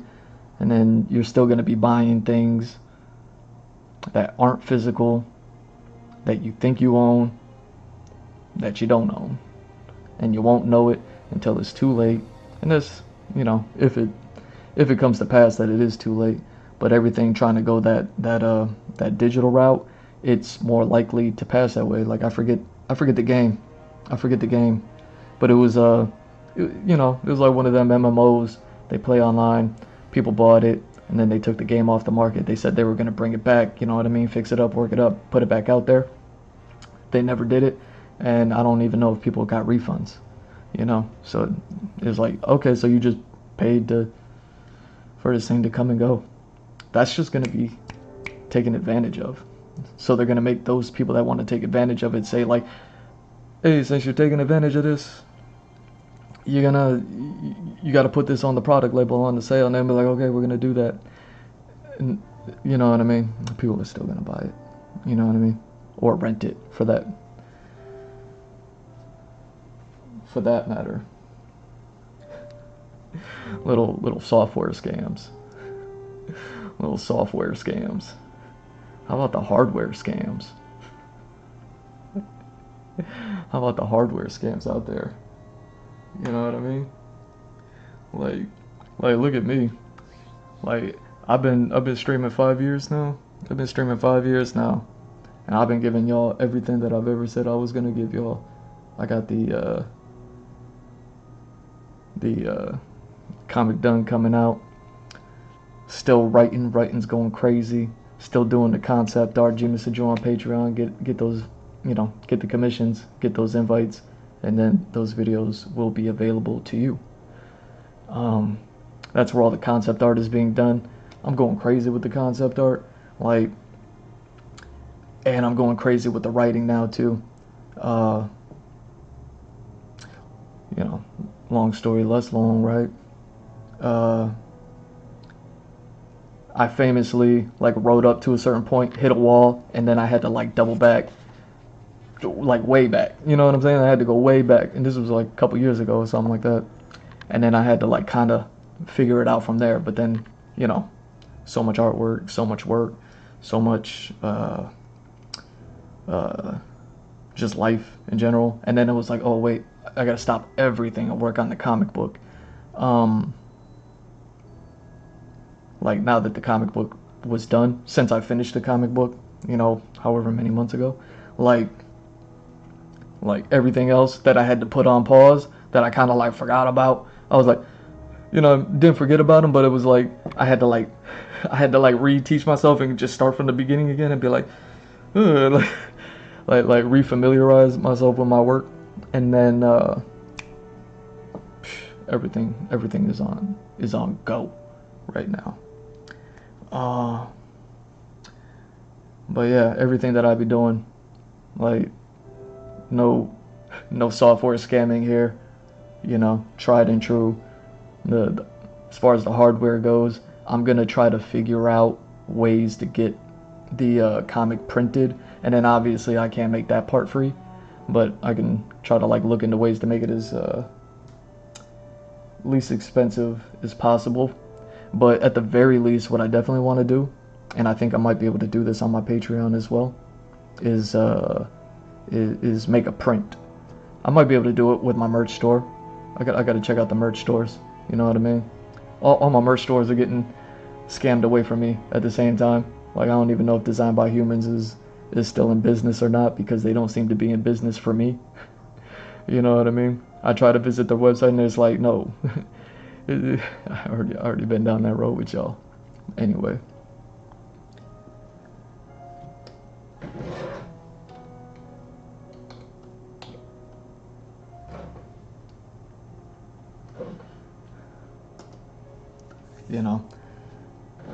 So that way, at least I can get the cover print maybe available right away.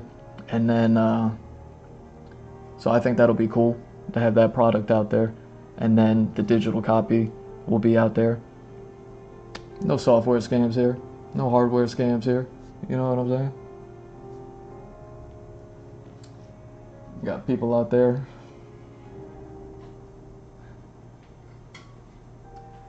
All my content, everything that I do is true. You know what I'm saying? As long as I'm I'm the one doing it. I'm the only one in charge of my business and my property.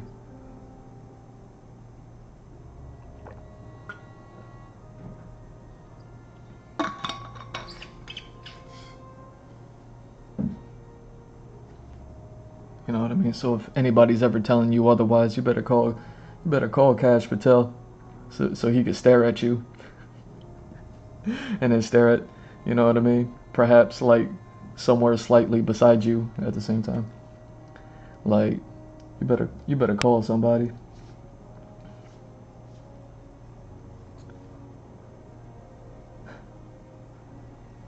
Yeah. Even the blue wings, you know? That's where all my content is.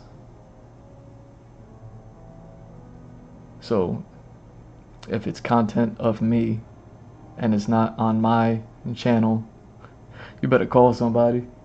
You better make a phone call. You better make a phone call to somebody that they just gonna stare at you. You know what I mean? And then maybe they might just stare slightly to the side of you simultaneously.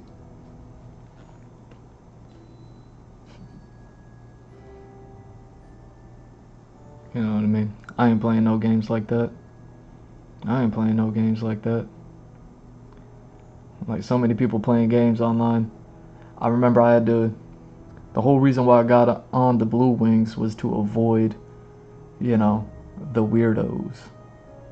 And it's so funny because at the same time, when I got on the Blue Wings like that, I also used that as another opportunity because again, positive energy. That's what I mean. Look at me, I'm going 5 hours now talking to y'all about just positive thinking, positive reinforcement.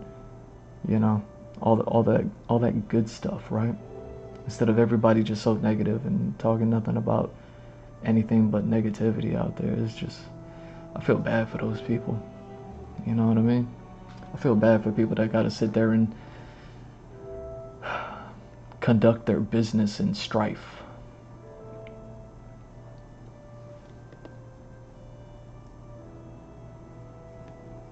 So like, I used the Blue Wings as another opportunity for like more business ventures. So you know what I mean, Genius the Draw on Blue Wings, we can connect there, we can talk there, we can do business there.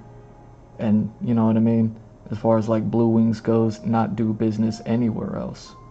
So like, if you're seeing content of me that's anywhere else outside of my own channel, you better call somebody that's just gonna stare at you and then maybe slightly stared right beside you simultaneously at the same time. Like, you know what I mean? Like one I go this way, the other I go that way.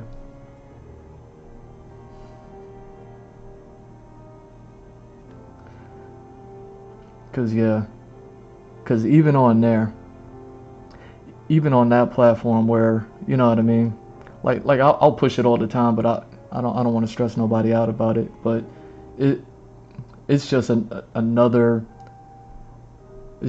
hurdle to get away from the weirdos, because I was just surrounded by too many weirdos. I am surrounded by too many weirdos. That's you know what I mean? I had to put those hurdles up so that way at least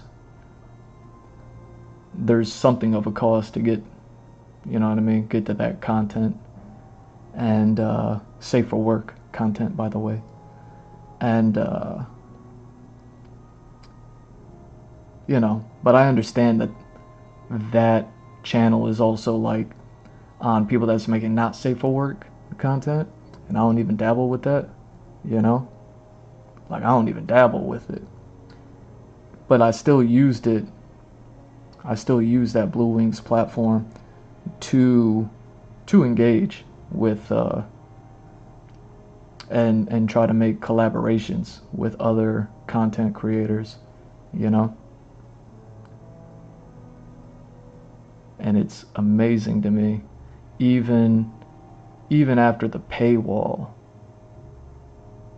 you know what I mean, that there's still scams, and that there's still, you know what I mean, just people negativity and poo-pooing. It's like, wait a second, you made people pay just so people have to pay just so you could still scam them? Like, it's crazy.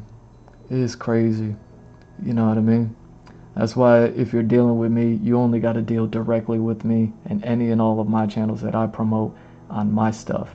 If anybody else is pushing anything and it got me on there, like, you better call somebody. You know what I mean? They're just gonna stare at you. They ain't gonna do nothing. But you better call somebody. You know what I mean? You don't want to get wrapped up in that. You better call somebody. You know what I mean?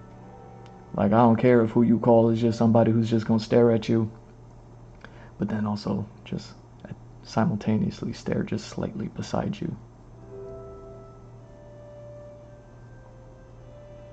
Cause yeah, even just trying to make collaboration content, safe for work collaboration content on there at the same time is still dealing with just people with the negativity. It's like, dang, you got paid and you still mad? Like, I feel sorry for those people. I feel sorry for those people. You know what I mean? It's like,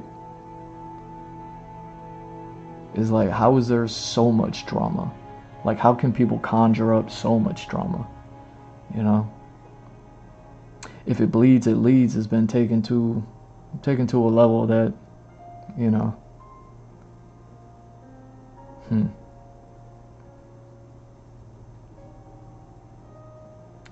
I mean, Will Smith still getting dragged. Will Smith still getting dragged. Like how is that happening? How is that happening? Will Smith got paid, and he got paid, and he's still getting dragged. And who's dragging him? Someone who got paid and is still getting paid, and they're dragging him. And it's just like, yo. Like, I don't keep up with any of that stuff, but somehow I still did manage to see the part where he said something, and it still, like, it actually resonates, and it's exactly what he should have said.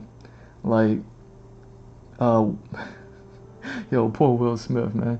Like, I'm not gonna forgive him for smacking Chris Rock. Like, you know what I'm saying? Like, you don't do that. Like, you don't do that. But also the way he's getting dragged, like the person that he smacked Chris Rock for is the one that's dragging him. It's like, yo, you know what I mean? Like, that's the level of insanity. That's the level of, if it bleeds, it leads. Where it's just like, not only am I gonna make you look bad, but now I'm gonna make you look bad continuously. And then it's like, a year goes by, and it's like still, and then like 2 years goes by, and it's like still, and then it's like 3 years go by, and you're like still, and I don't, how many years has it been for Will at this point? Like, it just happened to cross my path that Will said, like, because I don't look this stuff up, but you know what I mean? You can't miss it at this point. Like, you can't miss it at this point.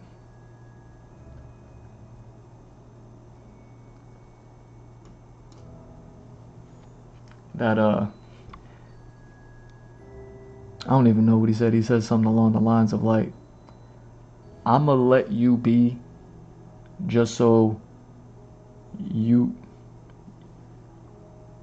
it could be proven to him that she could be happy. You know what I mean? And it's like, dang, man. Like, that would have been step one. That would have been to me, that would have been step one. The second somebody not happy around me, I'd be like, yo, you better go get happy somewhere. Like go. You know what I mean? Like he allowed himself to get dragged for years. You know what I mean? And I don't even know like when it started or what had happened. Like, I just know about the Chris Rock thing because of comedy, you know? Comedy. And you know, so that's why I know about that from that point. But I don't even know when it started. There, you know, they had a podcast or something. I don't know. There was some drama. You know what I mean? Like, I don't care about that. My Blue Wings is safe for work, you know. So if you see any content that's out there that's not safe for work, you better call somebody. You know what I mean? Cause me, I just be like, yo, you not happy? You better go find happy somewhere. You better go find happy somewhere. Cause I'll be over here like everybody got everybody so scared these days, and I'm just over here laughing. So if I find anybody around me that's not happy, yo, if you didn't find it immediately, you ain't gonna find it. Like, go look that way. Like, Will Smith allowed himself to get dragged for years in order to say that. And I was like, dang, he just now got to that point? He just now got to that point. I was like, that would have been step one. That would have been step one for me. I would have... You know, poor Will Smith getting dragged like that. You know. Those hardware scams, those software scams. You know what I mean? People out there trying to find love. Trying to force love. Trying to make love happen. Trying to create love. You know what I mean? Like, you know what I mean? Trying to make content out of trying to make love is the wildest. It's the wildest thing. You know what I mean? It's set up for failure. So that's why I be like, you know what I mean? You know, poor Will Smith. You know, poor people that got scammed on the software stuff. Poor people investing in the wrong hardware. You know. It's G Mr. Drew, man. G Mr. Drew on all socials. Follow, like, subscribe. You know. All real, all natural, all, you know what I mean? Just all positive. Like, I could sit there and I could dog your game. I could sit there and I could dog your game and do it with a smile on my face and still make people feel good about how I did it. You know what I mean? Rather than what I see 99.99% of everybody else doing. You know?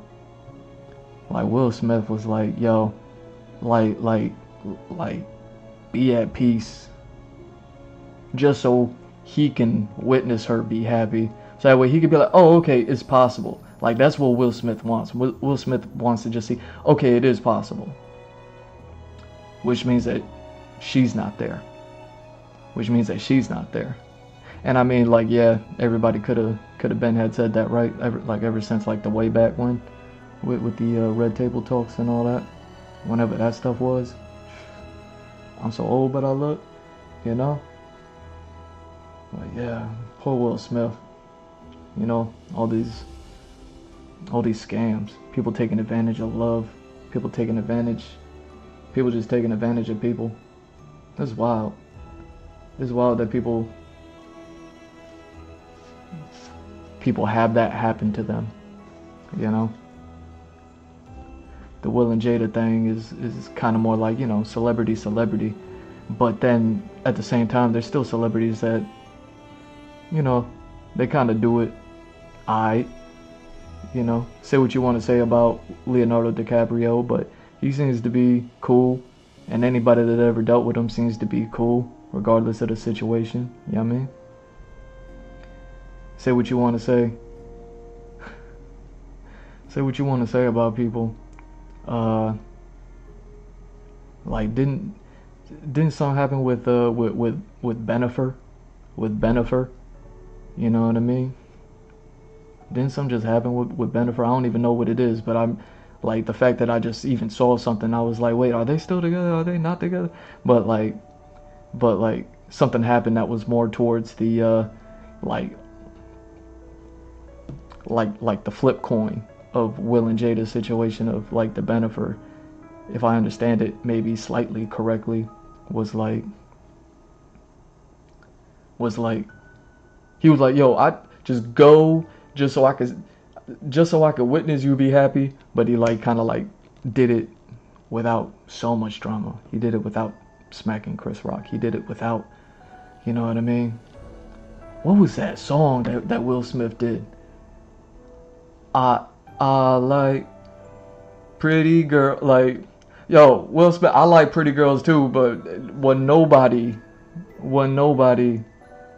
I think someone said that he started cursing too. Like, they said he started cursing too. You know what I mean?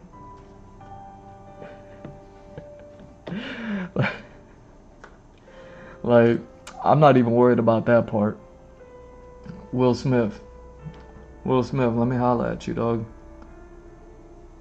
Let me holla at you, Will Smith. You know what I mean? I'm just gonna put this one up. Like Will Smith.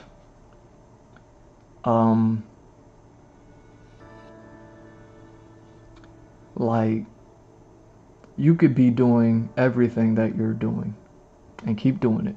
Keep doing it. Keep going. You keep going. You know what I mean? Because there's certainly a progression as to what you're doing. It's just moving at a snail's pace. Like, like I said, what you did recently, since I last caught up with, you know, shout out to y'all watching the VOD, shout out to y'all on the live. Like, what you did recently would have been step one. That's all anybody needs to do. Like, wait, you're not, you know what I mean? I don't care who you are. I don't care who you are. Like,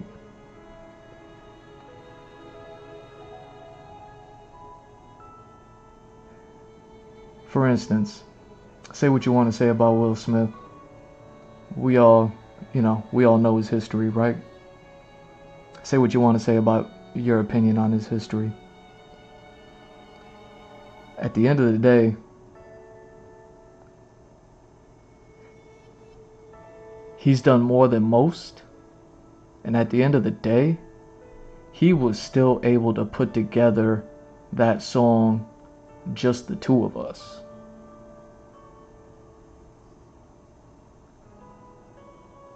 I think everybody needs to,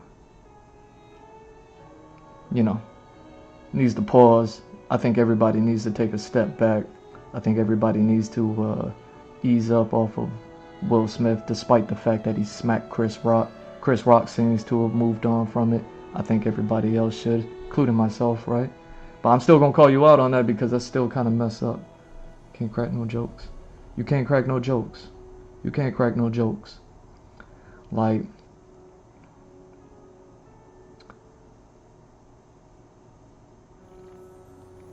just the two of us, still a great song. I don't know when was the last time anybody ever heard it. It's been a hot minute for me, but I still know the song. I remember the song often enough that I don't need to go back and ever listen to it. You know what I mean? And it's not even a song that I would say is like, oh, it's one of my favorites. It's just that good of a song. It's one of those songs that lives with you. You know what I mean? It's also a song that came out long enough ago. I'm so old, but I look, that maybe a lot of you today just wouldn't know of it, or even maybe not even appreciate it. I hear a lot of people that talk about his movie. I never watched it because it seems so sad to me, and you know what I mean? I don't vibe with that. You know what I mean? If a movie's sad, I'd be like, yo, you better go find happy. You know what I mean? Like, the movie can actually like correct itself. Like that, I talk to the movies that way. I talk to a movie that way. A movie come to me, I'd be like, wait, you not happy? No, you gotta go that way. Go that way. Go find happy. It's over there somewhere. It's not over here. Like the what was it called? What was it called? The road to guidance, the life of Pi. What was it called? What was that movie that Will Smith did? It's the one that people talk about. The High Life. What's it called? Will Smith sad movie. Damn, they put Men in Black. Why is Men in Black the first? No. Don't do that. No, don't do that. Okay, Will Smith movie with kid that isn't the alien one.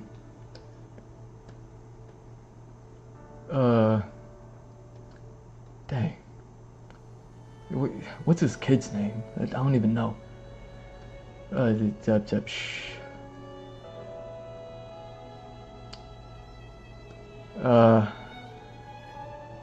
Dang. You can't even look. Okay. Hancock, we're getting some. The Pursuit of Happiness. There we go.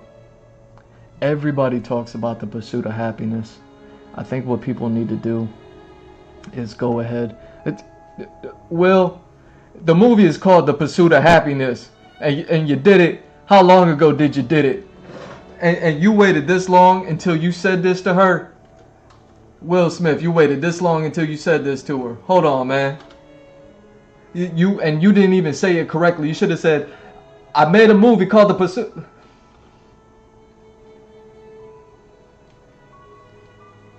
When Will Smith, wait, Pursuit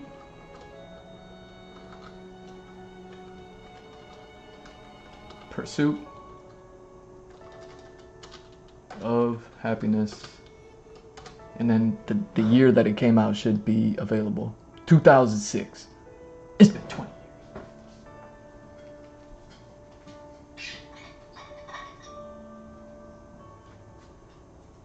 It's been 20 years. It's been 20 years. I'm so old, but I look.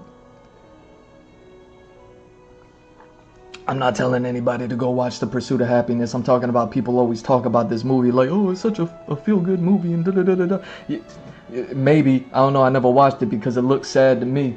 You know what I mean? If a movie's sad, I go tell the movie to, hey, get away from me, go find happy over there. You know what I mean? Go find happy over there. You know what I mean? I ain't got time for that. You know what I mean? You made a movie called The Pursuit of Happiness. Hold on.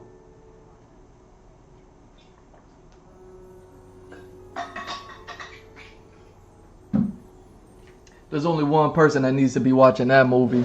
There's only one person that needs to be watching that movie. She knows who she is. She knows who she is. Alright, so that's 2006. Pursuit of Happiness. Check this out. Will Smith. Just the two of us. Just the two of us. We can make it if we try.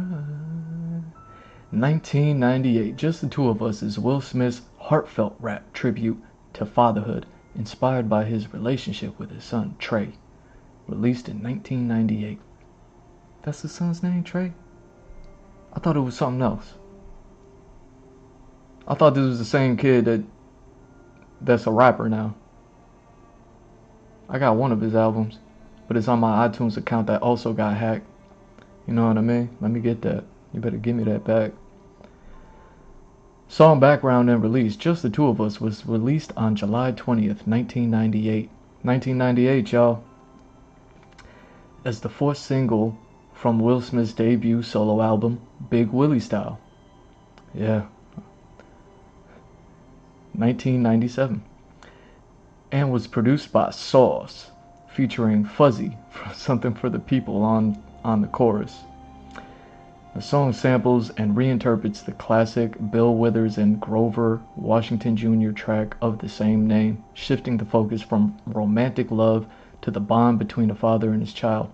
It reached number 20 on the US Billboard Hot 100 and was a top 5 hit in the UK, peaking at number 2. Inspiration and meaning. The song was written the night Will Smith brought his son Trey home from the hospital, capturing the anxiety, love, and responsibility of new fatherhood. Smith has described the experience as overwhelming, comparing it to setting up a complex device without instructions. And he vowed to be a good father despite his own complicated relationship with his dad.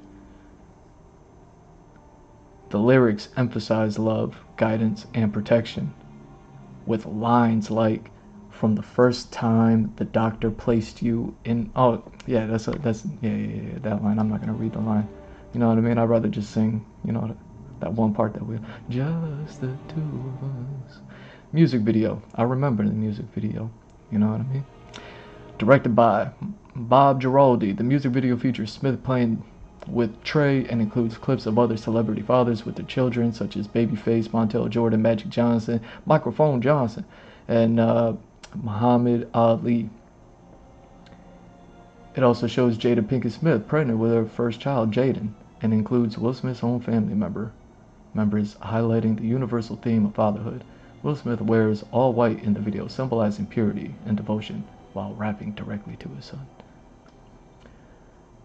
Cultural impact. The song is considered a pioneering example of emotional vulnerability in hip-hop, showing that rap could express tender, personal experiences like fatherhood.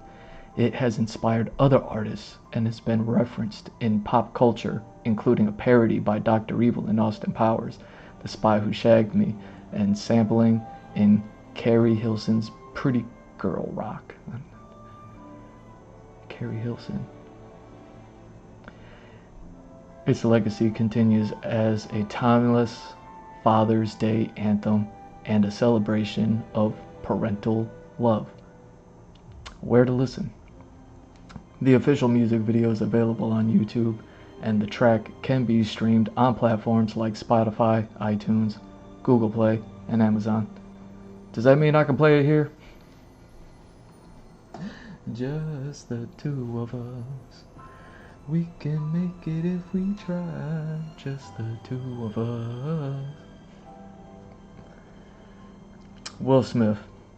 Let me holler at you, dog.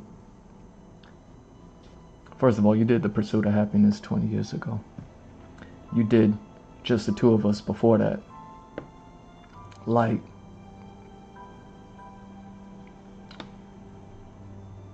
you should be equipped. Like, I don't care. I don't care where you're at, what you're doing. You know what I mean? You're doing better than me.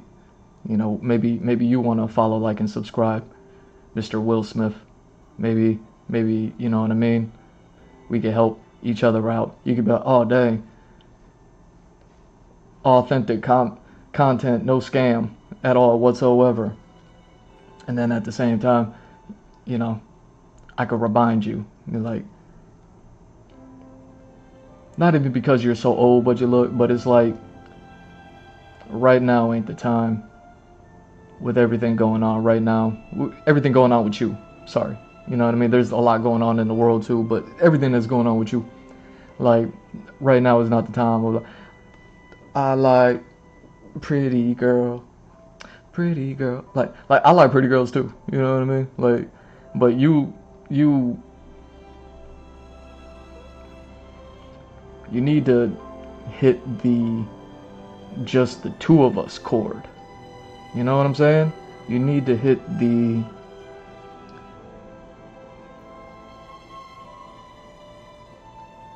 you need to speak on what you're going through.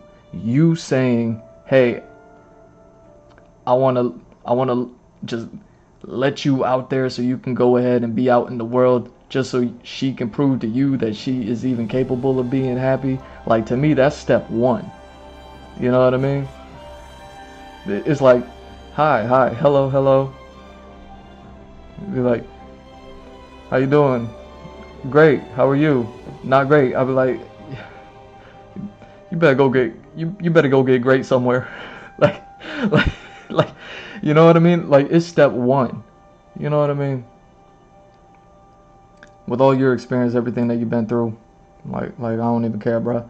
Like, you need to hit the just the two of us chord with everything that you've been through. You need to address everything, sense everything. You know, I don't know if it goes only up to the Red Table Talks, but that's definitely like a good point to start. You can make a whole song from there, or if it goes from before that, because even in just this description alone from a music video that's nearly 20 years, no, nearly, dang, is that 30 years? Dang, nearly 30, to a song that's nearly 30 years old. Like, I'm so old, but I love.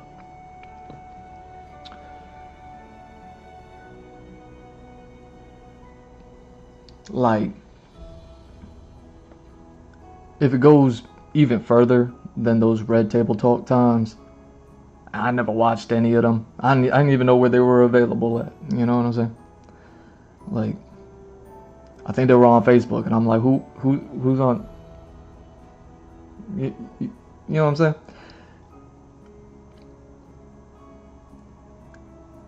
So it's like, you need to make those tracks. You need to make those songs. That's what people want to hear. Like, we're living in an age of aged rappers making a little bit more mature content, and it's beautiful. What Nas has been able to do is beautiful. What, 444 album, like,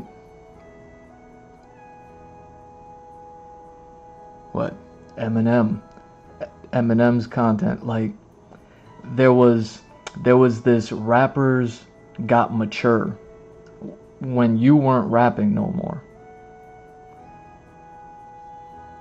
So maybe you missed this rappers mature wave, and I don't mean you missed it like oh you like you missed it. I mean I like maybe it just you just missed it because like you were busy, you know what I mean, getting dragged or something.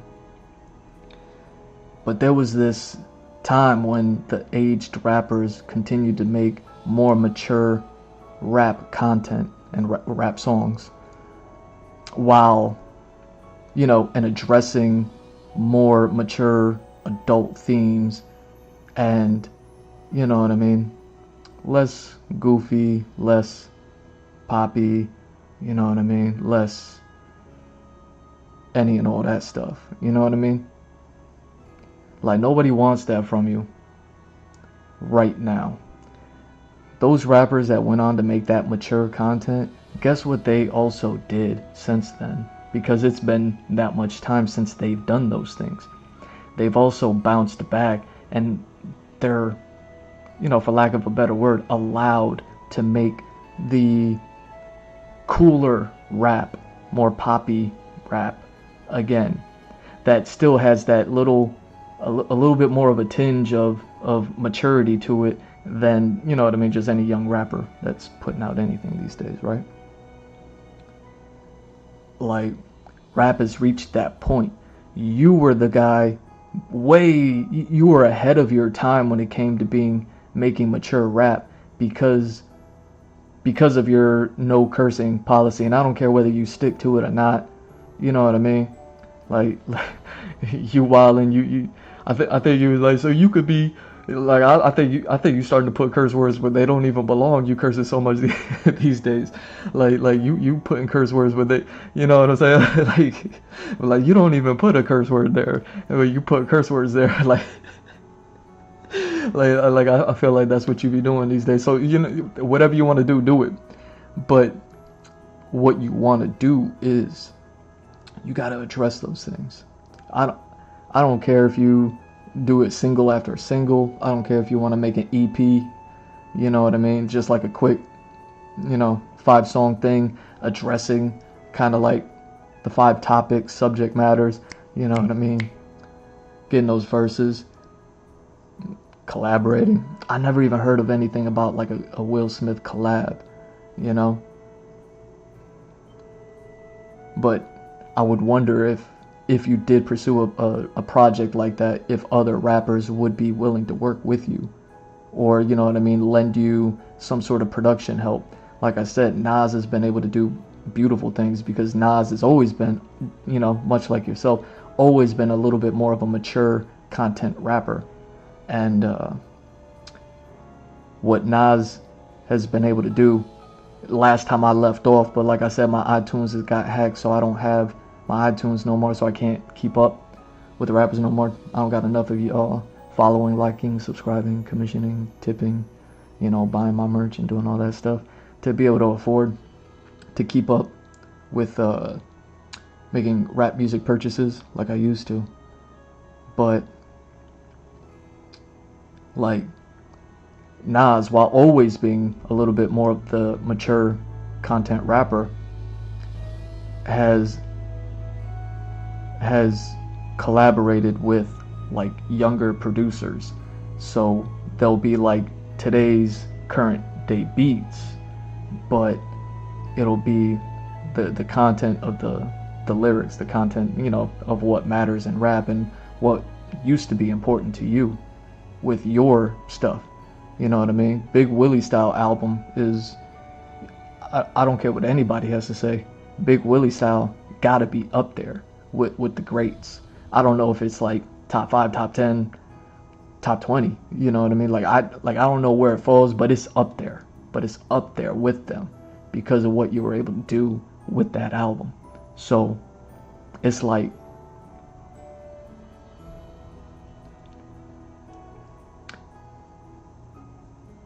you're doing the right thing the wrong way. You're doing the right thing the wrong way. You know what I'm saying?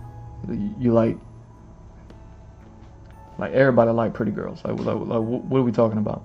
Like that's not the vibe that we need right now from you. What we need from you is for you to just like actually put out some bangers to make people be like, oh, that's what happened. Oh, that's what happened. Oh, that's what happened. You working on a project like that, you won't even be there or be aware if and when that girl finds happy. You know what I mean? Like that girl finding happy is gonna be something that's in your rear view. You know what I mean? You're gonna look in your rear view, and then like someone's gonna have to tell you. You know what I mean? The person in the back seat's gonna have to tell you, be like, oh yeah, she found happy over there. You be like, oh, good for her. And then, you know, driving. You know what I mean? Whip it, like all that. Like that's what we need. That's what everybody wants. And I don't think anybody ever told you that, because nobody wants to talk to you, nobody wants to help you, nobody wants to, you know what I'm saying? Like because you in that place right now. You in that place right now. You know what I mean? You want to call it the sunken place, you can call it whatever you want to call it.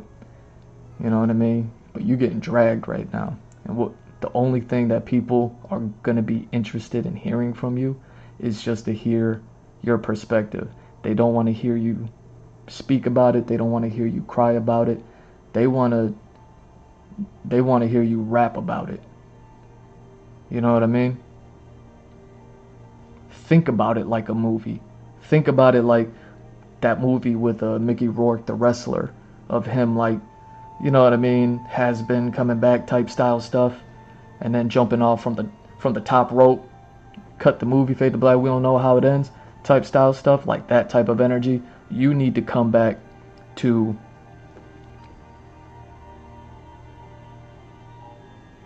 rap in that manner. You see what I'm saying? Will somebody go tell Will Smith this? Like, Will Smith, somebody said something. What'd they say? They actually made sense. That's what people want from you. They want just the two of us.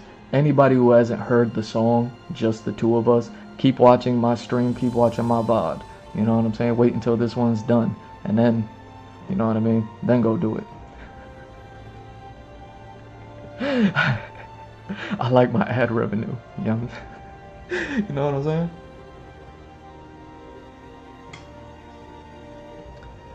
But poor Will Smith, man. Like you getting... And I don't even know how much you deserve it, you know what I'm saying? Everybody got everything to say, and none of it ever being nice.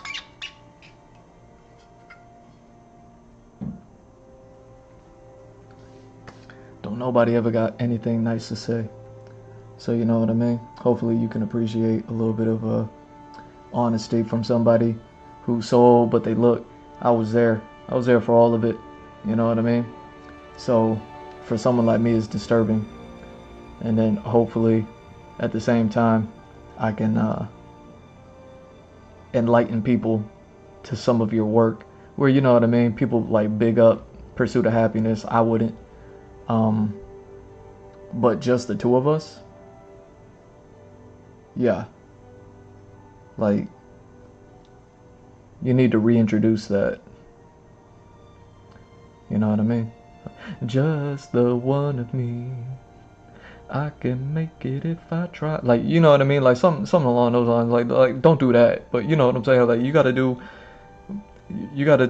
you know what I mean? Will Smith out there, he gonna be like, I got some doppelgangers making fake content of me. Yo, Will Smith out there.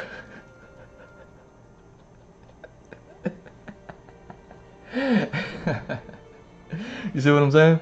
like don't do that. But yeah, this why, you know what I'm saying? I draw pictures, man. I brand, you know, I mean, you know, I'll animate, yeah, I'll paint a picture for you, you know what I'm saying? But like I don't make music, bro. I don't make music, but you do.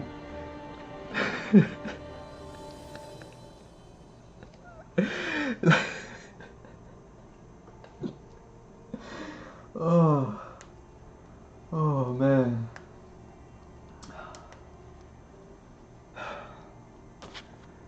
You know, speaking of daddies, speaking of daddies, you got to go from daddy. You got to go from daddy to father. You got to get out of the daddy bag. You got to get to the father bag, and go ahead and make that one. You know what I'm saying? Like right now, you like Leon, like you like Leon S. Kennedy. You like Leon S. Kennedy, in, you know, with Ada. Ada, yo, oh. You can't make this stuff up. You can't make this stuff up. Will and Ada.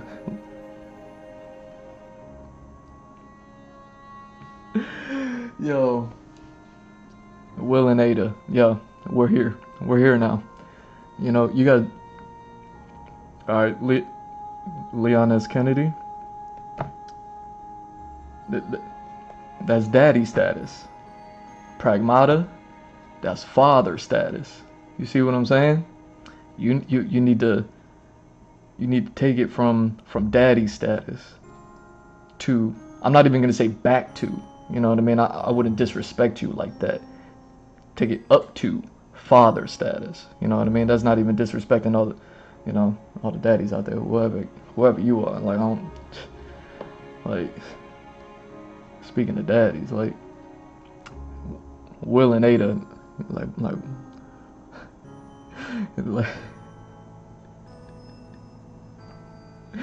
yo, man, that's why Leon was slouching so bad in Requiem. Yo, that's why Leon was slouching so bad in Requiem, man. There wasn't no Ada in. You know what I mean? Everybody wanted his posture to be like, you know what I mean? But it was like, yo, it was like Grace wasn't doing nothing. Like Grace, you better. Oh man.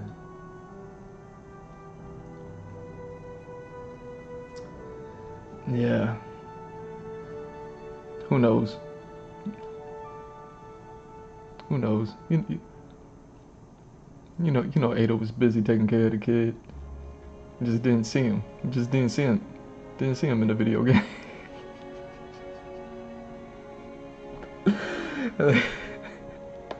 That's why he had that hump in his neck. Like,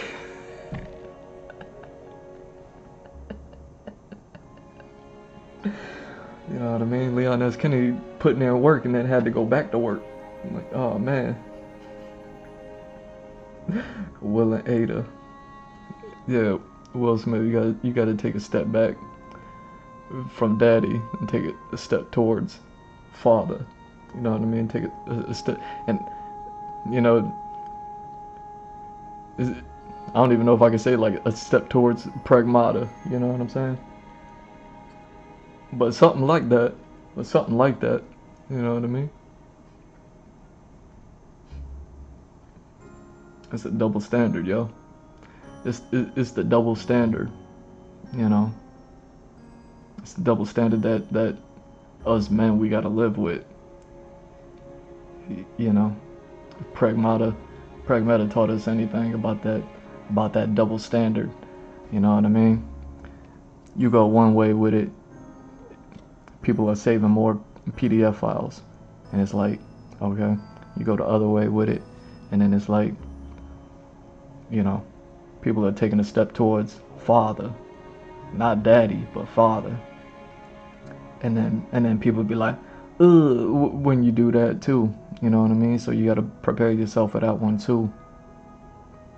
But then also, at the same time, it's like going towards that step towards father. It's like, that also has its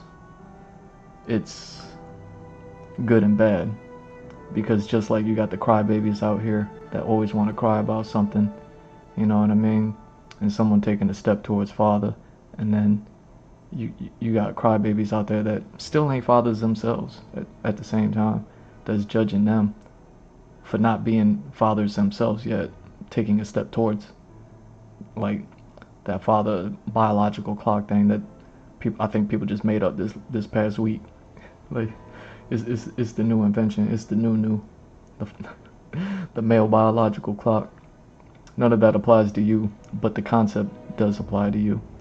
Cause yeah, you're good if you listen to me, which you should, and you do the just the two of us, but you know what I mean, like updated, you know, just the one of me, like there's not two of me, I don't care what you heard, like you know what I mean, you better call somebody, like I don't make music, I don't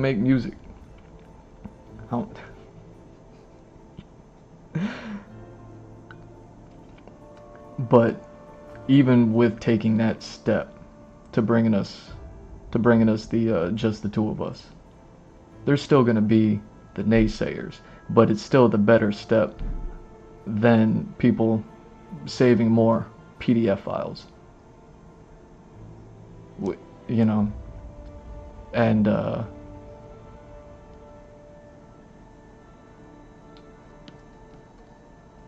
yeah.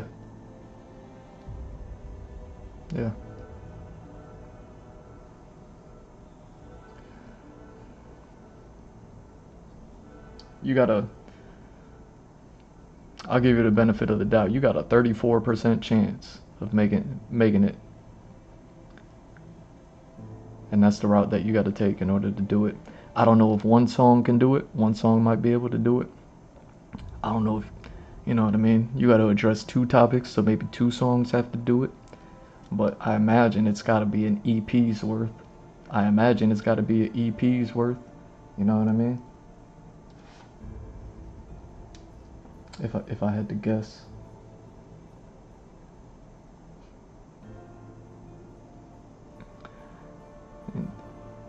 And you better not step lightly neither. Don't step lightly into it. Don't be like, oh, if I'm going from daddy to father, then I gotta be humble. Nah. You gotta step correct. You know what I'm saying? Like you gotta bring that energy. You know what I mean? Like blue face paint, you know? Like this is Sparta, freedom, you know what I mean? Like you just caught your freedom, like Will Smith, if you don't paint half your face blue, Will Smith, if you don't paint half your face blue and be like, just the one of me, like, you know what I mean? But I don't make music, but like better than that, you know what I mean? But you paint half your face blue, you know what I mean? You out here looking like Braveheart, you out here looking like Crimson Desert, another video game I haven't paid any attention to. You out here looking like Crimson Desert. Speaking of double standards, you out here looking like Crimson Desert, and and you be like, yo, I ain't even on red no more, I'm on blue. Like you paint half your face blue, and you give us the EP of the century, and you put all of these older, mature rappers to shame. You know what I mean? Because you get to go back in that bag that you invented. You know what I mean? Like, sure, before gangster rap, there was like the regular hip hop, and it was still like kind of cool, like Run DMC and them. But even then, they were still a little rowdy and a little, you know what I mean? Some curse words and you know. But even before the gangster rap, so when the gangster rap happened, like you pretty much invented that mature rap bag. You get to go back in your bag. You better step correct. You better paint half your face blue.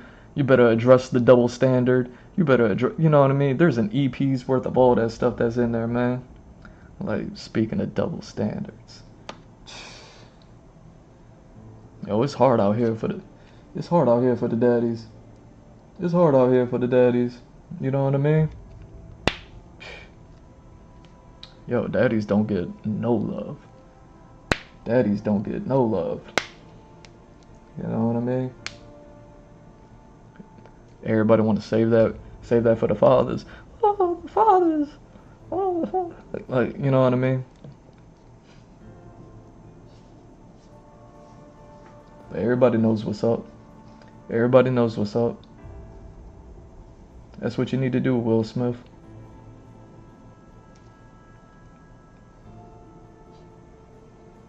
Yo.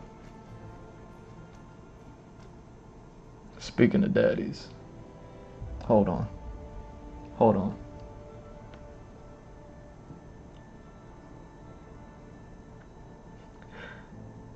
I'll be right back.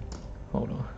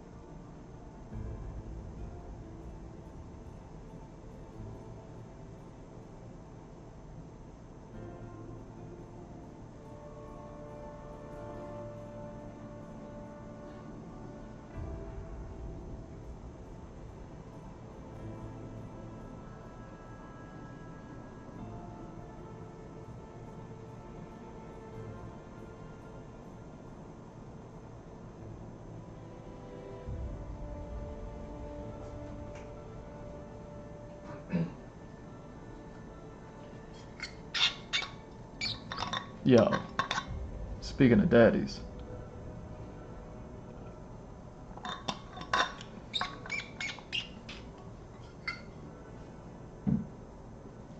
I mean, I'm hearing rumblings. I'm hearing rumblings about a father of three. I'm hearing rumblings about a father of three. You know what I'm saying? Yo, I'm hearing rumblings about Final Fantasy VII Requiem. That's what they're gonna call it.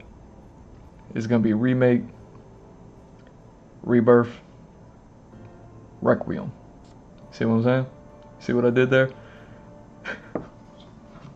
Hold on. Final Fantasy VII Requiem. I'm hearing rumblings.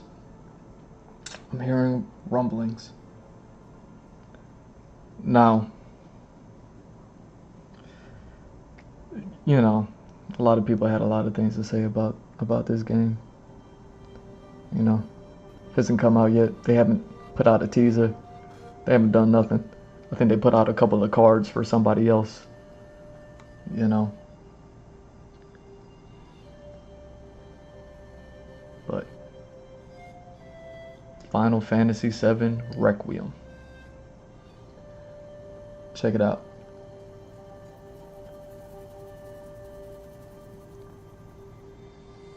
Like,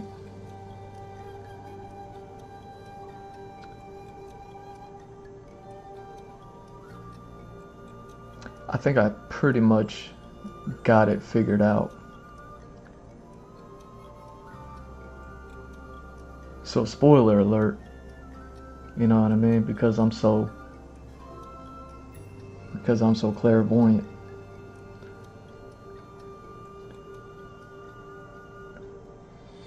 You know what I mean? My clairvoyancy and my buoyancy is like, you know what I'm saying?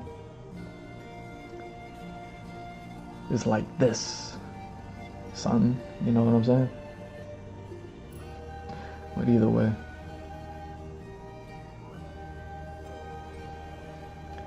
a lot of people had things to talk about with Final Fantasy VII Requiem.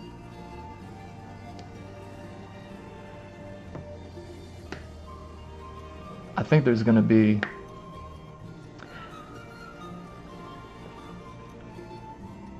there's got to be an aspect of to the game that's new. Remake managed to bring something new to the experience, which was their whole point. They were like, yo, we're not gonna do this if we can't make it new. They did that. And then they built on it with Rebirth. And Rebirth was crazy. You know what I mean? I think it gave us more questions than it gave answers. You know what I mean? Which lets you know when you're on the path of doing something good, you know. If you're, you know, I was just talking about that Wrestler movie with Mickey Rourke and the way that it ended, to end like ambiguously, you know what I mean? You know what I mean? The thinking man face emoji, you know what I mean? Make you be like, you know, like this is what I think, and then people are like, oh my God, you're so brave because you had a thought about, you know, like good for you, you know what I'm saying? Like sometimes some media can end that way. The original Final Fantasy VII, like even though I didn't get around to beat it, oh yeah, I took a screenshot. Yo, I took a screenshot because I happened to, you know, come across that picture because I was looking for something, and then I ended up finding something else. So let me show you.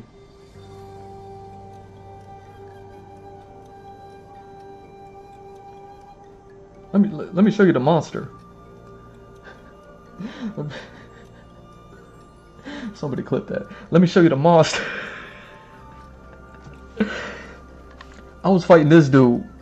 I got to the point where all the weapons came up. I might have fought one of them. You know what I'm saying? Like maybe the black weapon.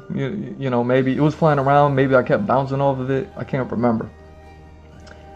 The white one walking in the water. I might have fought that one. I can't remember. But I got to that point. I was in that point of the game. I was playing this game. I got to that point, and then you know, you got to travel the world. You got to figure it out. This is what I mean when I say like I'm a button smasher. I'm not a farmer. You know what I mean? Like I could play an RPG, but man, like if you're gonna give me the whole sandbox to look at, man, you know what I'm saying? Like, I'm not a farmer. You know.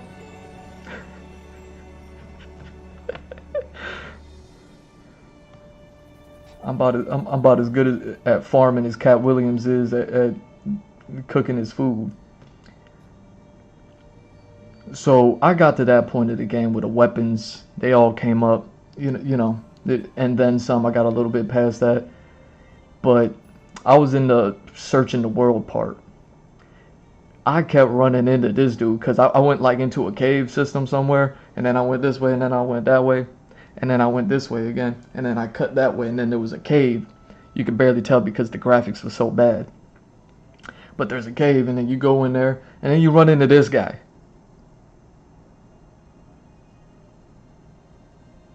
This is where I got in the game. This is the part that I couldn't get past. This is the part that I put the game down, and then revisited it, and then I still couldn't.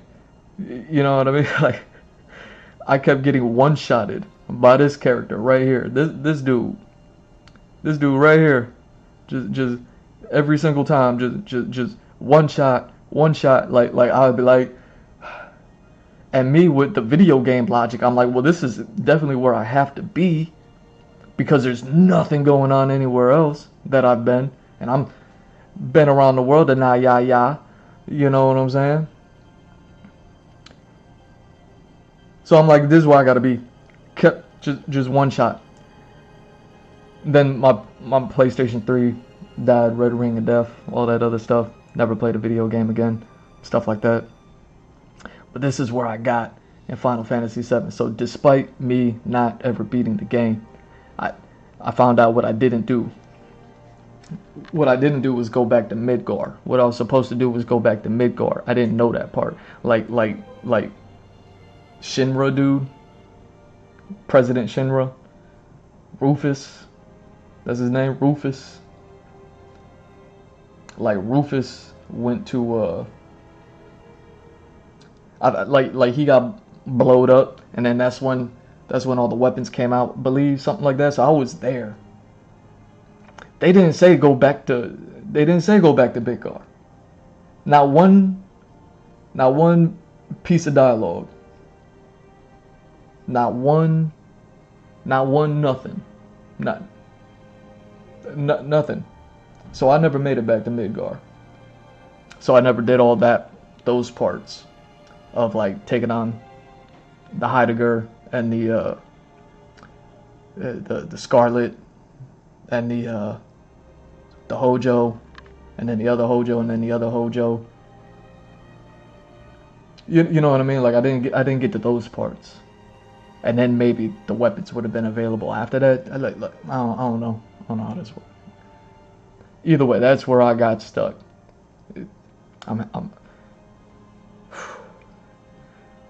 It's a weight off me mind.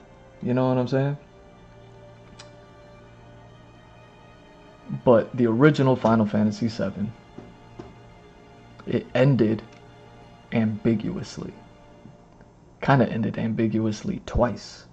You know? It gave us the first ending, which was just, you know, the comet striking and then Holy being enacted. And then it just fades to black. Like the wrestler. And it's like, you know what I mean? Everybody got, you know what I mean? But then they gave us another ending of like Red 13. But now he got a couple of pups with him. And then Red 13 looks over the edge. You know what I mean? Because he mean like that. With a couple of pups. And he's probably telling them the story of being like, yo, you see that place over there? Yo, like, you know what I mean? Like, he didn't have the Mufasa with Simba conversation with them. He goes, you see how it's kind of shady over there? Yeah, we did that. Like Red 13 was on one that day. They gave us that ending. Again, it was still ambiguous. It was like, what they trying to say with that? Is that a good thing or bad thing happened? Like,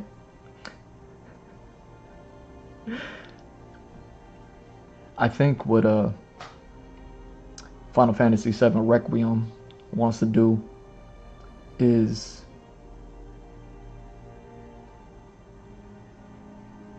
put us there. You know, there's everything that happens in the game. Snowboarding is going to be, you know, I played that game 1080. Yo, 1080. Nobody knows what I'm talking about.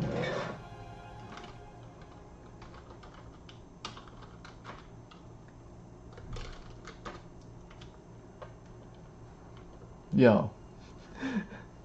You know what I'm about to do.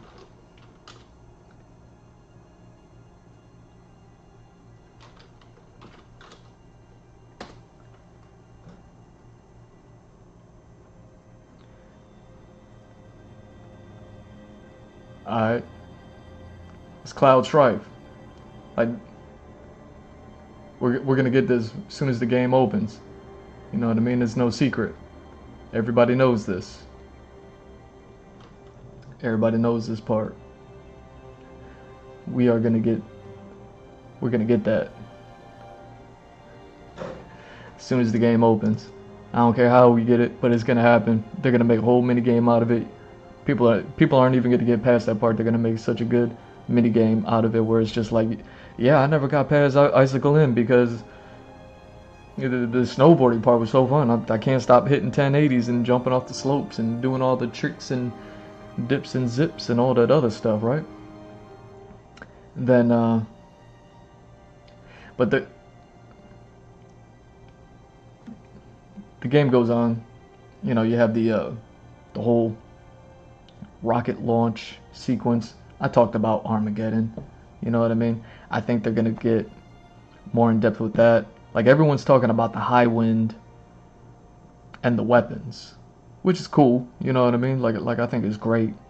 Like, definitely the high wind, the weapons, like Skies of Arcadia. I think that's gonna be super cool. Skies of Arcadia style stuff. But much like Skies of Arcadia, I think the rocket mission with the comet is also going to be a little bit more in depth, where it was just a cinematic sequence. I think it's actually going to be like a whole thing that happens. You know what I mean? Like, they're going to make a level out of it. They're going to make a zone out of it. You know, there's going to be gameplay there, is what I'm saying. And then on top of that, there's still all the weapons and the fighting them. You know what I'm saying? And then, you know,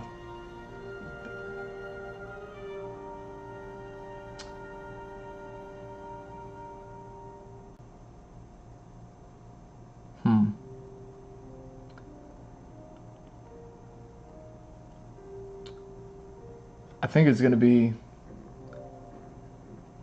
really interesting. Just like we're going to get more in depth with the high wind and with the weapons.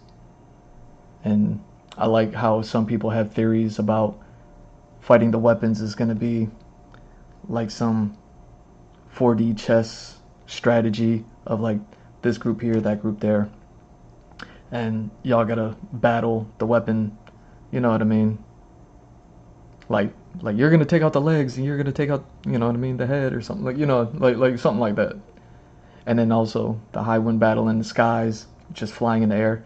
Like, I love me some Skies of Arcadia. I'll never stop thinking about it. Just the, you know, the airship in the air fighting other flying vehicles or like monsters. You know what I mean? In this case, monsters, right? Like, I think that's gonna be super in depth. Like how, was it Junon? Port Junon was, where we get to see the high wind.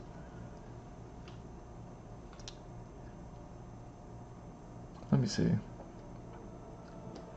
I kind of like the way that it looks. I'm gonna see if I could even find it real quick.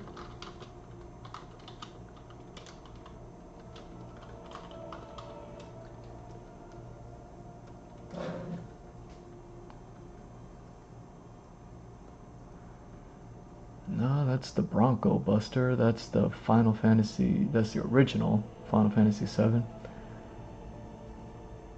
They don't have a picture of the high wind when they gave, you know what I mean? They gave you just like a little.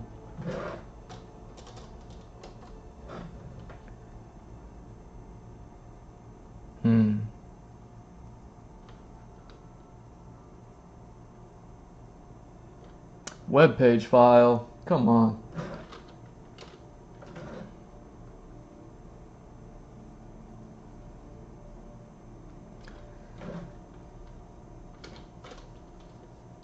I'm gonna give y'all a blurry. I'm gonna give y'all a blurry picture.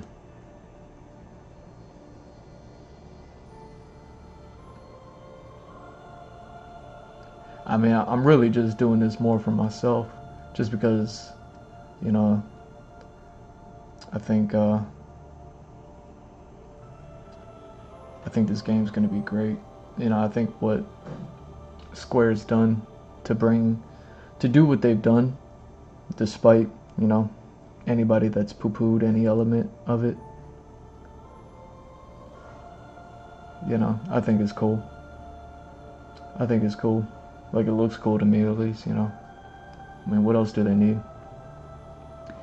So, like, jumping on that behemoth of a machine with a whole crew and have that Junon experience of, like,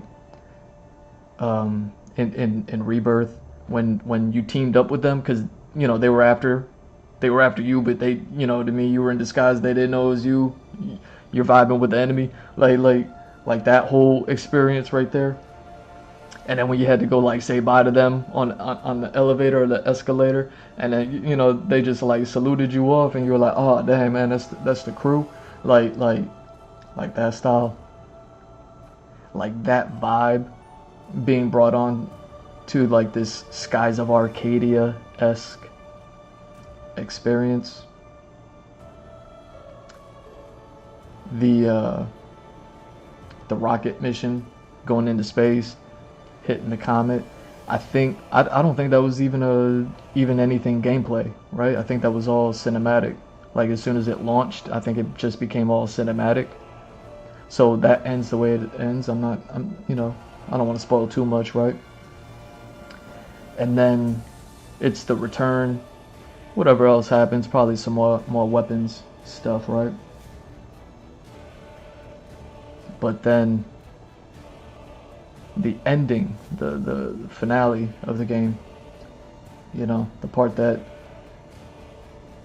I don't hear nobody talking about, you know what I mean? I'll do it. You know, I'll tell Will Smith how to do his career. You know what I'm saying? Like, just like the rocket mission, I think, was all cinematics in the original game. You know, once it launched, I think that's going to be a playable chapter. Same thing with that ambiguous ending that we got. You know, the cut to black. There's not going to be any cut to black. There's not going to be any cut to black in this game. And I think that's the point. You got to think for a second that what Square's doing is, they said that they weren't going to do this without doing something new, doing something different. And then they have all of the technology to do everything that they, you know what I mean, famously couldn't do back in the day. Even with the N64 cartridge drama to PlayStation 1 disc space drama, they still didn't get everything that they wanted done. So they want to get all that done, and that's what people have been talking about. But I think that what they're going to want to do is push it even further. You know what I mean? I think they're going to go full salt and pepper, you know, on this one. They're not just going to take it with a grain of salt. They're going to take it with a grain of pepper as well. And I think by the end of the game, it's going to be a whole different experience. I think there's a whole...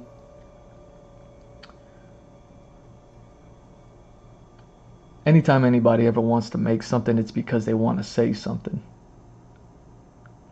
And in the first game, when it cut to black and it left us ambiguous, it doesn't want to leave us ambiguous. So whatever they wanted to say originally regarding, you know, Cloud, Tifa, Aerith,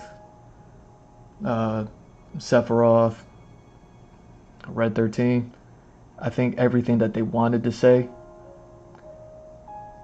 they're going to say it in this game, especially at the end, where the game cuts to black at the end. I think what they're going to want to do is have you play through it. And just like the ending to Remake was extra, and just like the ending to Rebirth was extra, it was like layer upon layer. Like you know what I mean? Like you were peeling an onion at the end of those games. Like there was so many. It was like, dang, it's not over yet. We're not done yet. Like we're still going. Like this thing is still happening. There's more. Like you know what I'm saying? Like, I mean, you basically at the end of those games, you're like Will Smith. You're like, pfft, you know, but like, yo, video game, go that way. I just want to prove. I just want you to prove it to me that you could be happy, video game. You know what I'm saying? Like that's how much it was with the final bosses at the end of those games. I think it's going to be very similar on this third game. But I think the part that I haven't heard anybody talk about yet is what it is that Square has always been trying to say with this game.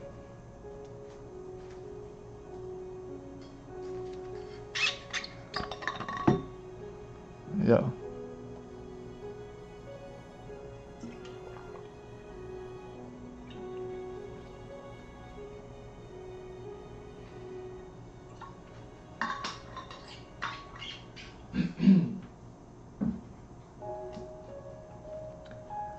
Like,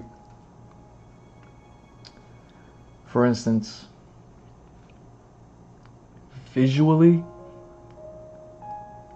I don't want to say that we've already kind of seen the ending, but I think we've certainly seen what the ending is going to look like, you know? When you see the ending to the original game, you know, if you played the game, you know it, but I'm just going to pull up the visual.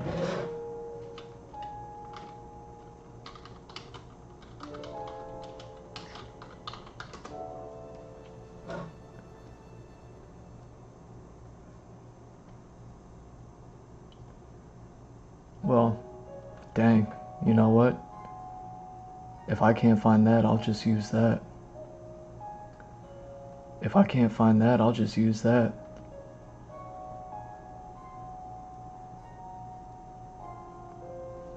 Yeah, if I can't find that, I'll just use that.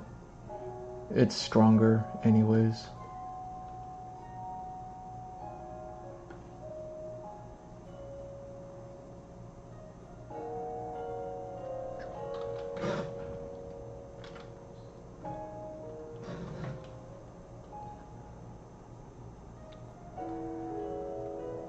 Gotta think about what it is that this game has always been trying to say for 30 years now. Now we've been on a theme. We've been on a theme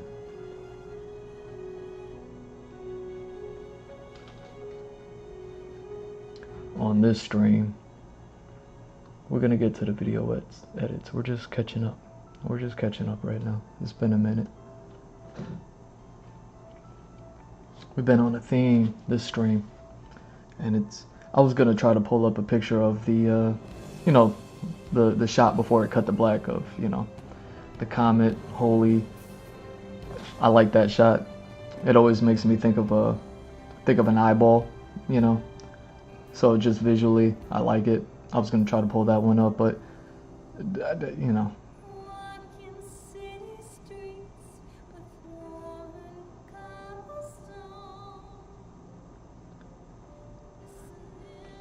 You gotta think about, like,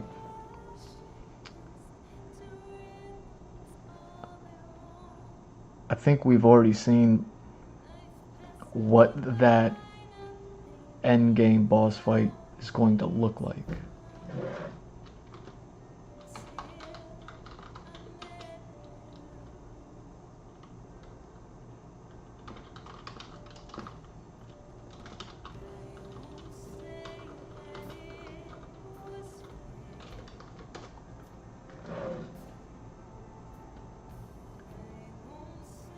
And yeah, I'm not gonna find a picture of this. I should probably just upload the picture that I have on my phone.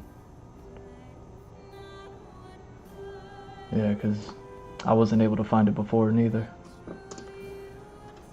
So.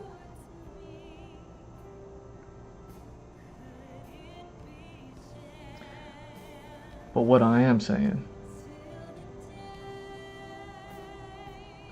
till we meet again.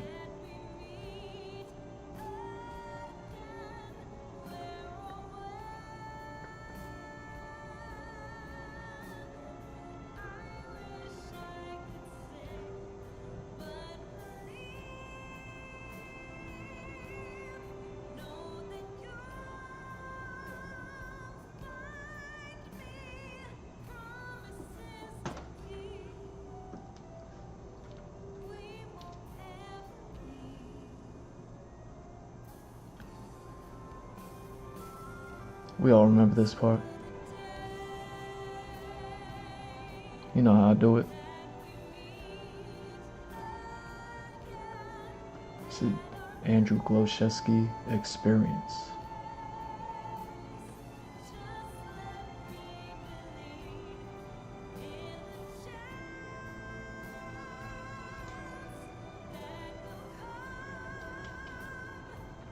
So you see what I mean?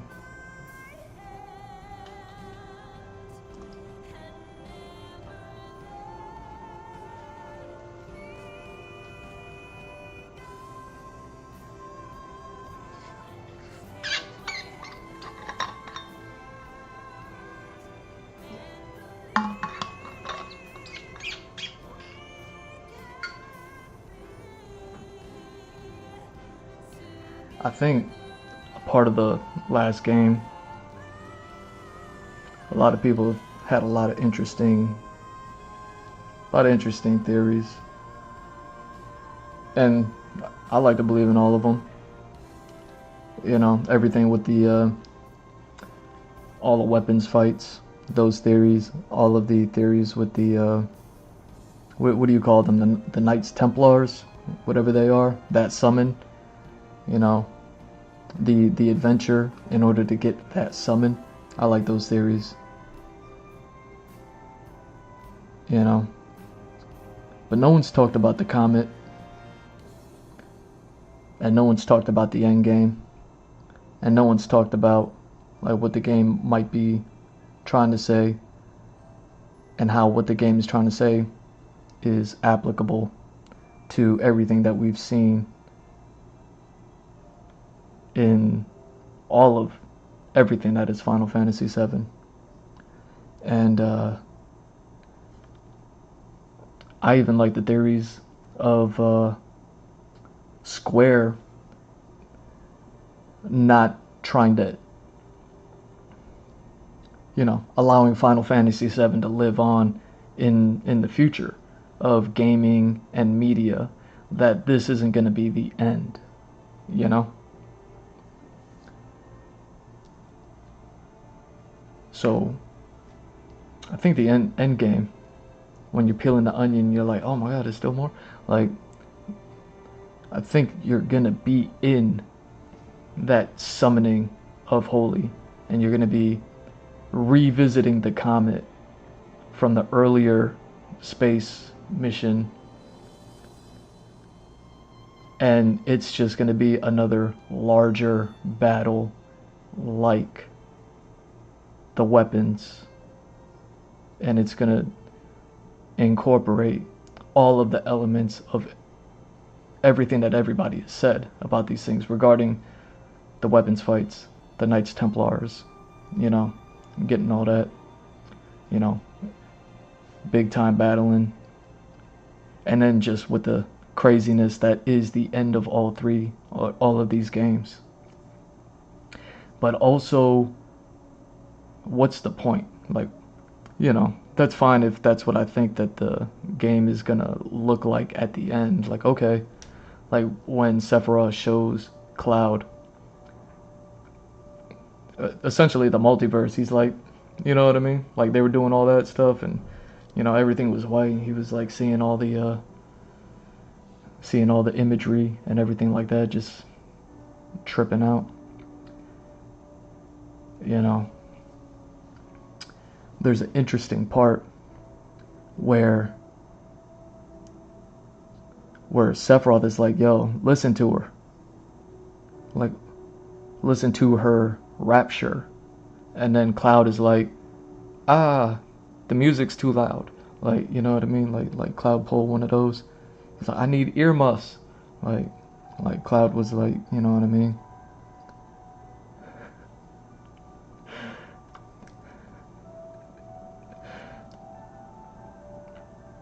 Like, this entire game has always been about, like, those two guys and their perspectives. And more we've gotten the perspective of Sephiroth more than anything, with the other games coming out, the cards, just more. We're getting more Sephiroth than we are getting more of anybody else, including Cloud. You know what I mean? And I think what the game is going to want to talk about. In the past, I was talking about, like, oh, you're going to have Sephiroth on Red, Sephiroth on 10, Sephiroth, you know, the final boss, Sephiroth shirtless, Sephiroth. You're going to have, you know, it's probably going to be like 7 of them. I'll stand by it. I ain't going. But either way, seven Sephiroth or not, like, Sephiroth gonna come riding in on one on one of the weapons with, you know what I mean, the sword is on fire. Like maybe, you know what I mean, like he Daenerys Targaryen, like I'll stand by it. I don't care. Like, but I think what it's gonna end up being is it's gonna be the commentary between the two, and I think it's gonna be everything with the Sephiroth in question, as far as what, you know what I mean, more or less is the good Sephiroth, you know what I mean, the highly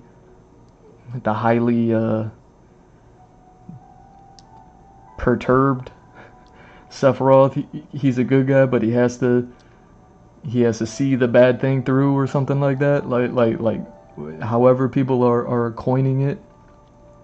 Like,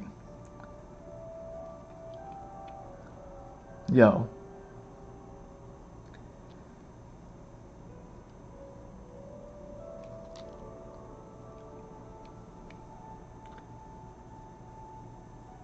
I think,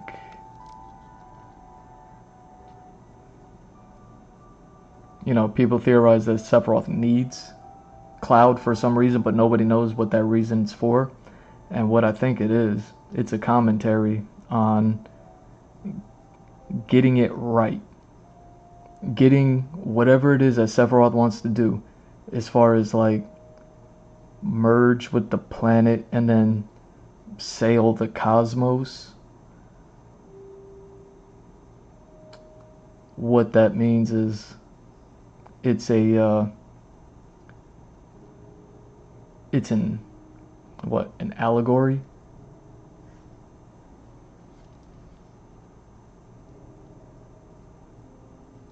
And I think, yeah, let me, because I ain't gonna find this anywhere neither.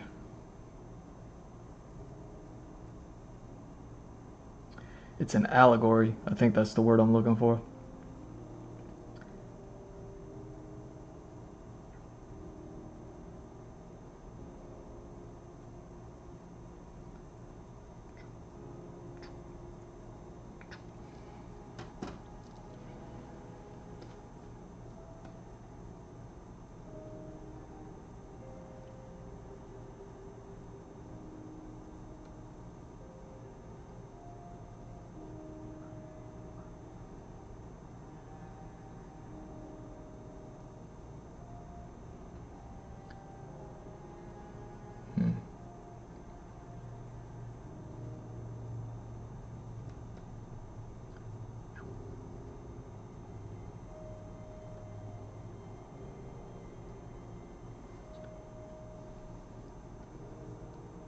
I think Sephiroth has seen, like the one in question. I think he's seen like a lot. And what do I mean? I think he's seen more than 7. You know what I mean? Like, if we're talking like how many worlds there could be, how many of these alternate universes there could be, how many, like, him and Aerith have been like bouncing around since the original game. I think it's like a whole lot. It's a whole lot of, you know. And I think essentially is what Sephiroth is looking for from, he knows that he's going to need Cloud, and the reasoning is going to be for like some sort of like, maybe, I don't know, through Cloud's physical form he can actually, like the right Cloud, the correct Cloud, not just any Cloud from any universe, but the correct one. He can then, you know what I mean, like seal the deal with bonding with the planet, and then as the planet itself. Because you've seen his one-winged angel form, right? Do I got that right here? Or do I not? Do I not got that? You know what I mean? You've seen like his monstrous whatever form, where he's like a super duper monster, right? I think like that's what he would ultimately become with the right cloud, bonding with the planet, and then sailing the cosmos. And probably just going around wrecking stuff along with the same thing. Because one of the more interesting things that came from Rebirth was the all the lore around the black materia. The black materia being not a bad thing. The black materia being like, oh no, this was developed by people that needed it in order to be able to, you know what I mean, move on. You know, to go find their happy. You know what I mean? Like Will Smith being like, yo, I just need you to prove it to me, you know, that you could be happy. Like whatever that tribe of people were called. I forget what they were called. The Anunnaki or something like that. I don't even know. But like those ones they're like, yo, we're stuck here forever. You know what I mean? Like we're kind of tired of it. Like they were like that. We got the black material. We got to, you know what I mean? Like that's what it's for. We got to do this. So it's like that development of the black materia not being this thing that was originally thought of like in the first game of like, oh no, it's the bad one. You know what I mean? You got all this material and then you got this one material that's just bad because it represents like death or destruction or whatever it is. But it was like, no, this was something that was developed because of those aliens that were brought in that can't move on, they can't pass on, so they needed that thing in order for them to be able to go find their happy. So that's what that tribe is going through. The black materia being seen as something that's less just completely evil, but something that's a little bit more of like, oh, it's actually kind of a good thing if like properly utilized. Maybe perhaps, I don't think like the whole purpose of the black material would be to destroy the planet. I think it's to help that tribe move on. But Sephiroth just wants to use it, you know what I mean, as a part of the process of like wiping out a whole lot of, so that way he could be the one to bond with the planet, and he just needs the correct cloud. That's the like last ingredient that he needs in order for him to be able to physically manifest into still being Sephiroth, but still becoming the planet, you know? So it's just Sephiroth wanting to use it in the wrong way is what made the black materia a bad thing. So that's why, like Rebirth, that chapter was so interesting in Cosmo Canyon.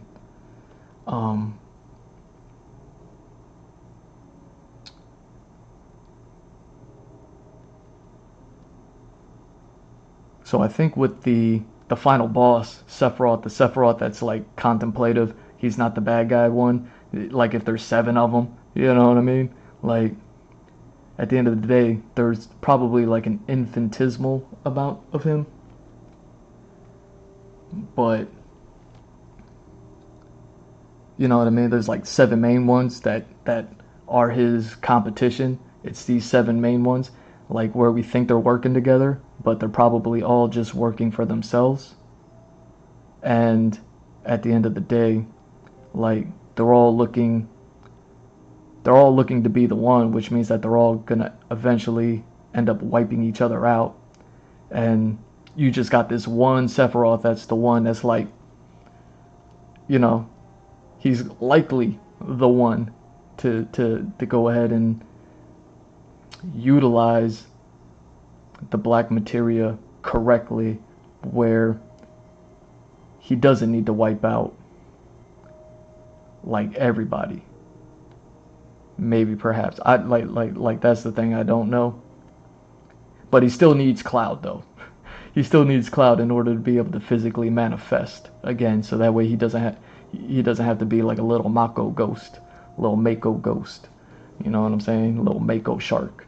Like he can't, you know what I mean? He still needs Cloud in order to, you know, do that part. So that's why he's like, you know what I mean? That's why Sephiroth is like, like, you know what I mean? And Cloud over there like, yo, what is this? What's wrong with this guy? You know what I'm saying?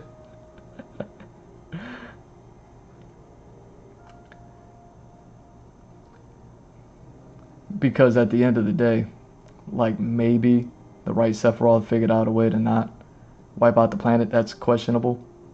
Like all life on the planet, that's questionable. But you know what I mean. But he still needs to take out Cloud, and then you know what I mean. That's the guy. So it's like that's the balance. That's that. It's a process of like natural selection, you know. I think that's what this whole game has been about.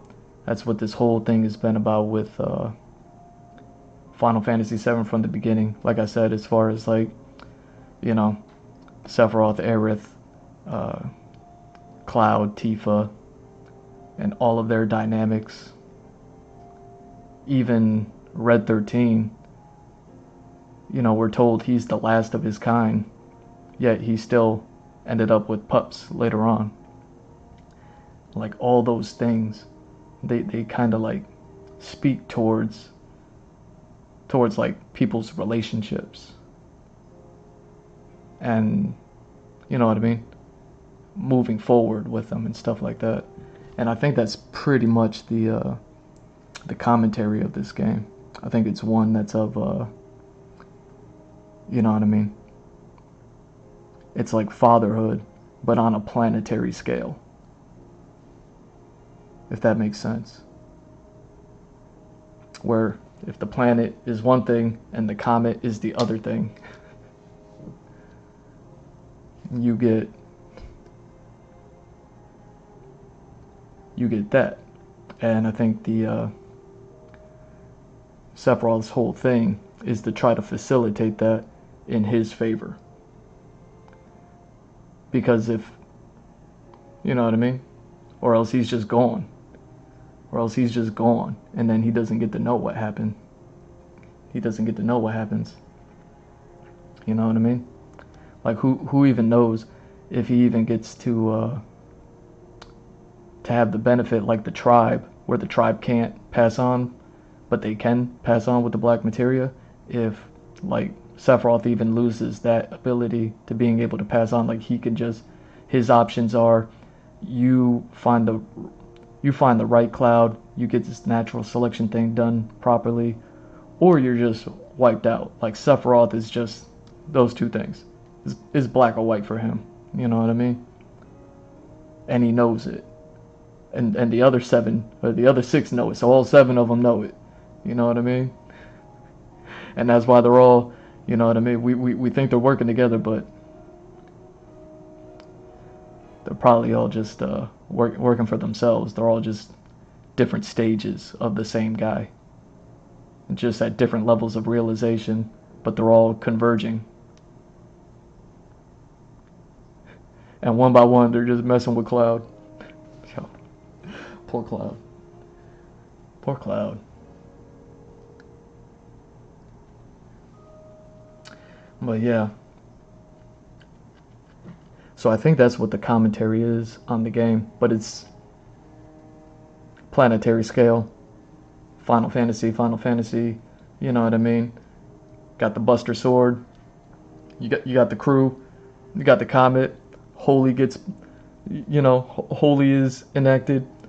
You're fighting the craziest Sephiroths ever. You know what I mean? Because with however many Sephiroths there may be, with the size of the comet compared to the size of the weapons, with everything that the game is leading up to, with the scope, of having a summon of the Knights of the Round, you know? Like, I think it's gonna be hot. I think it's gonna be hot.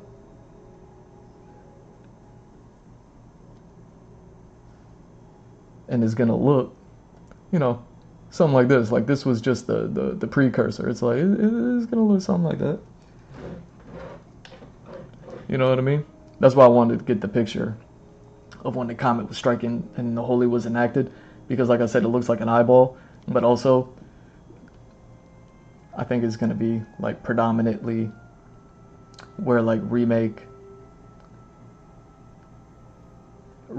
was really dark with the Harbinger of Fate, and then Rebirth. I don't even really remember the ending of Rebirth, like as far as like color scheme goes. It was pretty outdoorsy at the ancient temple, you know, probably more red than anything. And who knows, maybe it's an alchemical thing. The darkness of remake, the redness of Rebirth, and then the whiteness of Requiem. Right? Yeah, what are we? Yeah, I thought we were only 5 hours in. We're 6.5 hours in. Yeah, what am I doing? What am I doing?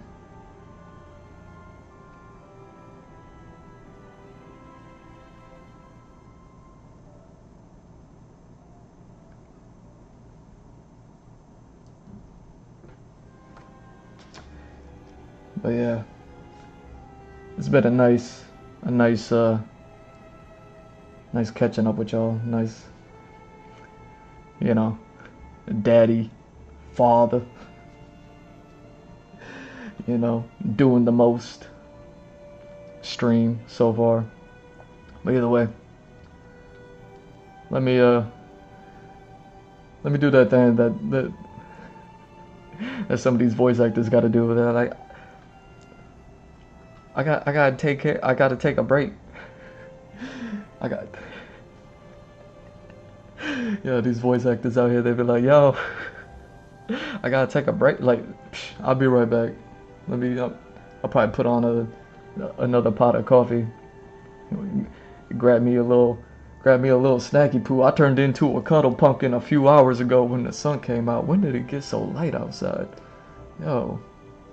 So give me a second. Be right back. Buy some merch. Get a commission.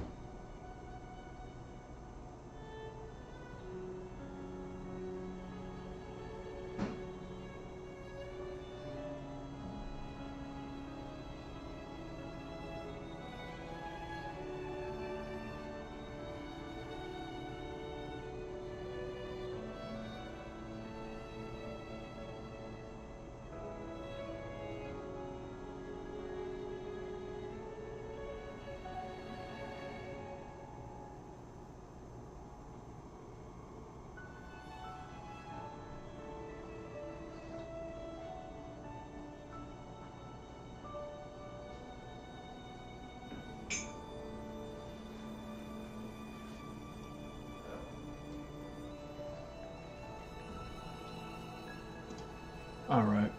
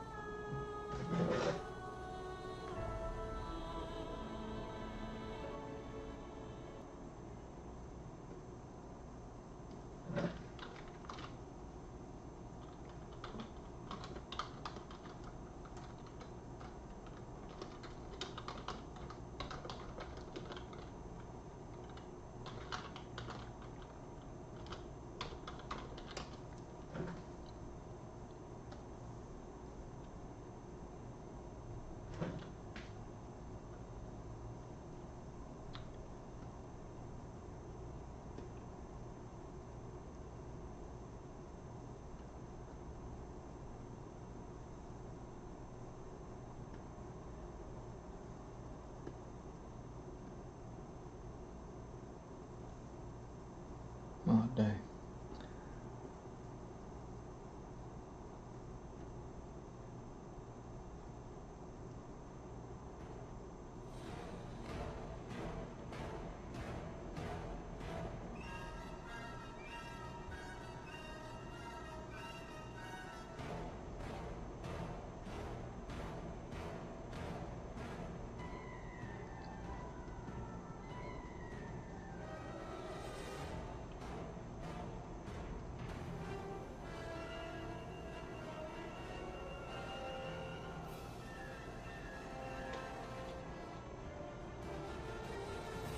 Oh, dang.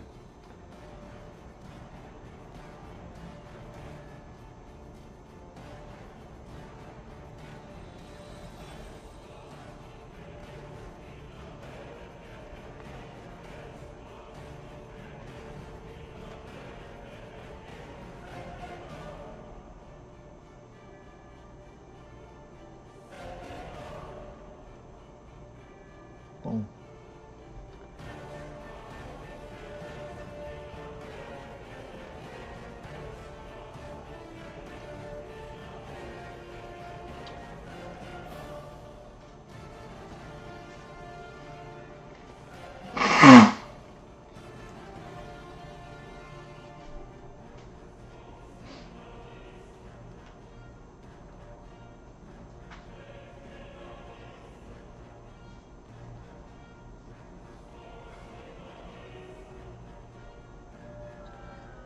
Yeah.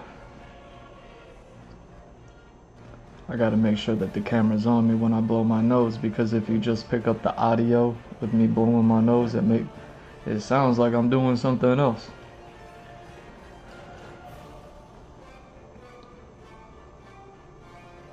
So nowadays I'd be like,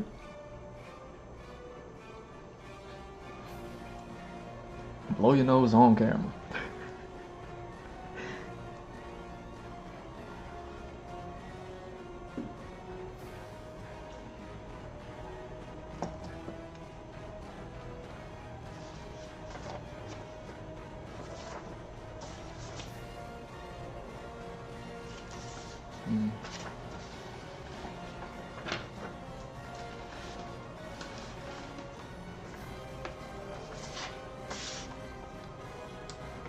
Now, what else is going on? No, we're gonna get to the video edits. We're gonna get to the video edits, don't worry. We're just catching up right now. We're just catching up. That's all. That's all we're doing.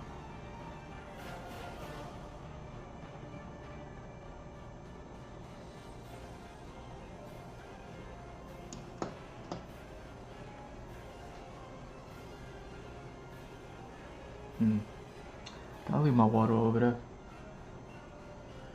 Did I leave my water over there? Ah.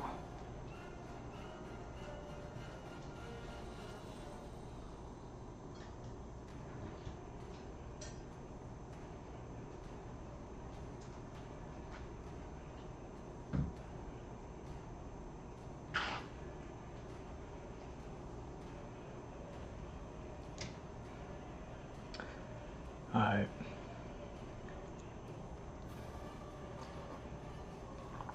Now look. You didn't listen to me. How'd that work out for you? So much has happened. So much has happened. You didn't listen to me. How'd that work out for you? I gave you plan A. This is what makes plan A the most perfect plan. Plan A. Plan A is still on the table. Plan A will never go out of style.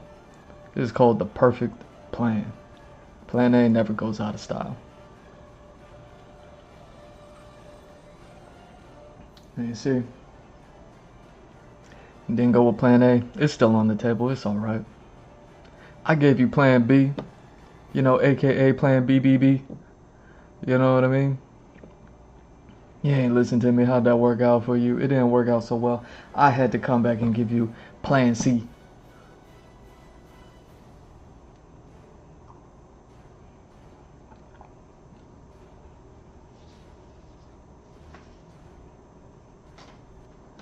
That's the sign. We really needed that power supply. Who's gonna give me whammies, huh? I mean, if that's gonna give me whammies, hold on.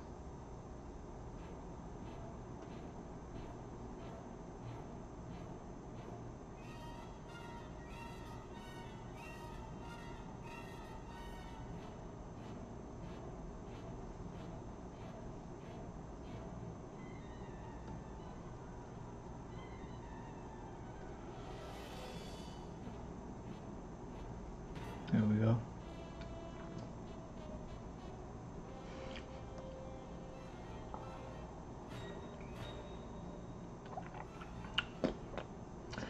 So, gave you plan C, plan canal. Plan canal may or may not still be on the table. I don't even know. I don't even know these days. Yo, am I still alive? That's another thing I will never know these days. Am I still alive? Hold on. Let me double check this right quick. Oh no, I might not be. Hold on. Okay. Hold on. Okay, I am. Sweet. That's what I'm talking about. Oh. I thought I got that fly from earlier. I guess I didn't. It just flew by. You see how quick that thing? I can't clap with my hands full, man.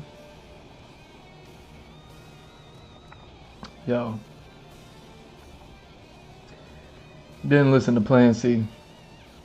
Plan Canal. That's why it's a good plan, because it may not always be on the table, but when it is, it's a good plan. 60% of the time it works every time. Yo. You didn't listen to Plan A, B, or C. How'd that work out for you? Nah. I thought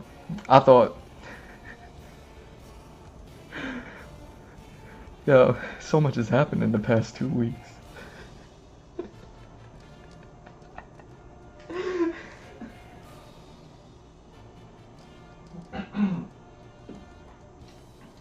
You know? Like, it wasn't like the same time that the Street Fighter movie trailer dropped, the you put out a diss track to the Pope. So I heard, like, dude, you ain't listen to me. Plan A, B, and C. You put out a diss track to the Pope.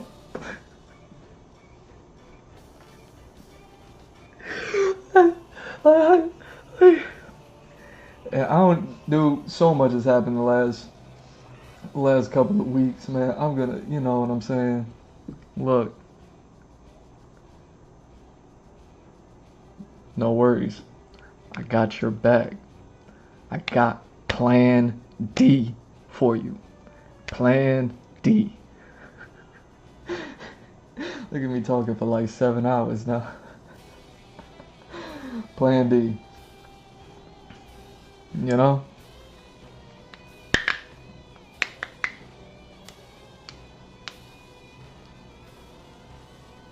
First off, what's up with all the manifestos?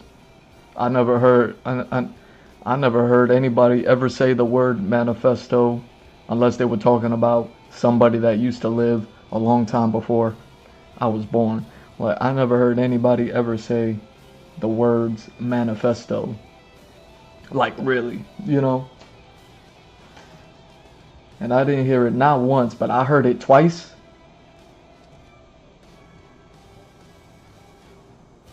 The word manifesto spun the block.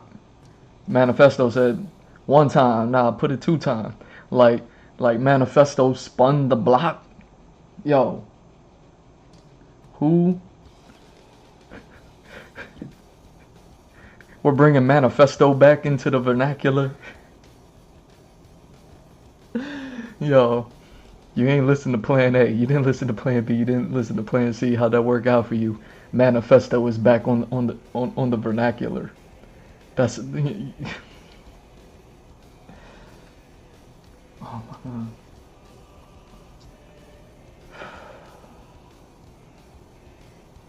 What's up with the manifestos? We had 2 manifestos.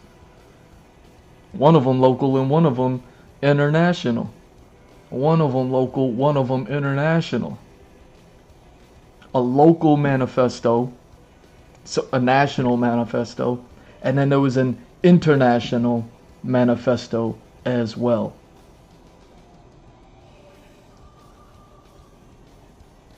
I mean, yo, if we're gonna talk about manifestos, if I have to say manifestos, then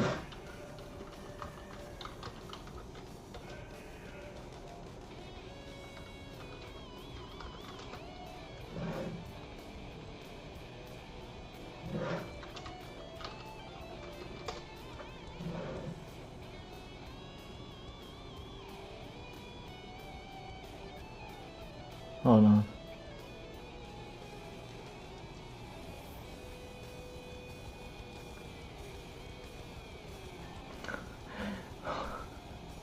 Oh man, they're not gonna give it to me.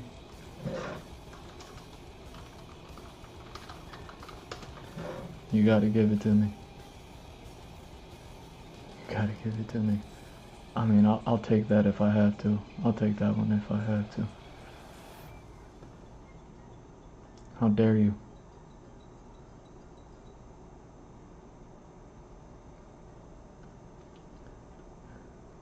Yo, if I have to say the word manifesto, because you ain't listened to me, and now manifesto is back in the vernacular of the people. You know what I mean? Like, we're in the 1800s. It's 1826. What year is it? It's 1826.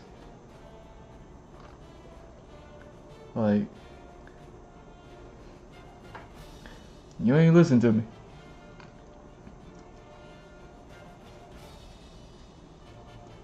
You ain't listen to me. How'd that work out for you? Manifesto is back in the vernacular.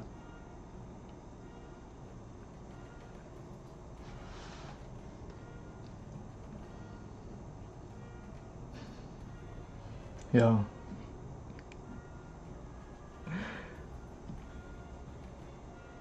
How do we have two manifestos? How do we got two Katies? How do we got two Katies? There's two Katies going on right now. Why do it? One Katie's not enough. We needed two Katies. We got two Katies. You know what I mean? I mean, I like mine in two anyway, so you know, like, I'm not gonna complain, but I am just asking, like, how do we get two Katies between? Oh my God, both their last names start with P. Yo, Katy Perry in the news and Katie Porter in the news, and it ain't for anything nice. You ain't listen to me. How'd that work out for you? We got two Katies, last names start with P, in the news. Yo, we got two Katies writing two manifestos like magic carpets around here. Like, what? You ain't listen to me. How'd that work out for you? Now, I got plan D for you. Don't worry. That's not what the D stands for.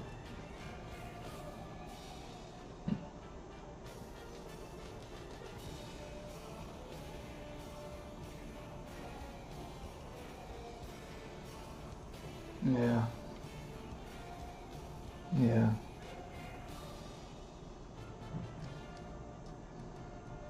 Set it up. Yo, Mr. Drew. Mr. Drew on all socials. You gotta follow, like, and subscribe. Earlier this week, I put out a post.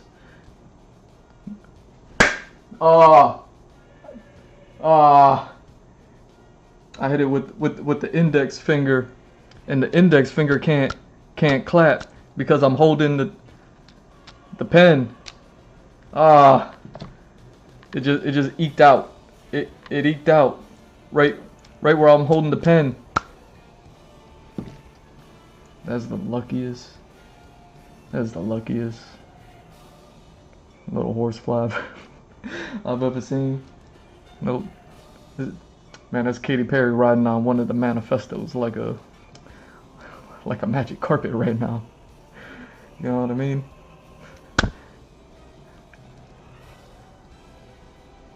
What are we doing? See, now you got your crew. Your crew is ducking shots. Manifesto spun the block. Your crew is ducking shots. I'm turning into I'm turning into a white boy rapper. You didn't listen to me. You didn't listen to me. How's that working out for you? I'm turning into a white boy rapper. You know what I mean? Two manifestos, two KDPs out here. You know what I mean? But because I still have my art instrument.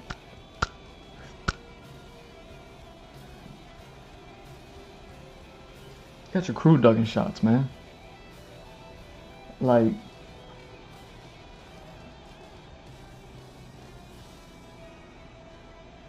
you know what I mean? I don't know if one of them was ducking shots. He might have just saw it, and then also with the other eye watched it like pass by. I don't think he was ducking shots. Like, I think he definitely heard the shots. He probably saw some shots, right? He was probably staring at them, but then also while he was staring at them at the same time, because the shots move, you know what I mean? His other eye was still able to pick up and follow the movement of the shots that he should have been ducking, but he wasn't ducking them. You got your crew ducking shots. You ain't listen to me. How'd that work out for you? It's gonna be okay though. I got plan D. It's plan this spear, by the way. You know what I mean? G Mr. Drew on all socials. Follow, like, subscribe. I put out a post. It's mean. It's mean is, you know, it's mean out there. It's mean out there.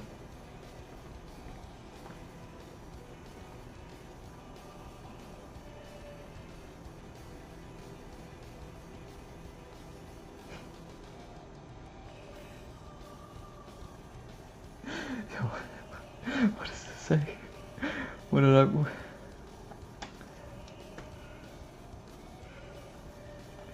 I put out a post of Sephiroth since the last time we caught up. You know what I mean? Back when it was still Plan C, when you were flame torching the Pope.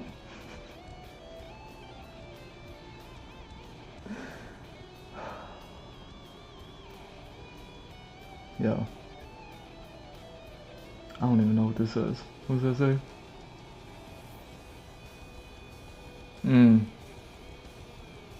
Oh, get out of here. Get out of here. We got 2 manifestos, 2 Katie's with the last name P. And then we got an Eric and an Erica. You mean there's an Eric and an Erica? You ain't listen to me. You didn't listen to me. How is it working out for you? It seems like things are compounding. It seems like you don't listen to me, and more Sephiroths are just popping up. You got one Sephiroth on red. You got another Sephiroth on 10. You got one Sephiroth riding in on a dragon with a flaming sword like he Daenerys Targaryen. You ain't listen to me, man. Yo. Just got to give me that nice big red phone. Put me on retainer. Pay me half. You know what I'm saying? Hit me up. Be like, yo, I got an idea, but I actually want it to work. I don't want any more Sephiroths to pop up also. You know what I mean? Like, I want my idea to work, but I also don't want any more Sephiroths to pop up. You got 2 manifestos, 2 KDPs that's not doing nothing nice. You got an Eric and an Erica. It's tripping out here. You ain't listen to me. How'd that work out for you? You know what I mean? I told you. But don't worry though. I got plan D for you. I got this spear for you. Check me out. And it's not a shot that your crew is gonna have to duck neither. You know what I mean? As a matter of fact, they should jump for it. You know what I mean?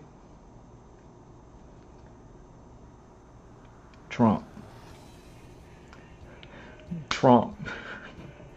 Shout out to President Trump, yo. I love this guy. I love Trump, man. Hold on. Trump, I don't care what nobody says about you. I don't even care that you're not listening to my plans.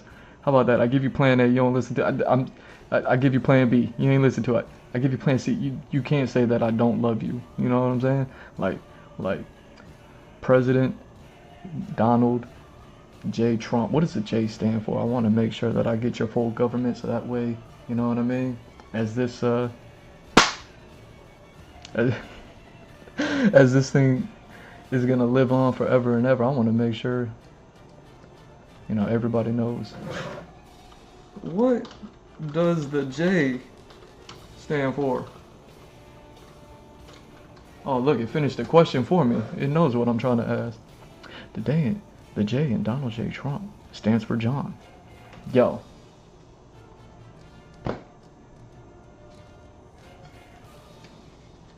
Is that why they had that one movie? John. Yo, plan D. We could change it to Don John. You know what I'm saying?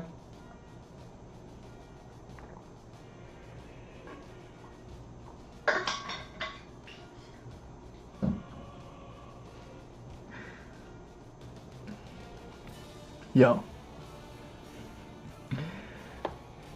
Donald John Trump. Not even Jonathan. John. That's what's up. They're like, yo, it's the middle name. We don't need to go all formal with it. Donald Jonathan Trump. Yo. I'm gonna give you this spear. I'm gonna give you this spear. This one you can keep. This one's on me. This one's on the house. You know what I mean? Like, I already gave you plan A, B, and C. Plan A is always going to be on the table. Plan B, I think, went out the window a while ago. But plan C is kind of, you know what I mean? It might work sometimes. It might not work sometimes. You know what I mean? Depending. And, I'm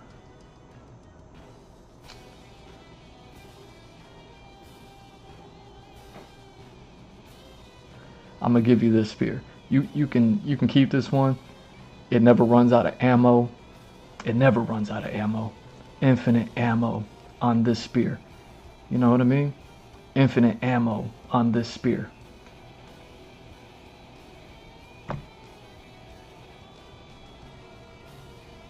No matter what anybody says, no matter what anybody has to say about you, they mad. They mad. They're jealous. They're mad. They're jealous. Whatever it is you do, good or bad, whatever their opinion is of what it is that you do, good or bad, their opinion being good or bad from what it is that you do, none of it matters. You got this one. It's infinite ammo. Don't matter what anybody has to say about anything that you're doing. Even me saying like, oh, you're not listening to my plans, I'm giving you the plans. Plan A is always going to be on the table. Somebody else can pick it up. You know what I'm saying? That's why it's the perfect plan. And now I'm giving you plan D. And plan D is this spear, and this spear has infinite ammo. Look, since plan C, you know what I mean? Since the last time we caught up, you know, since the last time we caught everybody up together, there's been a new development as well, you know what I mean? With all the Sephiroths popping up, you know what I mean? One of them got to be good, right? Yo.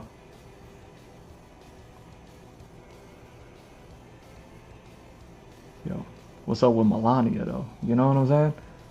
Like, they just jealous. They just jealous. But like, yo, first lady's hot. The first lady is hot, right? Like, that shuts down everything. The way that she stepped out, the way that she, you know what I mean, has been doing what she's been doing. How she went from, like, I didn't know anything that she ever did. Now she's doing the most. You know what I'm saying? Like, she stepped up and she stepped up proper. And I did notice the red bottoms. You know what I'm saying? She out here like Wonder Woman with a buster sword. You know what I'm saying? Like that's infinite ammo. That's infinite ammo for you. As long as you hold on to her. As long as you hold on to her. As long as you hold on to her. Don't let her go. You know what I'm saying? Like, that's infinite ammo. They're gonna say what they're gonna say. You could drop a track, flame torching the Pope, and you'd be like, yo, but my wife though. But my wife though. You know what I'm saying? All your haters, they're saying this and that. They'd be like, but look at your wife though. Like, you could probably say that one, but you know what I mean? Be like, what she look like again? Ah, right. Have a lovely day. Like infinite ammo. It's not going nowhere. It's plan D. You know what I mean? You don't need to carve out you don't need to carve out any of the crust of the earth for this one. You don't need, you know what I mean, reverse engineer warfare history. You don't have to you don't have to like defeat a BB with a BBB. Like you don't have to do any of that. Infinite ammo on this spear. This spear, you got. But she hot though, right? And she's stepping up, and she stepped up proper. Look at how much people, look at how much like people's wives is doing them these days. You know what I mean? Like, look at what happened to Will Smith. I was just talking to Will Smith like an hour ago. You know what I mean? If somebody got that one to him, like I was just talking to Will Smith like talking at Will Smith like an hour ago from him getting dragged. You know what I mean? Now everybody everybody wants to seem to want to drag you. You know what I mean? You don't got not one manifesto, but two of them. One national, one international. You don't got not one KDP, but you got two KDPs that's out here wilding. You don't got just an Eric, but you also got an Erica. Like, yo, yo, the Sephiroths keep popping up. You're not listening to me. It's not working out. But you still got infinite ammo, man. You can't say that I don't love you for giving you this one. You know what I mean? Because here's what's also hot. She stepped up and she stepped up proper. She was all like, I don't got nothing to do with that. Red bottoms. Red bottoms. And then she, I don't know, she did something else. I think she held your hand. She wasn't gonna hold your hand before, but now she's holding your hand, I'm pretty sure. Almost. Like, now I might, infinite ammo on that one. I got your back. You know what I mean? Just big red phone, you know, like yo, where's that big red phone from? Is that Batman 60, what do they call that one? Batman 66? Let me see. Batman phone. I'm pretty sure. I'm pretty sure. Oh no, it's giving me like a Samsung joint. Batman 66 phone. Hold on. I think it's called 66, right? Yeah. See,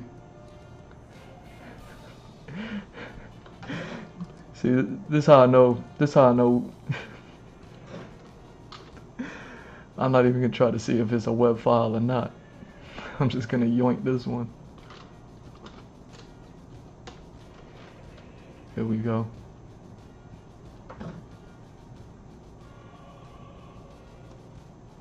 Look, yo, let's put this in Mephisto's hand. Look at Mephisto holding the phone. See?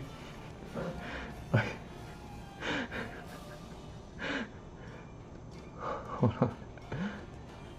Well, I kind of liked it like this. Yo. Yo. You just send me a big red phone. When I say that, that's what I mean. You know what I mean? It got the whole Beauty and the Beast cover on it. You know what I'm saying?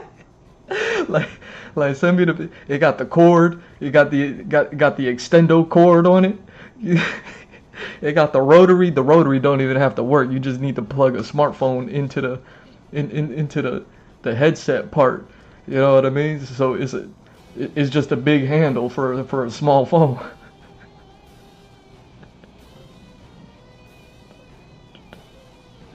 Just send me a big phone like this one. Put me on retainer as one of your, what is it? You know what I'm saying? As one of them that and then just hit me up from, you know, it'll always ring. That phone will always ring. Just program it. You know, they know how to do that these days.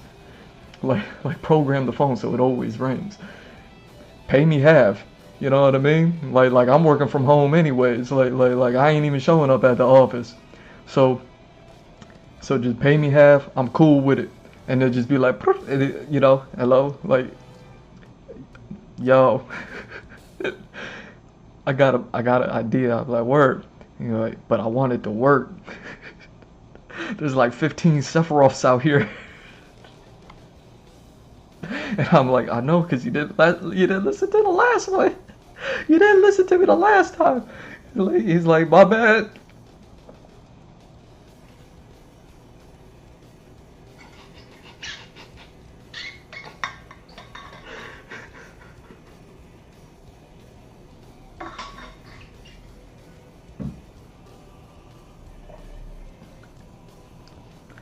I will always pick up the phone. I got an idea, but I want it to work this time. I'll be like, I got you. I got you. You know what I mean? But like, you still got infinite ammo on Plan D? He'd be like, I still got infinite ammo on Plan D. I'd be like, good, you're gonna need it. and then I'll lay it out for you, man. Whatever your ideas are, whatever your plans are, however, you know, whatever the end result is that you want to be, we can make them happen, you know. But you got to put me on retainer. You can pay me full price if you want. Like, I don't care. But I'm saying you can pay me half. I'm trying to cut you a deal, you know, that you can't refuse. But you gotta send me a phone that look like that, and it gotta come with the Beauty and the Beast cover on it. You know what I mean? With the golden handle. That's a nice touch. So, you know what I mean? You just hit me up and be like, yo, what's happening?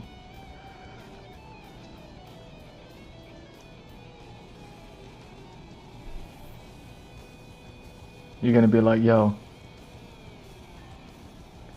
even though I got infinite ammo, you're gonna be like, yo, even though I got infinite ammo on Plan D, thank you for that one. I'll be like, you're welcome. Like, you can be like, but I got this, I got this crazy chick on the squad. I got the crazy chick on the squad. And she wilding out here.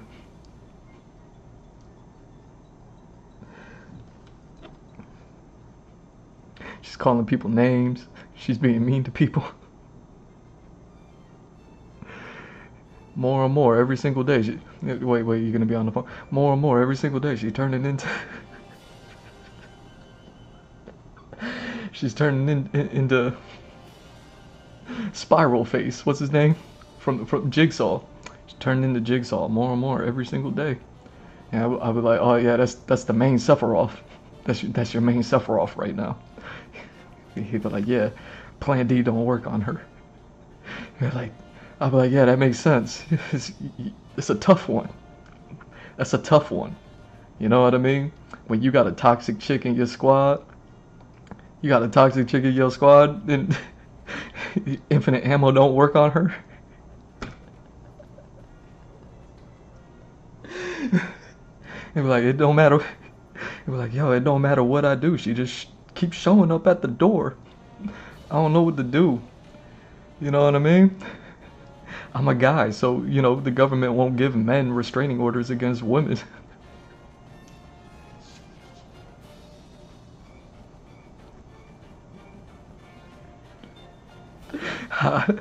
I'll be like, yo, I know how you feel. You're in luck. I got experience with that one. Check me out.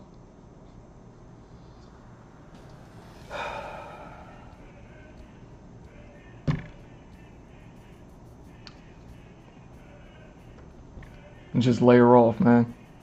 Just lay her off. I mean, everybody else is getting laid off anyways, right? Mass layoffs. You ain't listen to me. How's that working?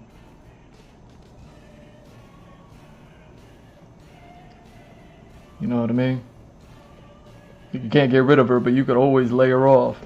And be like, yo, the economy is crazy out here. You know what I mean?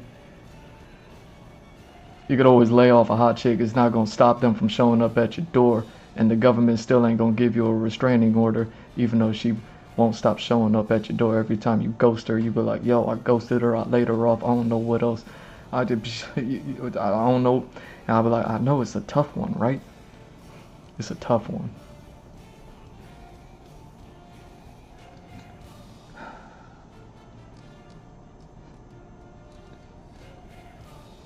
You know,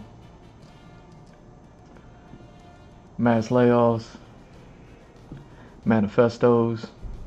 Man, you ain't listening to me. How's it going? How's it going for you, man? You gonna need that infinite ammo. That infinite ammo gonna come in handy for you. So you're welcome for that one. That one is off the arm.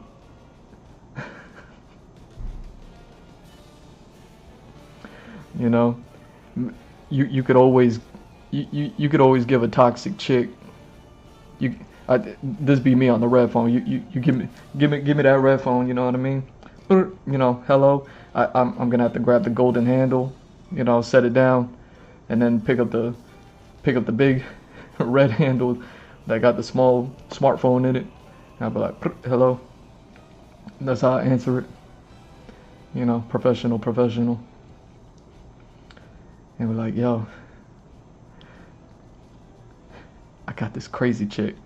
She's being mean to people. She's saying mean things about people. I laid her off. She still keeps showing up at the door. Plan D don't work on her. But like, I already laid her off. She's still at the door. And the government won't give me a restraining order because I'm a guy trying to get a restraining order against a woman. And the government just don't let that happen. I'll be like, yo, you could always give her a scientist degree. Give her a scientist degree. And be like, what you mean? I'll be like, give her a scientist degree. Like, you know, send her to school. Say she went to science school, and then she gets a, you know what I mean? Like, look at me, I got a science degree. You know, like master's, bachelor's, associate. Like, I don't know what level it has to be. It might have to be a master's level. But I mean, you know, like you could probably make that happen like half the time. So it don't take that much time. You could probably just print one out and give it to her today. Screw it. Just be like, yo, you're a scientist now. Because scientists is just disappearing.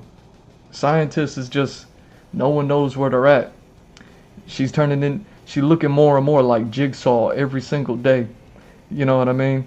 She's practically turning into an alien. And now she's got she's got a science degree. You know what I mean? Like a real science lab degree. It got pictures of flasks and you know, stethoscope and all that stuff, like, you know, microscopes. You know, it got pictures on it, like science pictures on the degree. They were like, yo, you're a scientist now. So you laid her off, but you gave her an education. You see what I'm saying? So you're still in the good. You're still in the good, and you still got infinite ammo on Plan D. It don't work on her, but you know what I mean? Like, infinite ammo is always nice to have.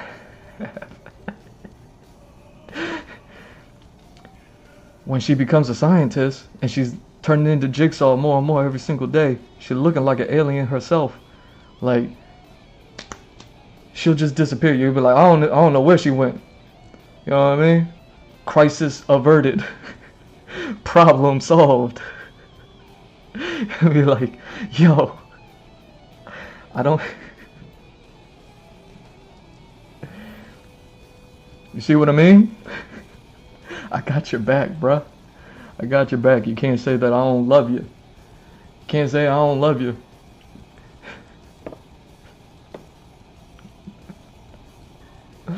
Yo.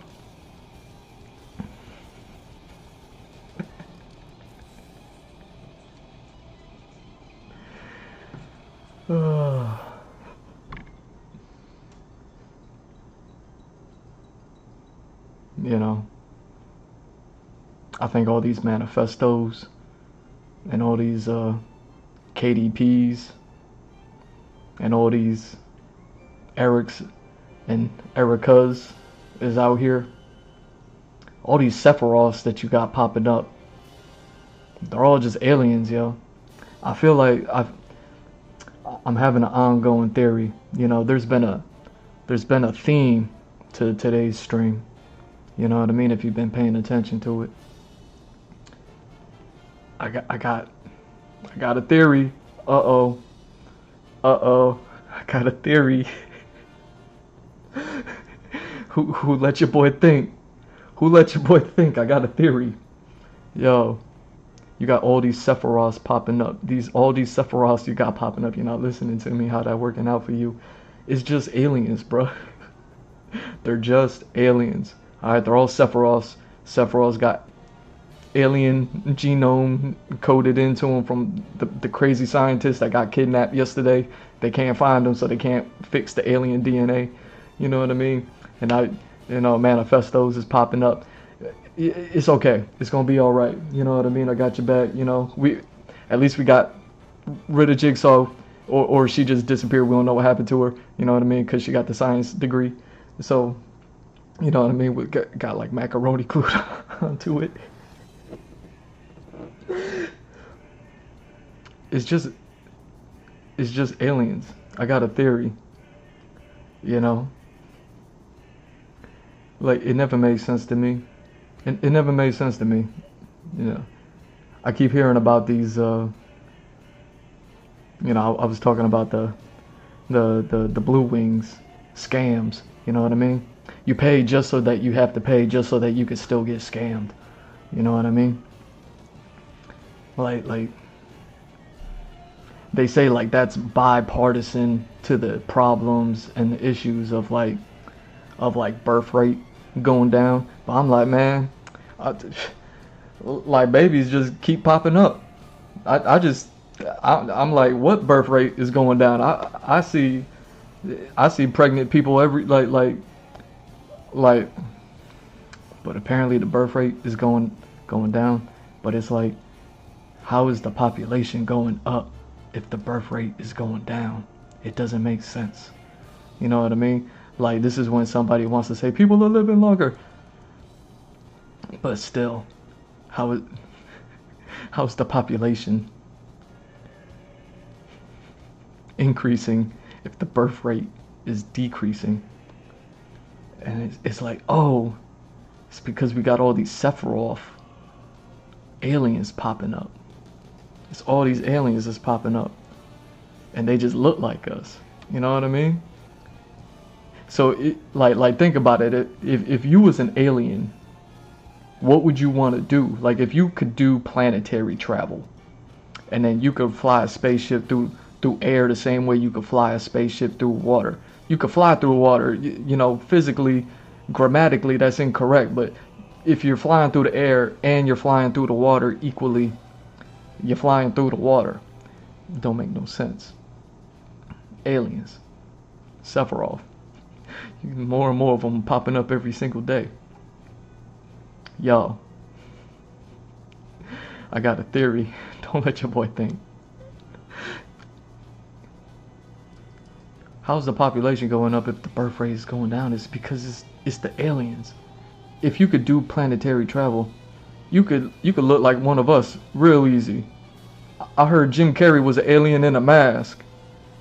I heard Jim Carrey, he went to France as an alien in a mask, but it wasn't Jim Carrey though. It just looked like him. Like they look like us. Like, it's an alien. They just put on one of them little rubber ducky masks, and then they look like us. Like they're just out here. You know what I mean? Don't put a hat and some shades on them. You put a hat and some shades on them, and then yo, it's over. It's over. You know what I mean? Sephiroth with a hat and some shades. See, Sephiroth too cool. Like you ain't never seen him with those, but you put Sephiroth in a hat and some shades. Now all of a sudden, you know, we gave all the AI artists something to work on this week. But yeah, like, it's the only way it makes sense. And then they're not compatible. You know what I mean? They're not compatible. They're not the one Sephiroth that's figuring it out. You know what I mean? That's gonna find the right cloud. That's gonna, you know what I mean, make it all happen properly, and you know, execute the plan accordingly and perfectly. You know, for the whatever comes next, right?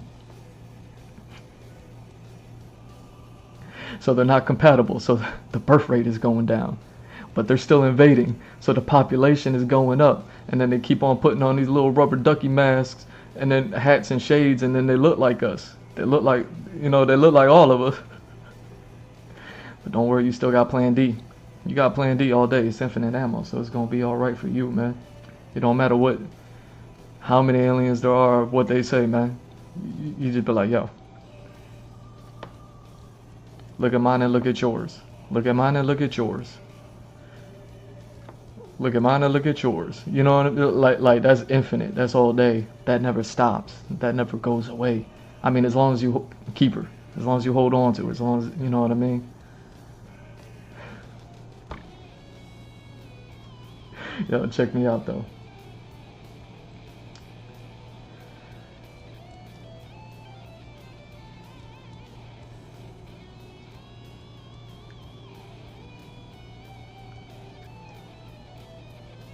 We might be able to fix the incompatibility with all these aliens that are increasing our population.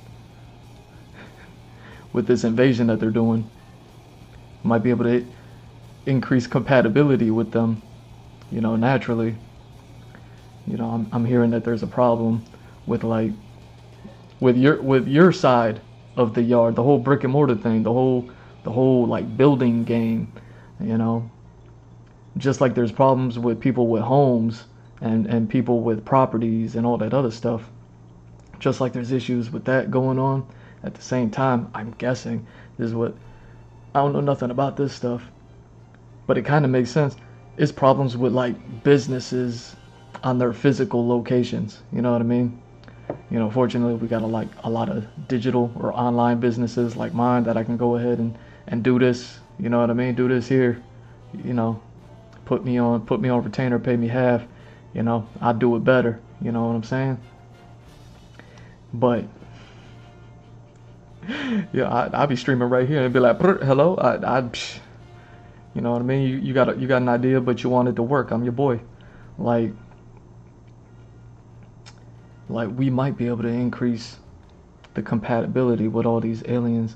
You know what I mean? If we can get this whole like brick and mortar and property situation figured out.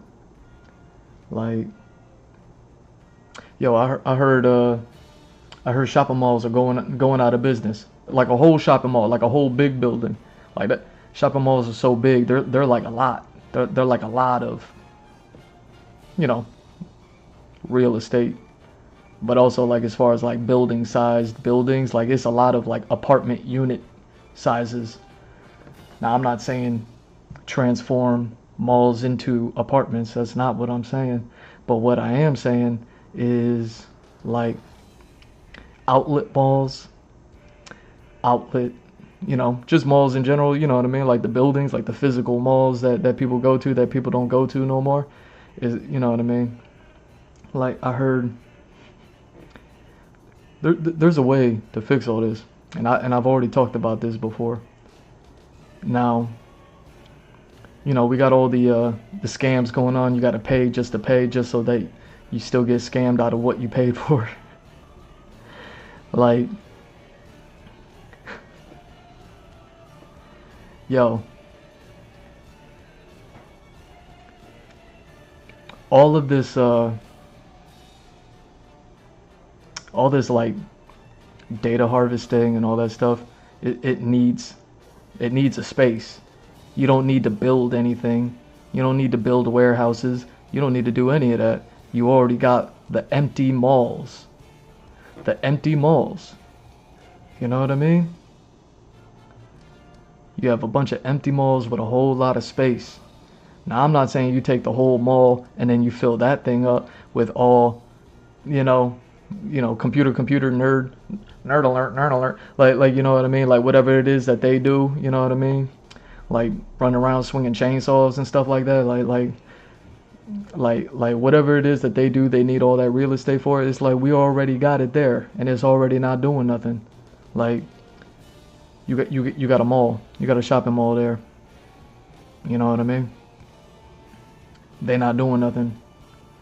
You don't need to take up more space, and it's already away from people's living zones, so it's not making like noise that's like crazy.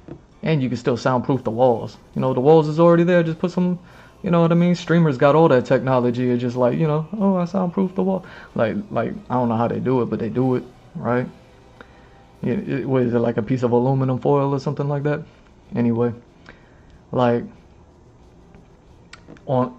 you could do that as well as maintain the software businesses as well as the hardware businesses.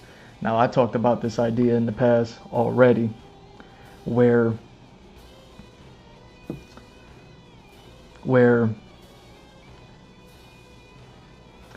video games going completely digital is something like a problem, because there's no limit. Well, there's a limit to data space as far as like how much data you can afford to, you know, whatever, drive into playing the video game. But it's not as limited as like a Nintendo 64 cartridge or a PlayStation disc. You know what I mean? How those are like extremely limited compared to like what digital can do. So digital is very less limiting. So video games are getting more and more crazy. Video games have gotten so crazy that they're making you pay just to pay, just so you don't get what you paid for, and be like, you don't own it, you rent it. Like, it's so crazy, the scam that's going on with all the software stuff. But it's gotten to the point, and I may have talked about this in the past, but I've always felt this way for a while now, where I was like, oh, video games are headed back to arcades. What do I mean by that? You're like, the video game is going to cost as much as a console will. So that you'll have a console that plays one video game, regardless of what that video game is. Might have a bunch of mini games in it, but one video game for this console. That ain't nothing but an arcade cabinet. So the video gaming culture is gonna hit full circle, and we have a bunch of empty shopping malls that are gonna be, you know, partially filled with all this data driven, you know, data, nerd alert, like we need space, but you know what I mean? We're gonna take over this farm rather than take over this shopping mall that's just taking up space. You know what I mean? And if your brick and mortar wants to sit there and argue like, oh, well, that's because the shopping mall costs more than the farm, then you got your wires crossed, because the shopping mall is empty while the farm is full. You see what I mean? So no, the shopping mall is not more expensive than the farm. It's actually providing less value. You need to drive the value up into the shopping malls by introducing these businesses to it. Am I still online? I never know these days. So running these like nerd alert, data, like doing all those things at the same time, like video gaming is heading to a place. Yo, I am gonna hold on. Oh, man, do I gotta get this with the hand? I knew I shouldn't have tried to do it with the hand. Again, I smacked it with the hand, but it didn't. Yo, this little horsefly over here. See, yo, just make it clap. You're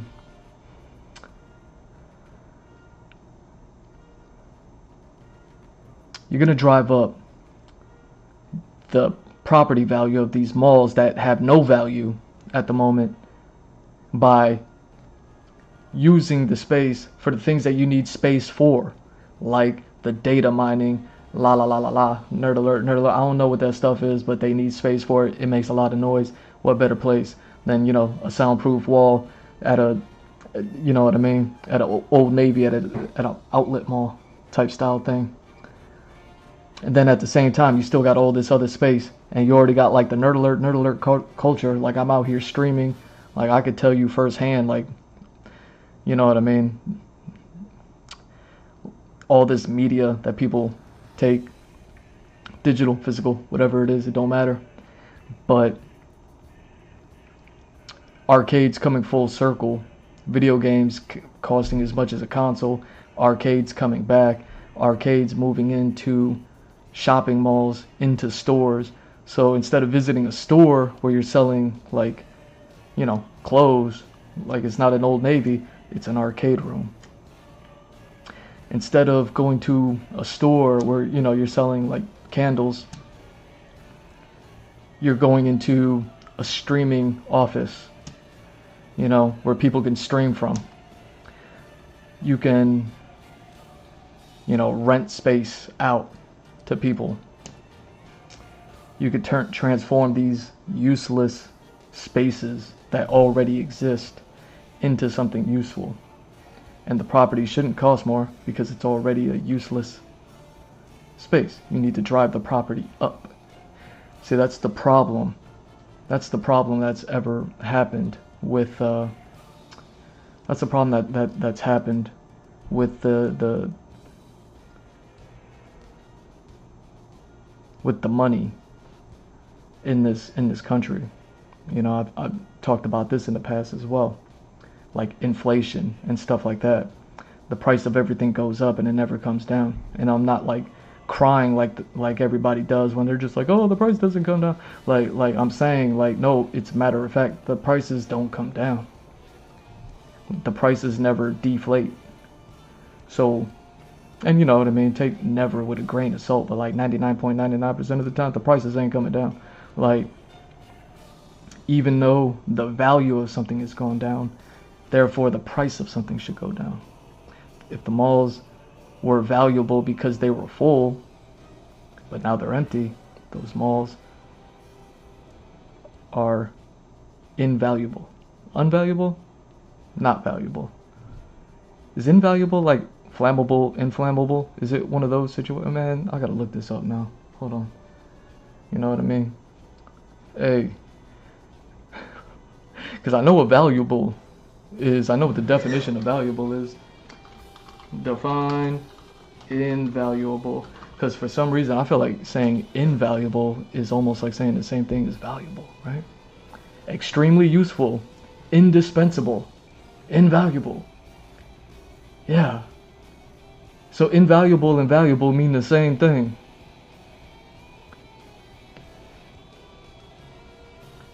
It's like flammable and inflammable. I feel like I'm in a Simpsons episode. Yo. Come on. Alright, what's the antonym? Antonym. Invaluable.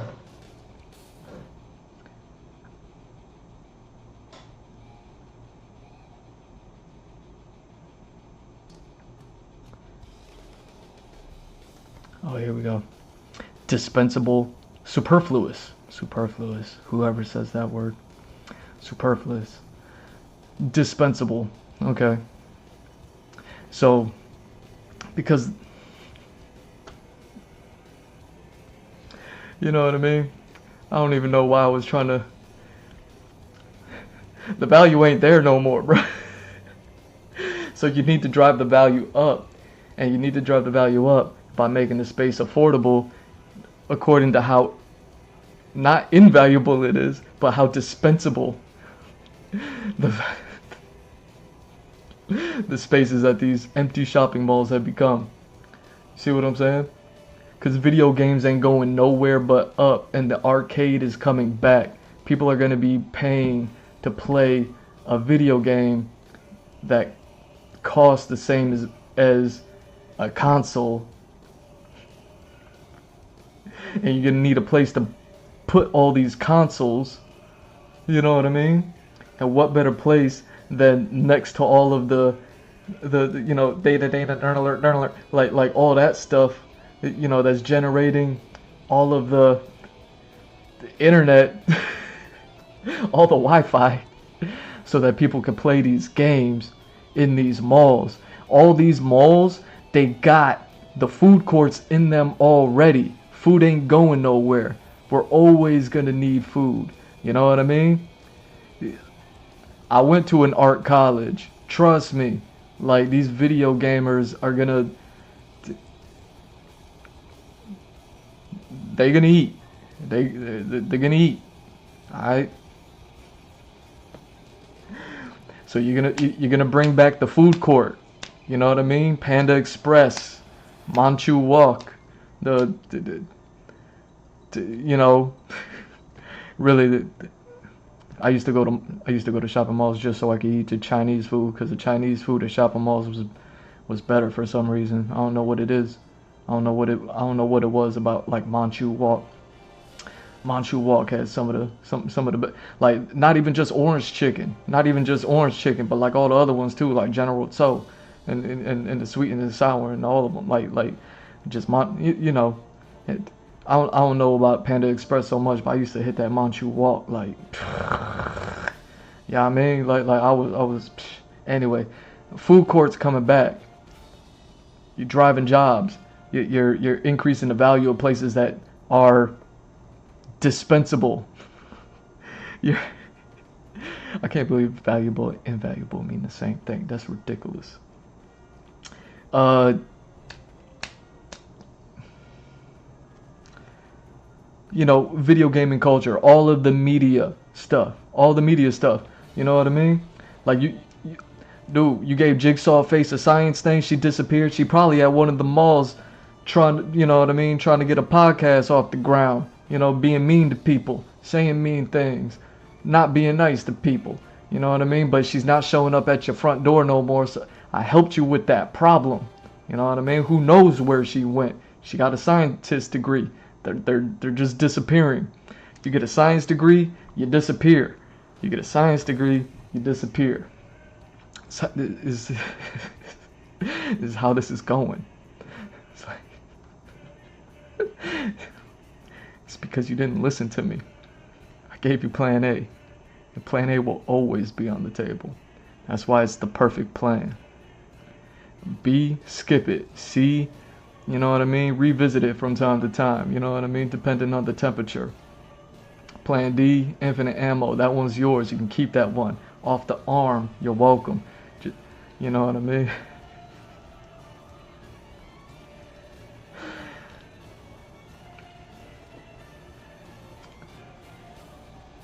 I mean, you could open up mini hotels in these malls. You know what I mean? Like, people are gonna be renting out spots to stream from. They're gonna need a place to sleep. You just give them, you know what I mean? You get a little miniature. You know what I mean? Like they're gonna be like those little haciendas, those little hotel motels that you find, you know what I mean, in those old creepy movies. You know what I mean? Like where people used to go to hotel motels, but they don't do it no more because it got creepy and cracky. You know what I'm saying? Like no more. The hotel motel is gonna be where it's populated, so there's gonna be a lot of people. So it's gonna be like less creepy, less cracky. Like, you know, as long as, you know, professional, keeping it clean, maintained, you know, hospitable. You can open up a laundromat in there. People are gonna need to clean stuff. They're basically gonna be living out of there. You know what I mean? Like these shopping malls that I keep hearing are becoming more and more useless are actually, you're just failing to deflate the value, to deflate the price in order to open up the opportunity for proper businesses to operate properly. We're entering a new age. It's the digital age. You need places to put these little nerd alert, I'm swinging a chainsaw and I need space, so I'm gonna take over your farm. Like don't take over the farm. Leave the farm alone. We need the cows and the chickens. You know what I mean? Like put all the data stuff in these deflated value dispensable shopping malls. You know what I mean? That already got triple thick walls. People ain't gonna hear the, you know, the grinding of all the cell phones driving the Wi-Fi, whatever it is that they do, man. I don't know what they do. Yo, all I'm saying is, you ain't listen to me how it work out for you. You got 2 manifestos. You got 2 KDPs that's out here wilding. You got 1 Eric and 1 Erica that's out here nasty. Yo, you got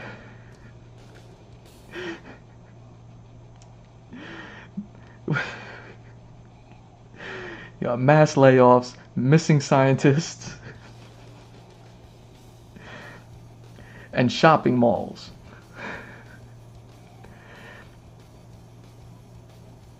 Plan despair, no matter what anybody says.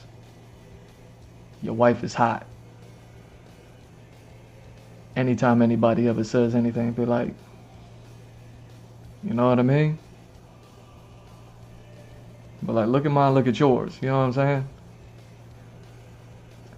A lot of people out here, because the birth rate is going down, they're like, man, I can't even see yours. You know what I'm saying? Like you're gonna be like, look at mine, look at your. Wait, where is yours? You know what I mean? Because ain't nobody talking to nobody no more, and there's more and more aliens invading, and they got the rubber ducky mask. So they're gonna be like, that's yours over there with the rubber ducky mask? You'd be like, nah, Why does it look like Jim Carrey? Like, is you see what I'm saying? All right. 8 hours in. Can I do the boring part now? Can I do the part that we all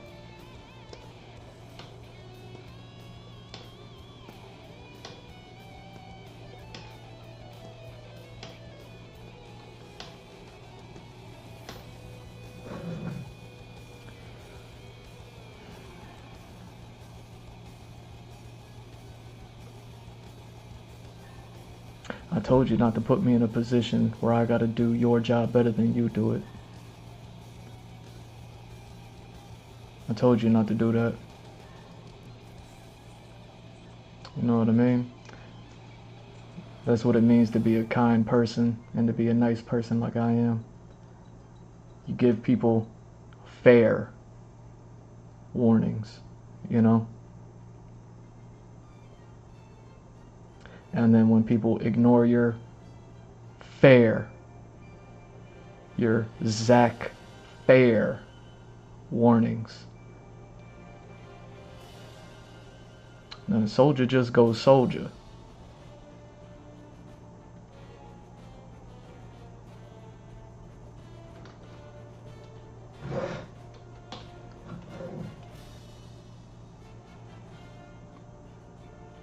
Here we go.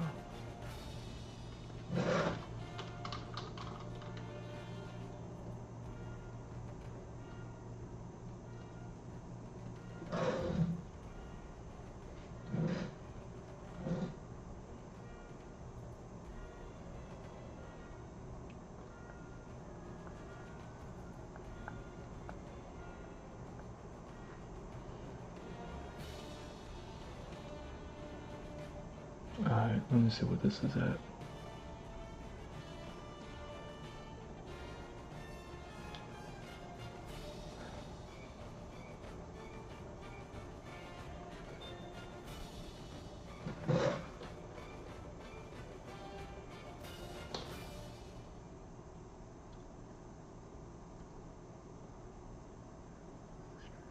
Oh damn, I don't even have a...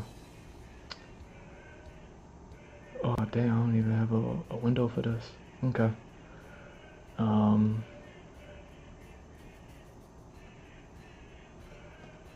Let me take this one.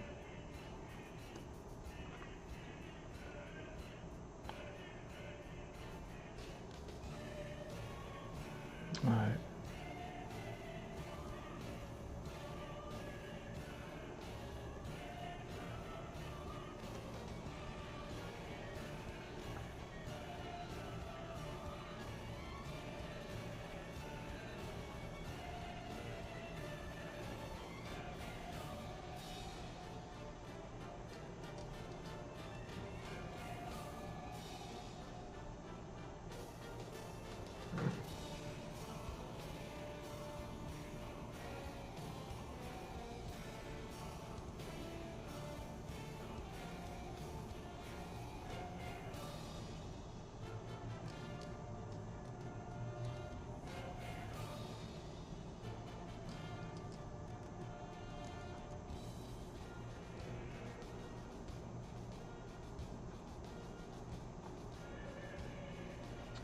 Yeah, let's do this.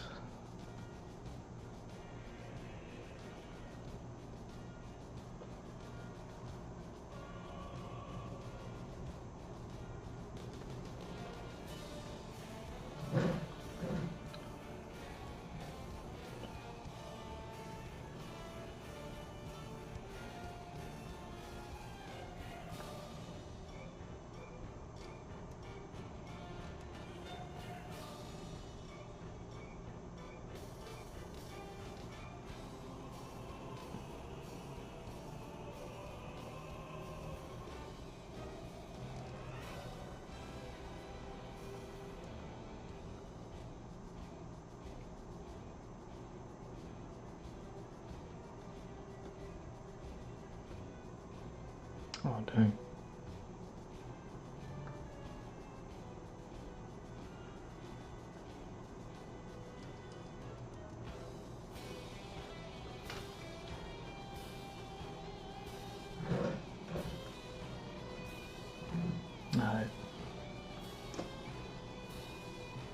Be right back.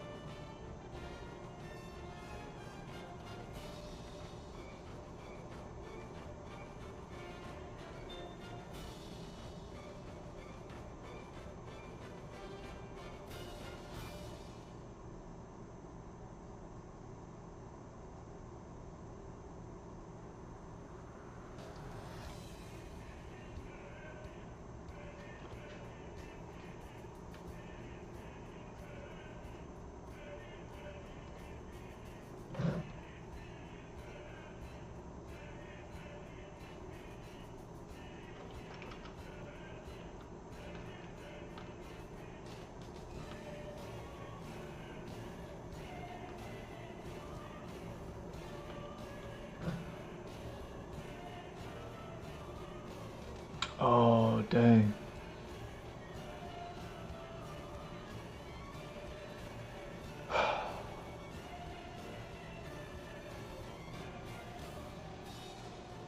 Let me see this.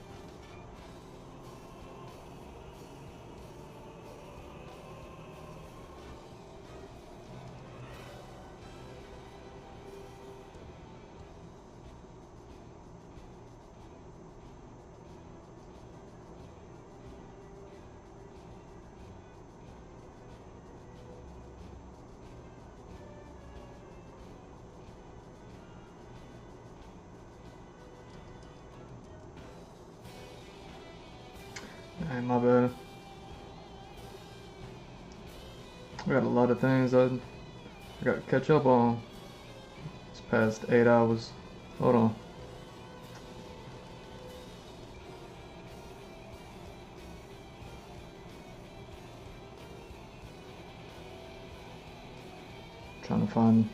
Trying to find the original thing, man. My original layout.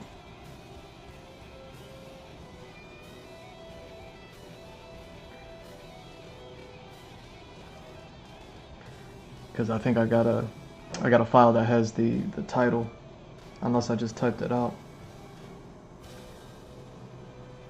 And I think I might just end up typing it me out. Oh, he said me out, didn't he?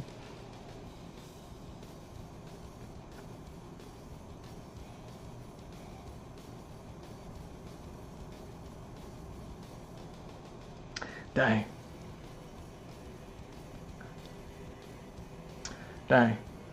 That's how I did it.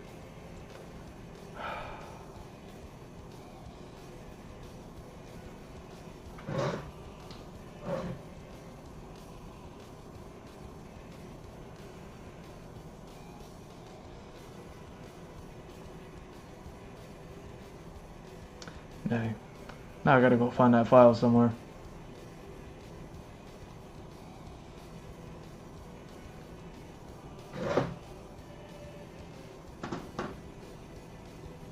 Oh, look at that. New G Mr. Drew came out today. Episode 750. I guess I'll have to post that after I get done streaming here. G Mr. Drew on OF. Safe for work. Kettlebell functional fitness.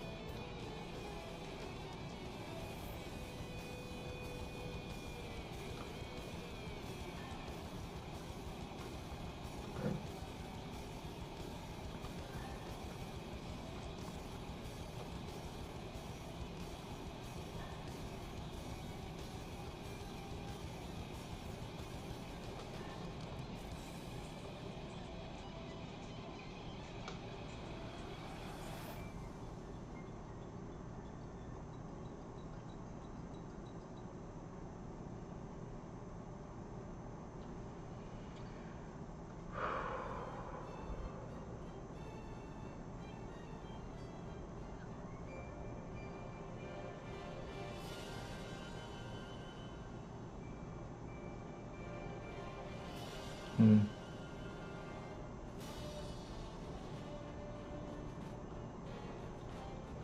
Alright.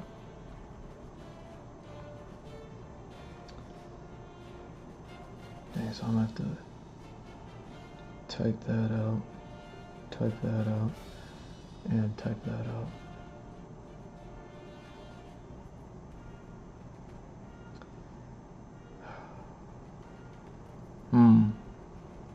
There we go. Ooh, if I open that up while I got this running, that's gonna be an issue. Hold on.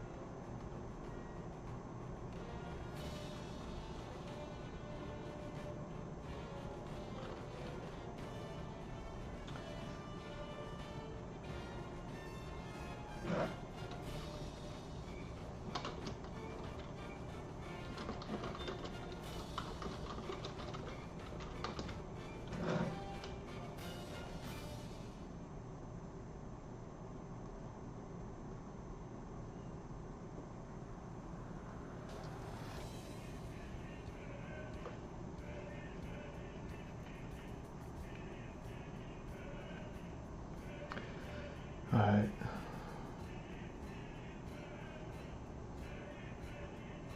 What are my settings?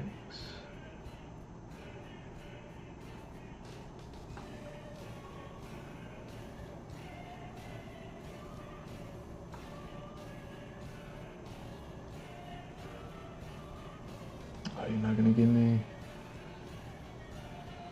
You're not gonna give me what I'm looking for? Dang. Alright.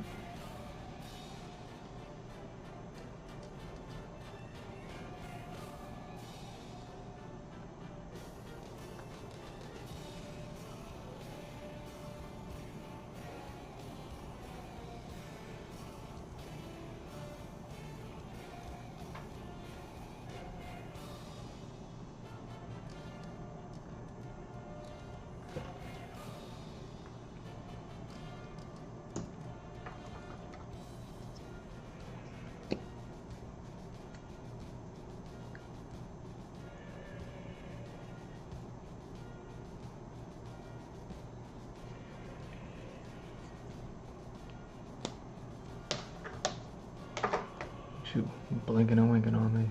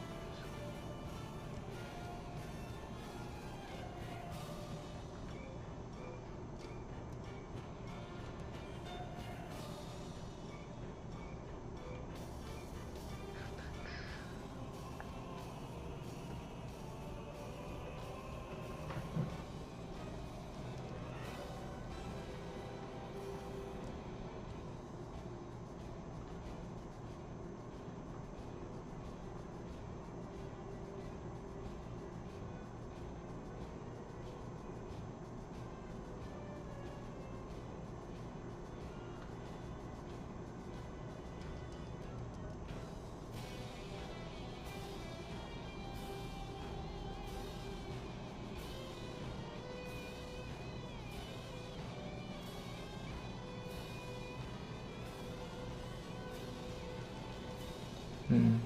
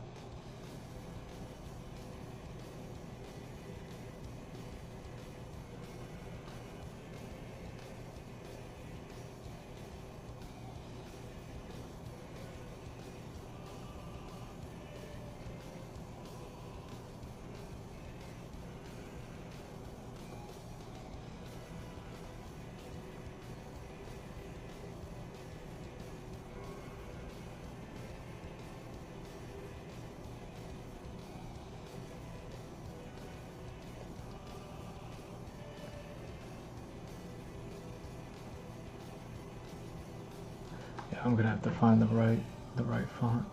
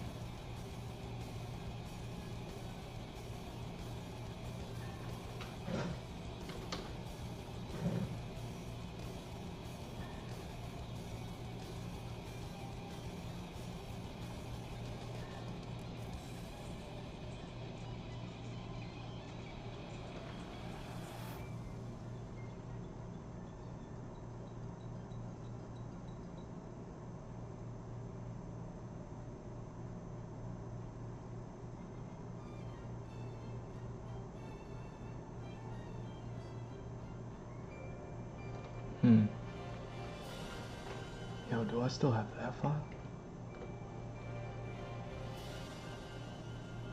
Dang. Huh. I need to go find that thing too.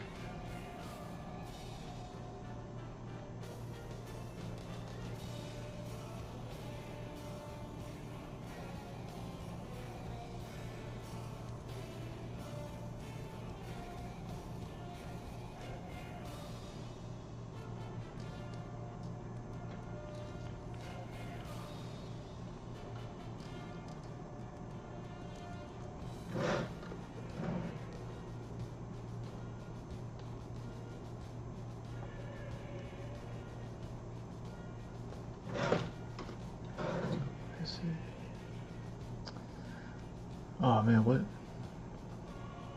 day is it? Okay.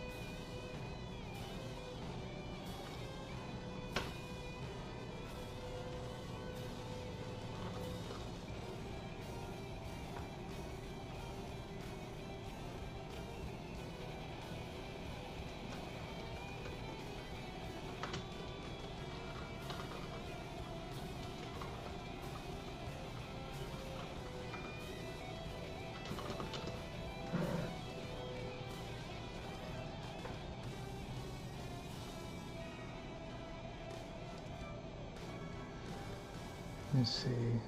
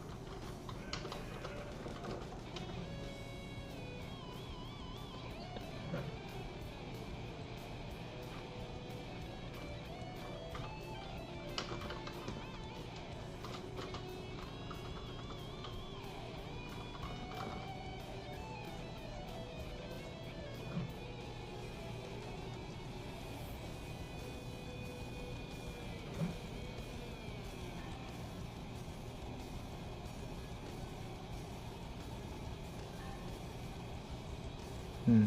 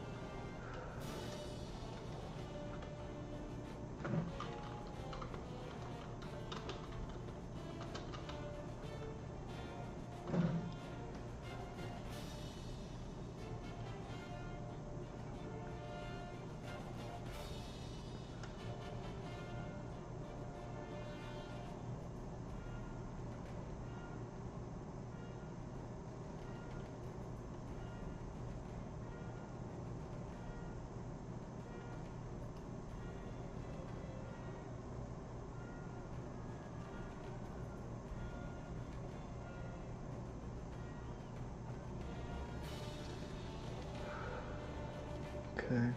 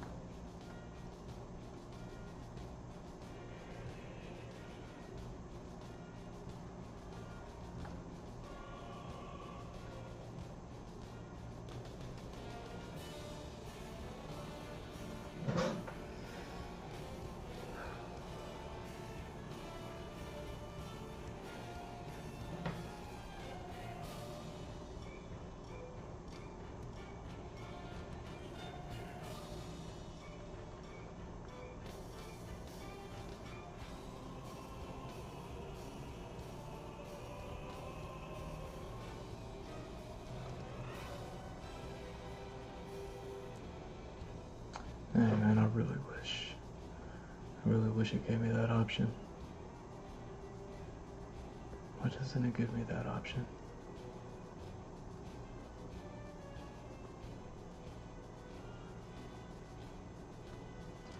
Whatever.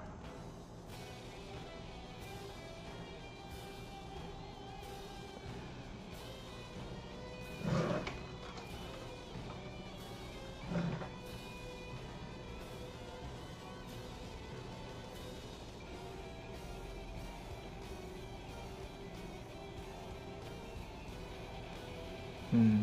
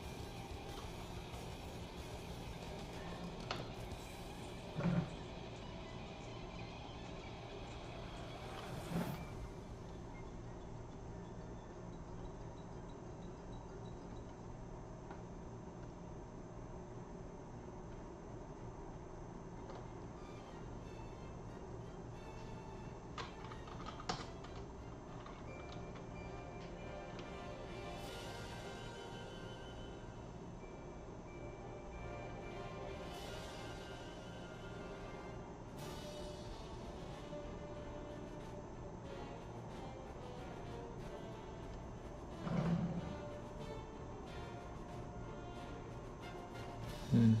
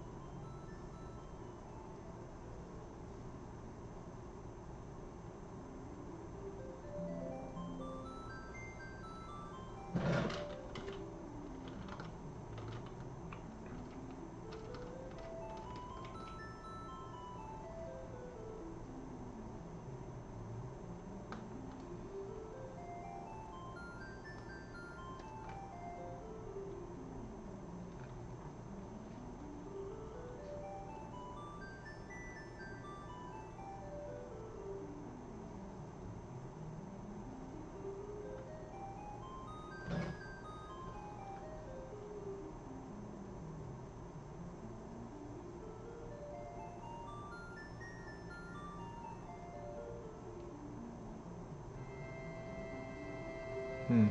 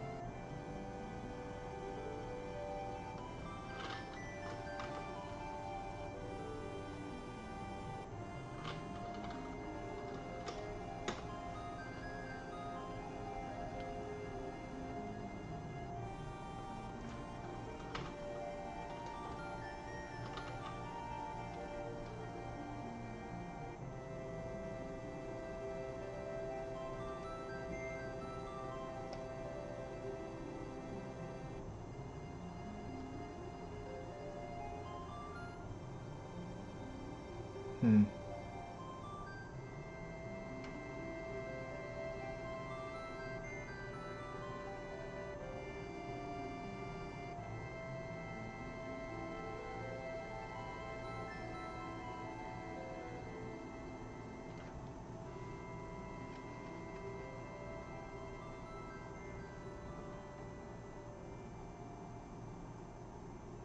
Hmm.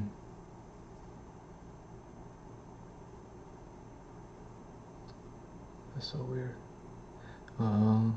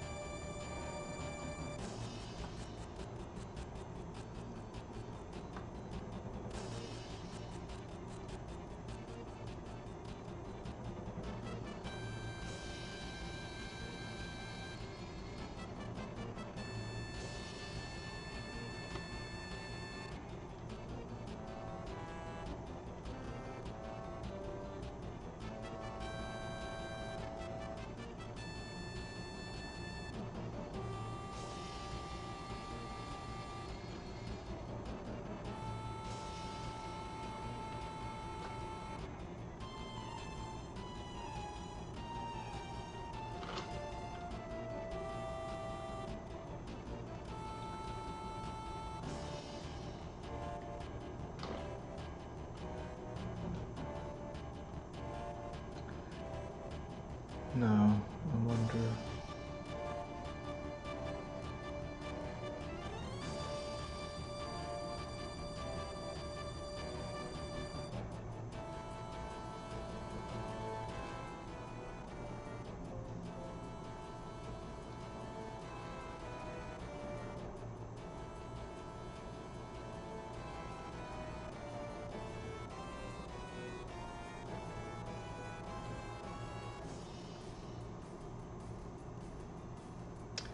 Either way, I want to thank y'all for stopping by. Thank you for watching. I'm G Mr. Drew. It's at G Mr. Drew on all socials. Follow, like, subscribe, all that good stuff. gmrdrew.art, the website. Link is in the bio. Check it out. Links to everywhere there. Merch stores. You know what to do. Get all of the merch. How much of it? All of it. What size? All of them. Give it out to all your friends. I don't care. Patreon. G Mr. Drew on Patreon. Commissions. You could join for free. You know what I mean? If you ain't got no money, ain't nobody got no money, you could join for free. You could join for $1. You just want to support. You don't want no commission. Or if you do want a commission, you want to get invited to those art streams that, you know, I be doing all this artwork on. Look at all this. Look at all this artwork. But, man, I gotta go back a minute. You know what I mean? Y'all are missing out. Anyway, G Mr. Drew on Patreon. Join it. Get a commission. I want to draw something for you, whatever it is that you want. And G Mr. Drew on Blue Wings. Stay for work. Kettlebell Functional Fitness.